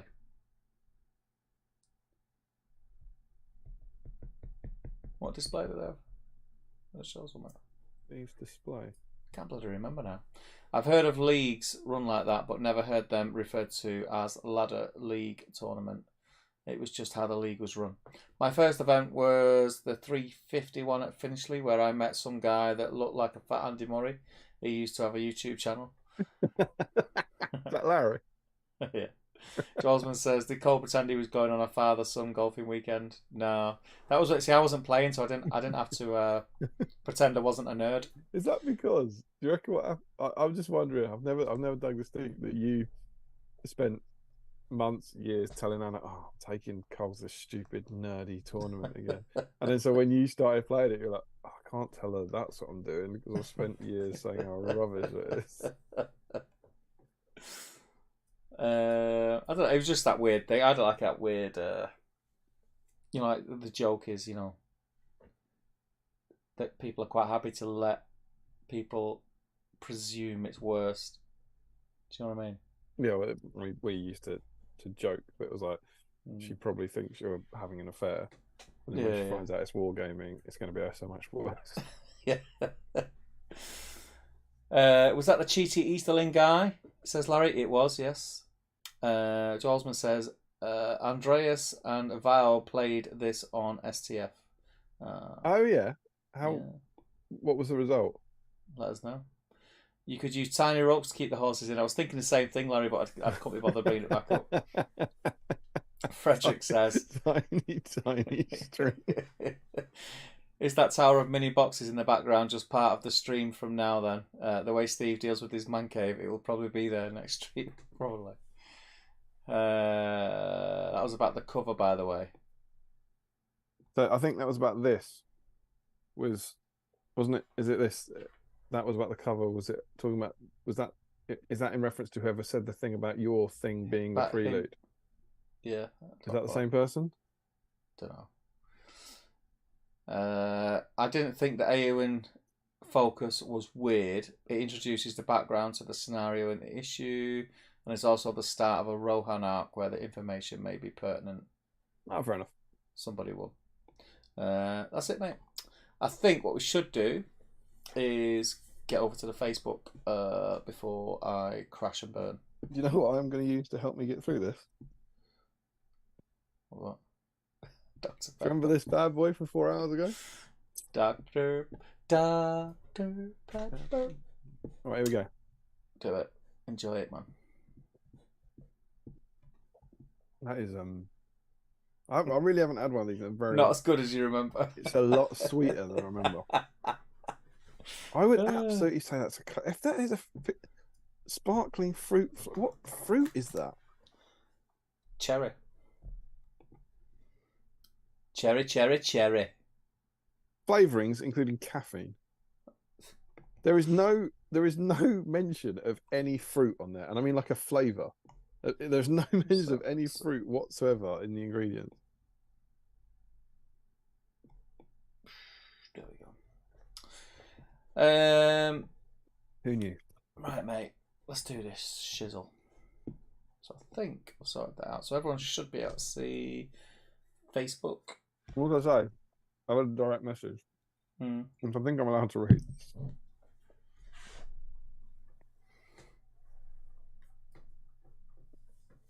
I think this is all right. I don't think this is private. From Mr. Michael Haskell. It's 11:45 p.m. on live stream night. The point where Steve is showing us his boxes. The next BSIME meetup must surely be a day at Steve's place.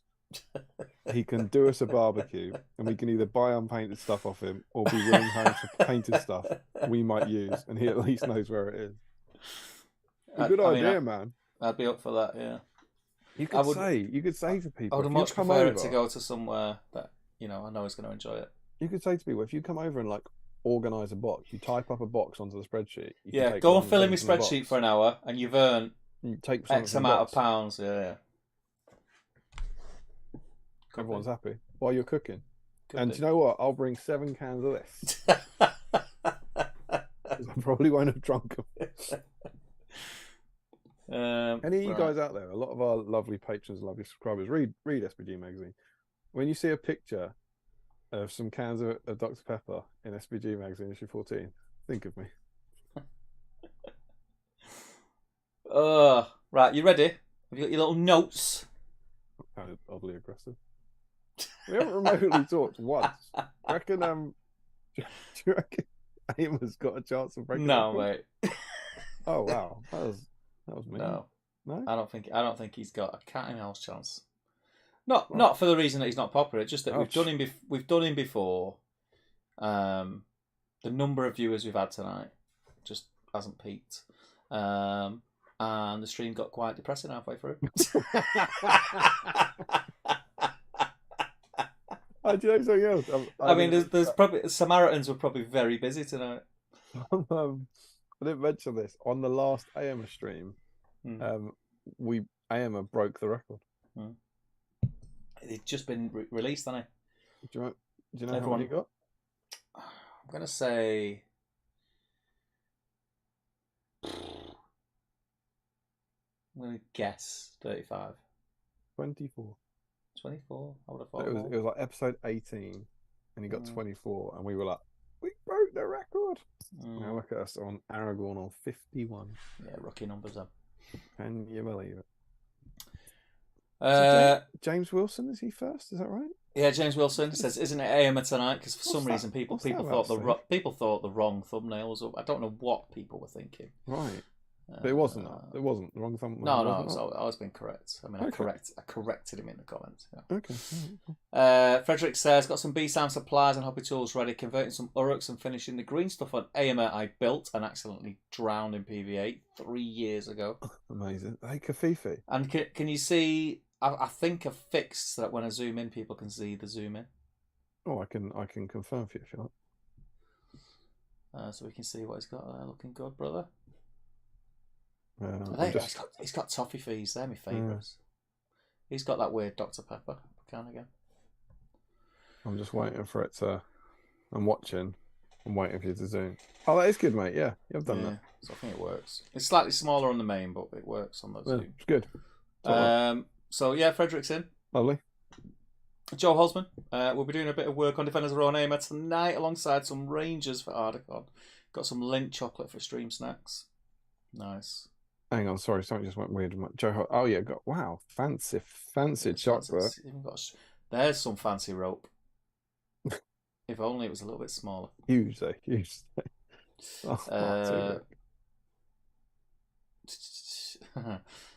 Frederick is poking fun at Joe for being late and not being first on. Green Tree, no Middle Earth for me tonight. But if I name this tank Eomer, that will get me in right. Hell to the no. He's painting an M4 Sherman medium tank and what looks like a church ruin. Which is like this is horrible. You're still drinking it, aren't you? I used to really like Dr. Pepper. Do you like it? You think it's nice? No, it's horrible, isn't it? It's the reason people don't drink it anymore. When did that happen? Frederick's posted a link to Wikipedia for a massive Helm's Clam. Jake Pollard, bit of work on Eomer, and if he gets done, some Dunlending Warriors. Are you going to lend them to anyone? Are you going to let anyone borrow them? And he's obviously got the scent of a warm pebble beach. I haven't finished. Or are you done with that endeavour? Jake, I bet that smells really nice, that warm Pebble Beach candle. Is it guava, cardamom, and something else? And then we've got some updated pics. Nice work, my friend. Nice. Count 1, finish 2 new background. Very cool, very cool. Oh, very nice. Rum and raisin chocolate's good. Those Dunlendings are coming along as well. I always thought the guy with the 2-handed axe looks very weird. Dunlending. He does. Frederick conquers the hidden challenge. No, we're not watching that, Frederick. I've already watched it. Sean Clark starting a conversion. That is the Eomer sprue, isn't it? Yeah. Lovely. Tom Christian giving these two beauties some love tonight.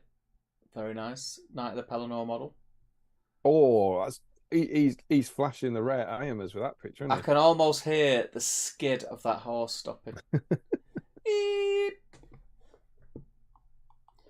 On theme tonight, says Pete Taylor. Just picked up the Rohan Battle host during the week. Good man, good man. Lovely stuff. Careful. Oh, he's got a reply. We've got an update. Oh, no. Be careful with your bin, says Frederick. Rory Campbell. Old school. He's gone old school, hasn't he? That's the actual model, isn't it? Because it's one of those weird ones where you got the mounted one. Yeah. You know, years ago in the magazine. You get the dismount much later. Jen says, don't have an Eomer or Rohan, so he's working on some spider foes. There's the Marvel game. MCP, isn't it? Marvel Crisis. Purple. James Wilson, the old school mounted version. Oh, he's doing the classic, putting him on a base as well. Put him on a base. Do you paint cav models like that? No, I'm not mental. Tom Spate, add some colour to dismount Eomer whilst alongside some orcs. Very nice, let's see it. He looks like my new version of Eomer with just the face and hair painted. The other one. Old metal orcs there as well, very nice. Oh, look at this. Michael Curtis. No one painted Eomers in hand, so trying to finish up what I started for the terrain competition, but didn't complete. He's only got the stable, it looks like. Hang on. It is the stable. We've got an inside pick, and he has mini chains. Oh, it looks awesome. It does look awesome. Do you know what, mate? Yeah, I know what you're going to say. I think I was going to say the same. I'm tempted to let him in. All right. Because he's on theme with this issue. Yeah. I mean, it could open the door to all sorts, but I know. If he's worked on that today, hasn't he? He's been working on that today. Yeah. He was going to enter it into the terrain competition, didn't finish it, so he's finishing it off tonight. And I think it's totally on theme with the issue. I think what we would, it wouldn't count towards the record because it's not an AMR, but he can win. I think we can give him a chance winning the dice. Yeah, I'm down with that. There's going to be outrage, mate. There's going to be people going, I've done this in the past. People will understand. And then we've got Ruth. We're just catching the first bit of stream, so quick building, catch up tomorrow. Have a good one all. Great to see Ruth, and it's nice to see some painted Ents in the background. Sorry about how sad. Been telling Ruth to paint them Ents for years. Sorry about how sad Steve's going to make you tomorrow. Sam Earnshaw, Doug, old school Eomer out for the backlog. I'll treat myself to the new one when he is finished. You are a glutton for punishment, my friend. What I'll do is I'll paint the most annoying armour in the game, and then I'll paint it again. And as a reward, I will paint it. Sean, built up this little beauty tonight. It's a great model, Sean. Looking forward to seeing what you're doing with it, brother. You're probably going to paint it. You're probably going to paint it. Well, he's probably going to start painting it, realise the armour's a nightmare. For 3 years. Remco, time to crack this old boy out. Had laying around the back of the box. Actually from the magazine. Yeah. You love to see it. And then Sam Huddy, thinking about Eomer at home, who has been waiting for this week and now misses his chance. Because Sam had to work, didn't he? You can get a cry react from me for that one. Frederick's loving his links tonight, Frederick.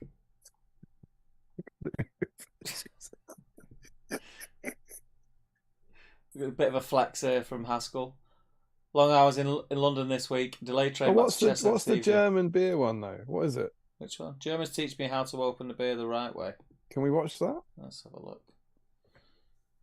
He's about to show me how to open up a beer with a lighter really quick. All right, ready? It's just like you take it here and then. What? It's open. He just reversed This is it gonna blow up in my face. That's not even. What's he using? Oh my god. A lighter. Lighter. It's a lighter. He's about to show me how to open up a. So you're just using like your forefinger as a pivot, aren't you? Yeah, he doesn't look as cool as when I left. No, yeah, it's not like he kicked it off. It magically happened. Not like he kicked it off first time, is it? No. One final call of the day with my US colleagues, which did result in more work for me tomorrow. Sad face. But I'm here, party face, good man. Still managing to only consume my honeycomb Yorkies on a live stream too. Good man. And we've got an update. It's looking good. Good, dude. Good to have you in as usual. That's the model I just painted a couple weeks ago. Oh. James Hogg flexing his tractor. It's a bit of a beast. Do we know the brake horse on it, James? That's what we need. That's what we're all there for. Larry, in a hotel, but brought Eomer and a few paints. Not had any work done on him since the last stream. Oh, bless you, Larry. Look at those muffins. Look at those paints. It looks like it's an evidence bag from a murder site. It does. And then some updates. Let's have a look. No, it's making some progress. The muffins are gone. And he was quite late to the stream. Yeah. Dwelling can't make it tonight due to prepping for our daughter's cat birthday party. But here's my whip, Eomer, worthy of entry for the dice? Question mark. Is that a birthday party for a cat belonging to your birthday? That looks like cat pepperoni, not Eomer. Dwelling, I have to say. You think this is a birthday party themed around cats for his daughter? Themed around cats for his daughter, yeah. Rather than a birthday party for his daughter's cat. Yeah, definitely. Pre-green stuff, Mordor Urukai Captain from Frederick. Very cool. Nice work. No dice then. No dice. We do have a back shot as well. Very nice. Very nice. Callum Rutter. Good. Look at On Firefoot theme. there. That is a grey horse. Yeah, it's great. I like the speckle. Success. He got his pint of milk. And The last one, as far as and a packet of sour bears, it looks like. 50p for them sour bears. Bargain, mate. What a night. White gummy bears bring back old BSIME memories. I think you'll find those are not gummy bears. Those are sour bears. Josh Crosby, it takes so long just to get the base coats on. Nice and neat, mate. How do you do that with that? I love his sticker collection. Yeah. And Larry says he dried enough to get the first layer of contrast on Firefoot. Very cool, very cool, very cool. Didn't mess around with that milk. That milk's gone. Nailed that. Gary George, I'm continuing working on my Wood Elf command. A pint of milk. Sentinels this morning. I'm putting together some Galathrun Knights. After finishing 12 warriors, but in honour of the stream, I've grabbed my painted Eomers and I've added a couple of extra highlights on his leather bits. You'd love to see it. Very nice. Gary and George. Some updates as well. Yeah, very nice and neat. Gary, like it. Like it a lot. Solid work, mate. The Wood Elves are lovely. Yeah, they are. Damien O'Brien. So this is what Joe sent. Damien, Steve, please look at these. You don't need to sell anything. There's over 1,800 models on these two shelves. Painted models in stackable trays, unpainted models in boxes or stackable wooden trays. 1,800 models on two shelves. You don't need that much room. You just need to organize. So then I put the 4 pictures that he sent up. Yeah, I'm looking. There's just stuff there. I'm just not gonna get to them. So you see what he's doing though? Can you see the picture at what looks like the top shelf? He's keeping the boxes flat packed. I think. Can you see that? Yeah. So he's got like loads of unopened boxes in cellophane, and then next to them, they're the artwork boxes flat packed. That looks a bit mental. Do you keep any of them? No. I think I don't. I think I did for a while. I was like, no, because I don't have all of them. Yeah. And I don't want all of them. If you don't want all of them, there's no point in having any of them. No. And some guy, don't know who it is. Bought my first time on a stream, but I felt like sure. So this is Eric L. Bought my first ever Eomer in honour of the stream, but I did actually need him as he will take the role of Legolas in my fantasy fellowship that I'm working on completely. And he's a super cool model, and he's just super lovely model of sculpt. Looks like a bit of a paint to paint. He is indeed. Cheers for another great episode. Looking forward to the next one. That is brother. Eric L. I'm going to refresh.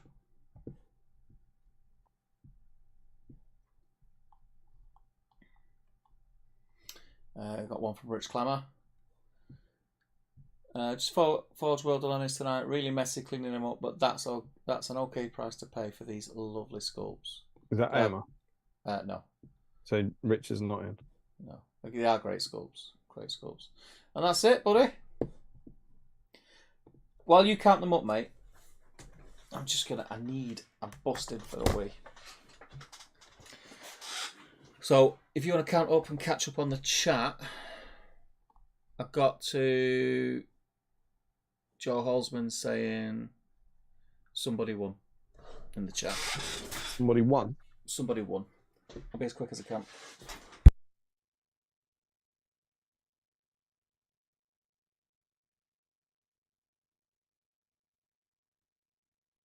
Somebody won.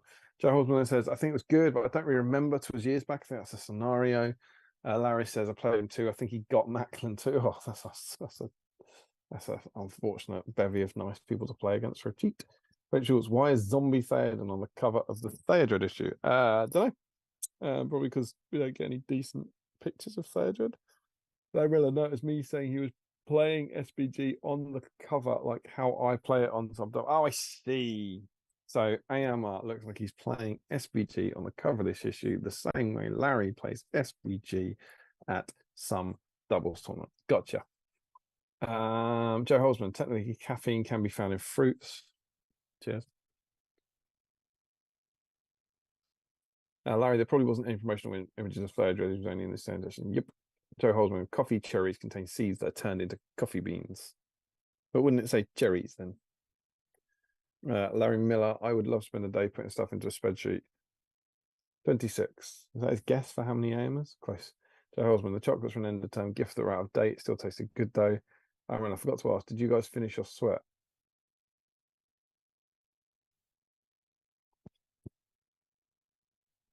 I speak for Steve.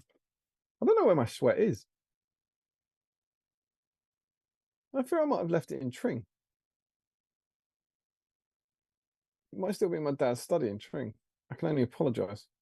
I wonder if he's drunk it. I'm back there tomorrow. I'll find out. James Wilson, I don't normally do basis recovery models, but AM was a lot easier to paint by doing it that way. Cool. I also did that with Faramir. Jakey can confirm the candle does smell good. Aldi for the win. Joe Holzman, I enjoyed painting Eomer. Don't lie to yourself. And Theoden, stop lying to yourself. The Royal Guard were infinitely worse. Yeah, they're no fun either. Larry says, I got a lot done for how late I was. There's not many distractions in the hotel. The milk is gone now. I like milk. I drank a pint while drunk on a couple of occasions. Was that the chortle of a Steve Crow I heard? It certainly was. Indeed. We have two questions for you, sir. Go on. The first one I've forgotten about.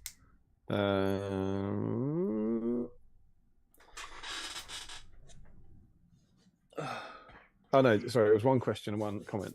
Jakey confirmed the candle does smell good. Okay. Out for the win. And Larry asks, did you finish your sweat? Yes, I did. Not on stream night though. That sounded like a hysterical lie. Have you been at the pub? No. No. I finished it. What day was it? It was this week actually. I'd been to work. A few weeks afterwards, you went, I really fancy going back to that. No, I'd been to work. Was it this week or it might have been late last week? I'd been to work. I was knackered, and I come in. It had been a really hot, sweaty day. No pun intended there, by the way. I come in. I was just really hot and sweaty, and it was there. And I picked it up, and it felt cool because it can be quite cool in here when it's hot outside. And I just had a sip, and I was like, it's quite refreshing. And I just nailed it.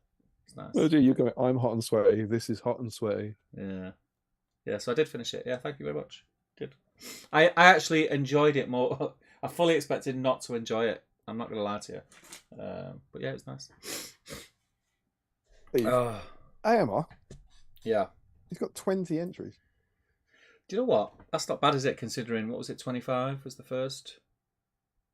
It's less than he had 3 years ago. Yeah, no, but that's what I'm saying. I expected it not to do well at all. I didn't expect 20. I'm a bit disappointed in Eomer, I thought. Oh, yeah. I didn't expect it, and especially with the numbers that we had tonight. It wasn't busy tonight. Well, so I suppose to be fair, we didn't. The promo round for the stream went out quite late this time, didn't it? Yeah. I mean, I only did the Facebook post 4 hours ago, and maybe we didn't put the link up early, and we didn't put it on YouTube as we have been sometimes. Possibly I was affected. So apologies to anyone who missed it, but there are still 30 of you watching along with us now who are, of course, emotionally invested in finding out who wins the dice. Rob Lynchbury has jumped in and say, amazing to catch you guys tonight. Good night, and sell unpainted models that you don't care about. So, let's see. I think earlier on when I was trying to open a bottle of beer, which I say trying to, I should say was successfully opening a bottle beer. I think I might have given this a bit of a kick. So let's see how this is looking. Yeah, he definitely did. That has been kicked like you read about. Oh, I'm struggling now, mate. How's that looking? All right. What time is it? Remember, you are playing for this bad boy, the Black Battlestreams Middle Earth dice that only rolls Twos. That's You're over five. that fence. That's You're over the five. fence. You're up the ladder. Not moving, just how you want it. That is 5 total from 3 rolls, which is efficient. So we could nearly get away with a D6 this time. Yeah. Somewhat tragically, but we do need a D8. I believe Michael Curtis, who sent us these dice, is in with his Rohan stables. So he's got a good chance of getting a dice sent back to him. Yeah. And I believe Josh Crosby is our only 4-time winner today. So Josh has got the chance to go ahead with no one, his primary rivals not in the game. So our first group, which is going to be a 7, so we'll be re-rolling 8s. Frederick Schultz, Joe Holzman, Jake Pollard, Sean Clark, Tom Christian, Pete Taylor, and Rory Campbell. Are we ready, Steve? I'm ready.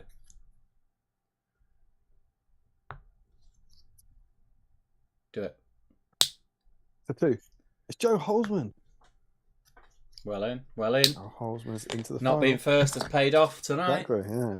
You're late, joked Frederick Schultz. Well, that's paid off from this time. Second group, James, again, 7, re-rolling the 8. James Wilson, Tom Spate, Michael Curtis, Ruth Weaver, Sam Earnshaw, and Sean Jagger and Remco Keystra. So Michael Curtis, he who sent us the dice, is on the 3. Might be the People's Champion for this week. Let's go for it. Is that a 1? So 1. 1. It's James Wilson. James Wilson. Sorry, Couple Michael. of OGs tonight. Absolutely. Now, final group, which is a 6, so we're re-rolling the 7 or the 8.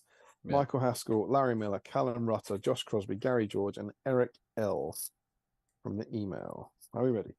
Yeah, I'm ready. That's 6. That's Eric from the email. Nice, nice, nice. It's Eric who lives in America, Steve. Exciting times, exciting times. Let's switch over to dice, the dice tracker. Everyone's favourite tracker. Joe Holzman's definitely won. I'm sure he has. Joe Holzman's not won. He's never won. He's not won a dice. That is madness. That's crazy talk. James Wilson, I don't think has won. James Wilson has not won a dice, Okay. and I don't think Eric's won a dice. He's not. So we're gonna have a first timer. I mean, you know, I'll be happy for anyone, but Joe Holzman enters every single week. Yeah, he does. I was sure he'd been in. He must have got. He's been in a couple of He must finals, have got hasn't to finals or something. He's been in a few finals. Crazy times, crazy times. Wow. Okay, well here we go then. So we're gonna have 1 for Joe. Yeah. We're gonna have 2 for James. Yeah. And we're gonna have 3 for Eric. Where's your money going, Steve? I don't know. I think Holzman might have it tonight. I'd love that to happen, but So actually, John, I've just seen Holzman has commented. He's won 2. One a few weeks ago that hasn't been sent yet.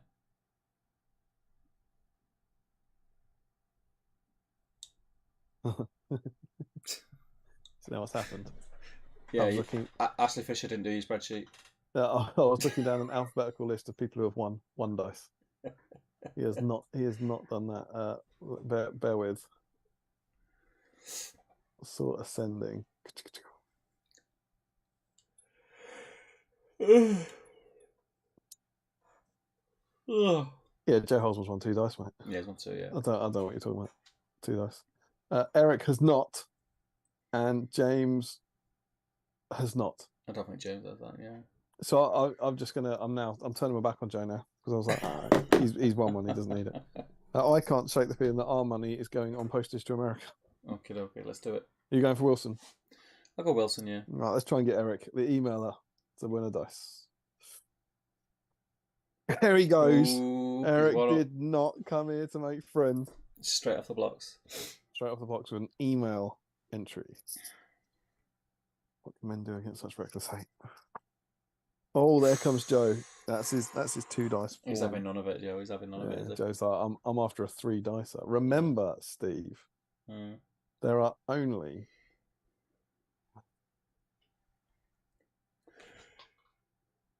there's only one person in the world with 3 black dice. That's George Galloway, and then there are 3 on 4. So Joe would be in mighty company if he can get to a 3rd dicer. But surely, what's An Wilson up exclusive to? club, some would say.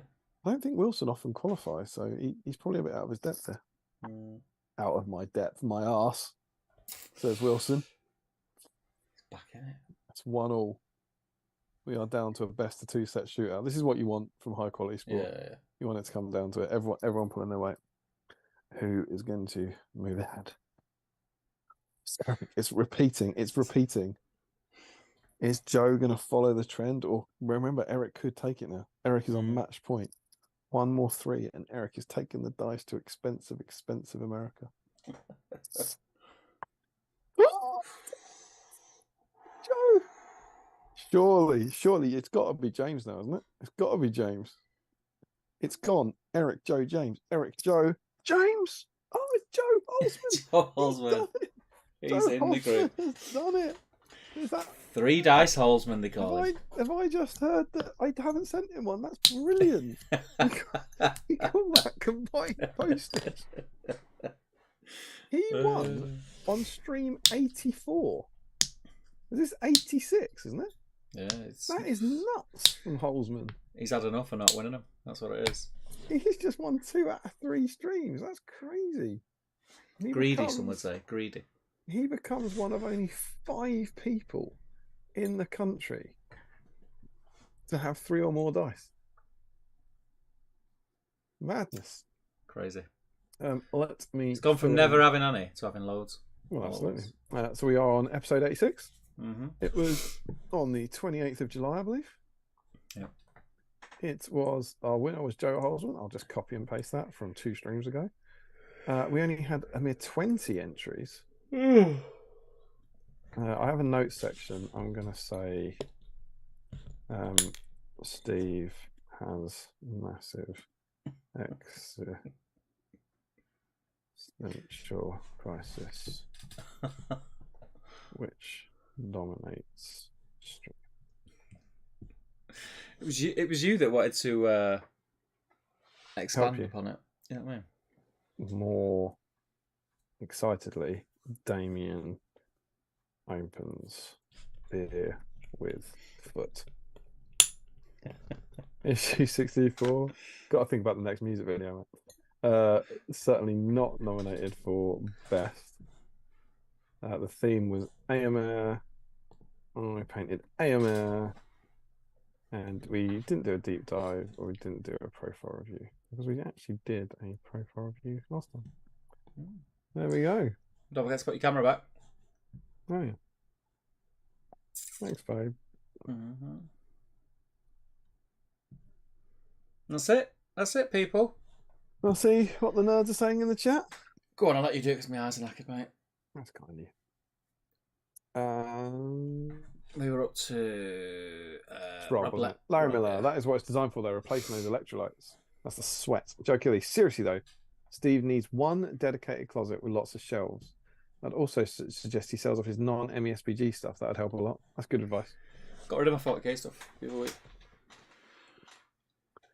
Joe Hosman, in fairness, 3 years ago was lockdown and it just had a nice shiny new model. I think that's the AMR. Joe Kelly, sell the 40k stuff, sell all the random games, keep the SBG stuff.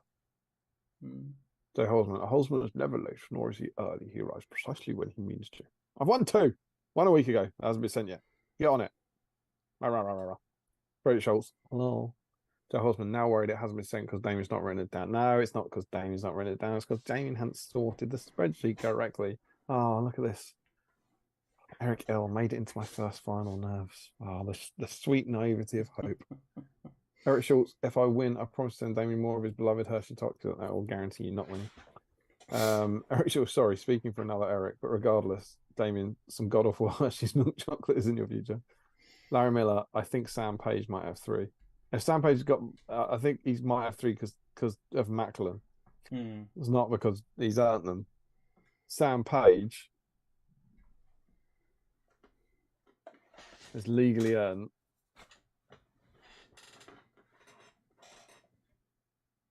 Sam ever won? No dice. Yeah, I don't think he'd ever won. 0 dice. Approach Short says, congrats, Joe Holzman. Joe Holzman, even better news, Damien. I'm an Archon, so you can save on postage. What a dream. What an absolute wondrous scene. Eric L.A. Well done, Joe. Congrats. But have a good fight. Finally, you did. You fought well. Approach Short, speaking of not sending second dice, I believe I've won 2 as well. Yeah, and you'll be at Archon as well. You have indeed. So you planned it? Yeah. Let me have a check. I think you're absolutely right. You are the one who was ages ago that I haven't sent. You're the one that I'm behind because it was meant to. Yeah, there you go. It was way back in August. Wow. Oh my God. Was that a year ago? I am so sorry about that. It was because that's meant to go in your mug that we owe you, and we were meant to send it at the same time. But we haven't sent you your mug. So I'll bring that to Articon. I can't believe that was a year ago. Other than that, I'm up to everything up to March has been sent. So I've got like 6 dice to send out, but then 1 for poor Frederick from a year ago. Sorry, dude.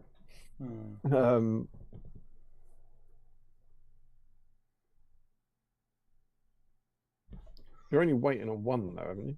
Aren't you, Frederick? I just realised what you said. Yeah, I think he said it's 1-2, but he's had 1. Yeah, that would be right. Yeah. Yeah, he's 1-2 in stream 31 and stream 66. So yeah, he's had the first one. Eric Schultz says, well done, Joe. Joe Holzman says, cheers, guys. Larryman says, grats, Joe. Josh Crosby says, buy the crate, Steve. James Wilson says, well done, Joe. Just happy to get my first dice final. You love to see it. Congrats. Gary Joe says, lovely stream, gentlemen. All the best to you both. Stephen Crow. How would you like to? I feel like we have to hand over to you to sort of sum up tonight or to conclude tonight's. You're right, babe. Knackered, mate. Good. I'm shattered. No, I've had fun. We spoke about my collective toy soldier addiction that I was trying to therapy myself with, and you tried to talk me out of it. Thanks for that, mate. Did my best. No, it's been fun. It's been a busy time, and these are always it's just a bit of relief, isn't it, from real life for a few hours. What are your action points to take away from the stream, Steve?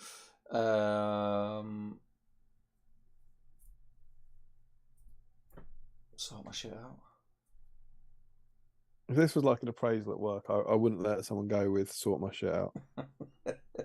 Luckily, it's not an appraisal at work. Listen to calamari. Listen to the life-changing magic of tidying up. Calamari. Listen to calamari. Get a squid. Listen. Find a live squid. Listen to it. And in little steps, chip away. Yeah. What I need a day. I need a day where I can just. I like Michael's idea. Go through my stuff, I think. Have an event at yours that's like a barbecue / raffle / estate sale. Yeah. If only. You definitely could. I reckon you could absolutely give payment in models for sorting your collection out. Do you know what I mean? Yeah. Oh. Yeah. Could do. We'll see. I'll come over and I would start with sorting out the box that's just behind your chair on the floor. I reckon I could sort that box out very quickly. You could sort that box out good and proper. Yeah. I would just pick it up and I would put it in my car and I would drive away, taking a burger with me and some Dr. Pepper chicken wings. Should we ever look at the next pack? Yeah, we don't know when it's going to be yet, but I'll find out. I tried to do some prep work. King Theoden's son fights for his life at the Fords of Eisen, and as I think as Larry said, we do get zombie Theoden on it rather than Theoden. Incorporate the effects of weather and terrain into your battle games. There you go. Pretty cool. Recreate Theodred's final struggle against Saruman's orcs. Paint your Theodred miniature and build a set of terrain to represent various battlefield conditions. And it came with Theodred mounted.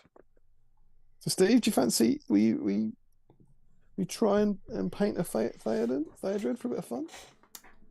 You know what, Theodred I've not got painted. Join me. So, could do. Might do. Find a paintbrush. Who knows? Paint the model.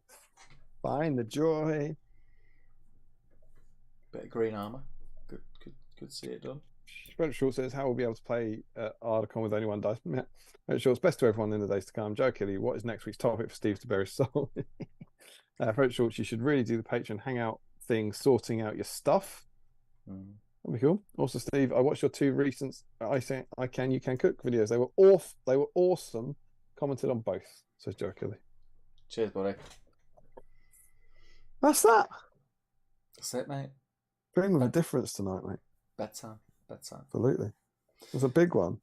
It was a big one. I mean, like emotionally as well as lengthwise. Yeah, it's took it out of me. Yeah, we'll arrange a date. We need to. Looking at it, I think we did mention this the last stream on the stream before. August is probably going to be a couple of midweek streams. I think it's looking like. So more than likely, the next one's definitely going to be midweek, and then we'll go from there. But August I'm away for a bulk of August. And then when I'm back, the weekends that I am back, we have stuff on. We didn't want to sacrifice Gollum, but I don't think Theodred is going to be challenging the records. So if we have to sacrifice him to a midweek stream, I think we can do that. Yeah. We'll do our usual.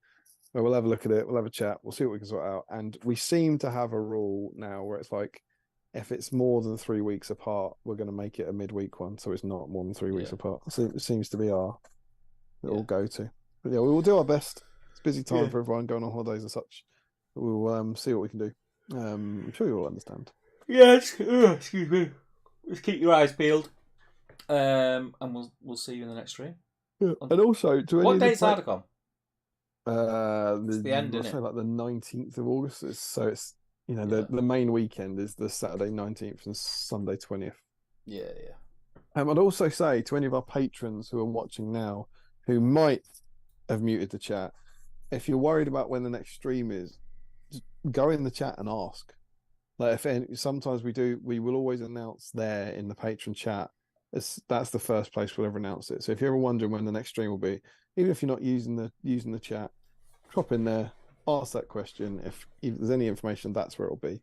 And then you can always pop out if you want to. Yeah. All right. Right. Shall we sign off? I think we probably should. All right then. Thanks for joining us, people. And we will see you at some point at the beginning of August, but we will let you know as soon as we know. Thank you for making me not think of work for how long? 4.5 hours. It's been a big one. It's been nice. Been nice. You're people. You're gonna put those boxes away? Or? No. I'm gonna go straight to bed. I'm knackered. I hate to see it at this level. Tomorrow I might do. I'm absolutely shattered. I'm just gonna go to bed. So, sleep tight, everyone. Don't let the bed bugs bite, and see you for Theodred. Be nice. Laters.